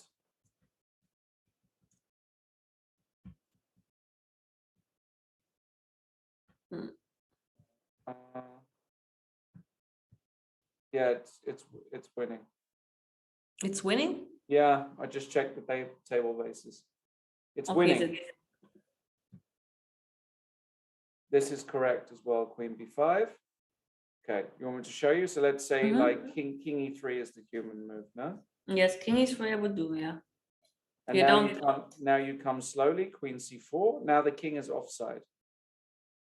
And if Okay. And if King F2, King F2, now you go A3. Finally get it. He didn't do it. He didn't do it. like what did he do? He played Queen C5. Okay, but he has time for that.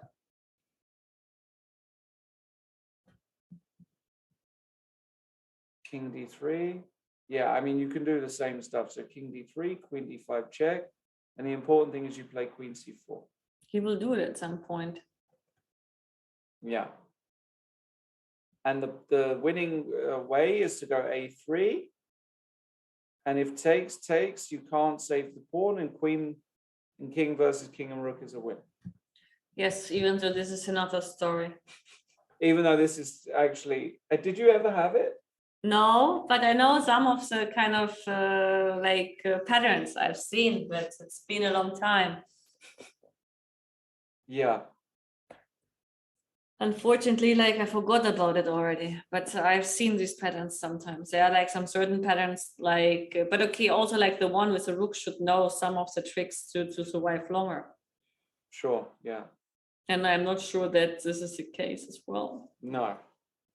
I've never had it, and I would be scared to actually try and win it because I haven't studied it in a while. Probably like we are staying here until like 9 or 10 because we have a free day tomorrow, so you should We're here work until 10 o'clock. ahead, yeah? If we're here until 10 o'clock, I'm asking for a raise. Just I think I will get myself something to drink because my water is over. yeah, Queen C4 King. The problem is you can go and get a drink if you want. The problem is that yeah, now A3. Now A3. Yes, A3 should. Now A3 or A4, both are good, but A4 is insane. Okay, why to make A4 if you can make A3? Why to even like risk that? Even though it's not a risk, but why to be funny here? That's what I meant. Yeah. Now A3 has to be the move. And then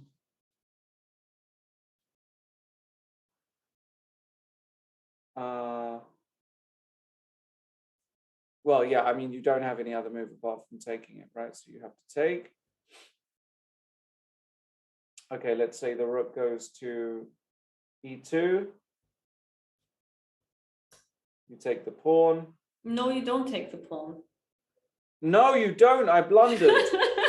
Oh my God, I blundered. You don't take that pawn. Oh my God, this is a perpetual draw. Oh my God, I blundered it. You have to give. That's why I tell you, don't take that pawn. You have to give the check first. Yes. And then you can take the pawn. And then when this happens, then you can go King D3. Yes. So I take myself a drink, I come back, yeah? Yeah, go for it. All right, A3 has been played. And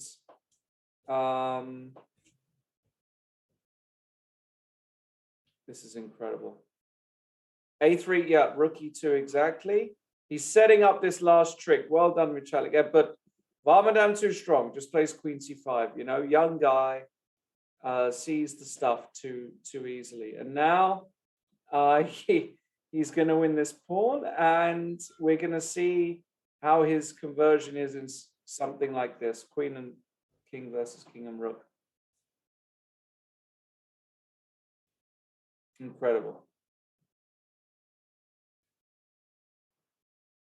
And this one really is winning. So I guess Michalik is going to play, or maybe he's too tired and he's too disheartened and just says, okay, I trust Varmadam knows how to win.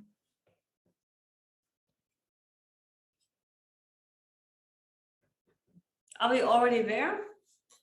Well, we're nearly. He found Queen C5 check. So okay, this is. So do you think he might resign?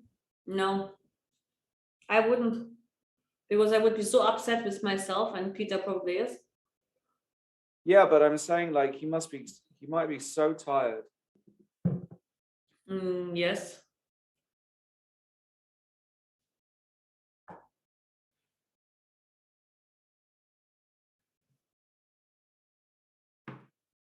Okay, he didn't resign.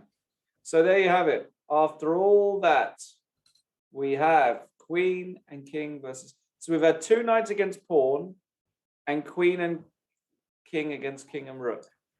What a rare occasion, right? What a round for endgames. The only thing with like knight and bishop against king was missing. Yes. But even though this is easy compared. No, this is a piece of cake. Actually, okay. So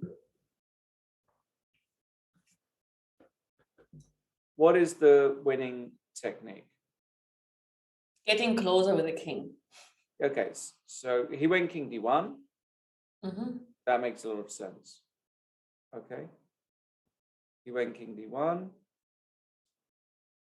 And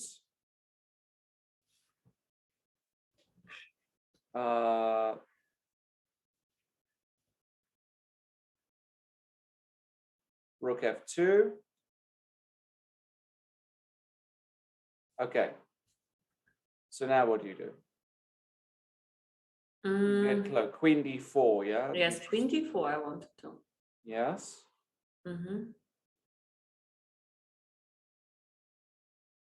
King g3, king e1. If rook f1, you go king d2, king e1. It's difficult. Well, I'm sure that this is not taking long because the thing is, like, first of all, both of them are tired, and second of all, okay, if you're not like used to the right technique to defend quite well, and they are like, sometimes I think in Russia there were like players in like who betted money that you don't mate or you don't win within 5 minutes of a blitz game, and they were like perfect in defense. They knew everything they had to know about this position, and it was very. You never had this position, right? Nope, I had knight and bishop a couple of times, but this was easy. I had bishop and rook to defend and to play with. Mm-hmm. I never had rook and knight. But I think interesting. But I had to defend it once. Oh, you had to defend. Well, it's, yeah, okay. But yeah. What about 2 rooks against 2 bishops and 2 knights? Okay,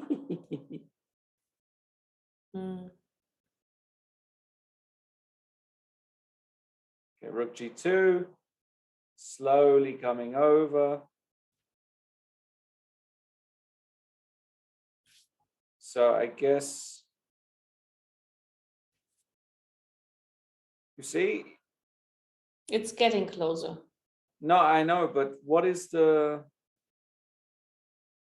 You want to separate the king and the rook, right? So let's say check and king f1. To put the rook on a bad square, because you can't go here. You can go here. Go here, though. Can you imagine after all this, he doesn't win this? I bet against it. But yes, I mean, like, I think like they are tired. Yeah, you can be super tired. And if you haven't studied it, you know.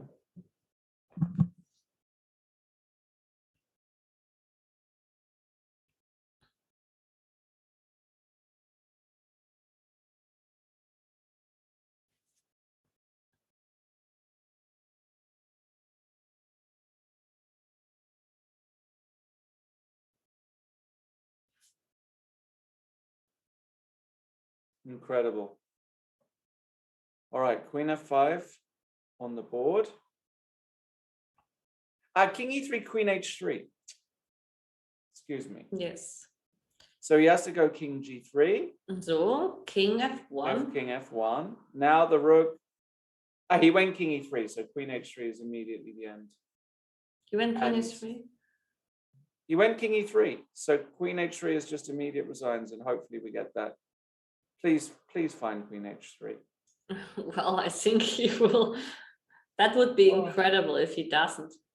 Well, I mean, he hasn't played it yet. So if you haven't played it in 5 seconds. He played it. Oh, you played it. Okay. All right. Wow, guys. What a day. A day. My goodness. But I got my breakfast. Lizzie won a breakfast. Congratulations to Hari Krishna. Congratulations to Krisanovsky. Congratulations to Varmadan for fighting like a warrior. And congratulations also to David Navarra on a great win. And Paco Vallejo Pons. We had today something like, how many decisive results? Quite some, and some is black actually. Yeah. Krisanovsky one was black, Vallejo one was black. Yep, some of our first black wins. So after all of that, the situation is as follows. Vincent Kemar is still winning the challengers by half a point. And in the main event with that win, Hari Krishna joins Liem Lequang in first position, Navaran win, and Vallejo all on plus one. So, wow, what a day. Thanks to everybody who has joined us for this very, very long session. Tomorrow, there are no games. So tomorrow is a rest day. We'll be back on Monday for round 5. And that's it. Any final words, Lizzie, before we go? Well, maybe this is a good day and a good reason to start studying 2 knights against pawn and king, and That's true. queen and queen against rook. Yes. Maybe it's useful to have a look at the most common patterns which you need to know in order to do it. That's true. Have a look at your end games, guys. You never know when you're going to need them. We're going to leave you. Thanks very much. We'll see you all on Monday at the same time, 3 p.m. Take care for now. Have a good evening. Bye-bye.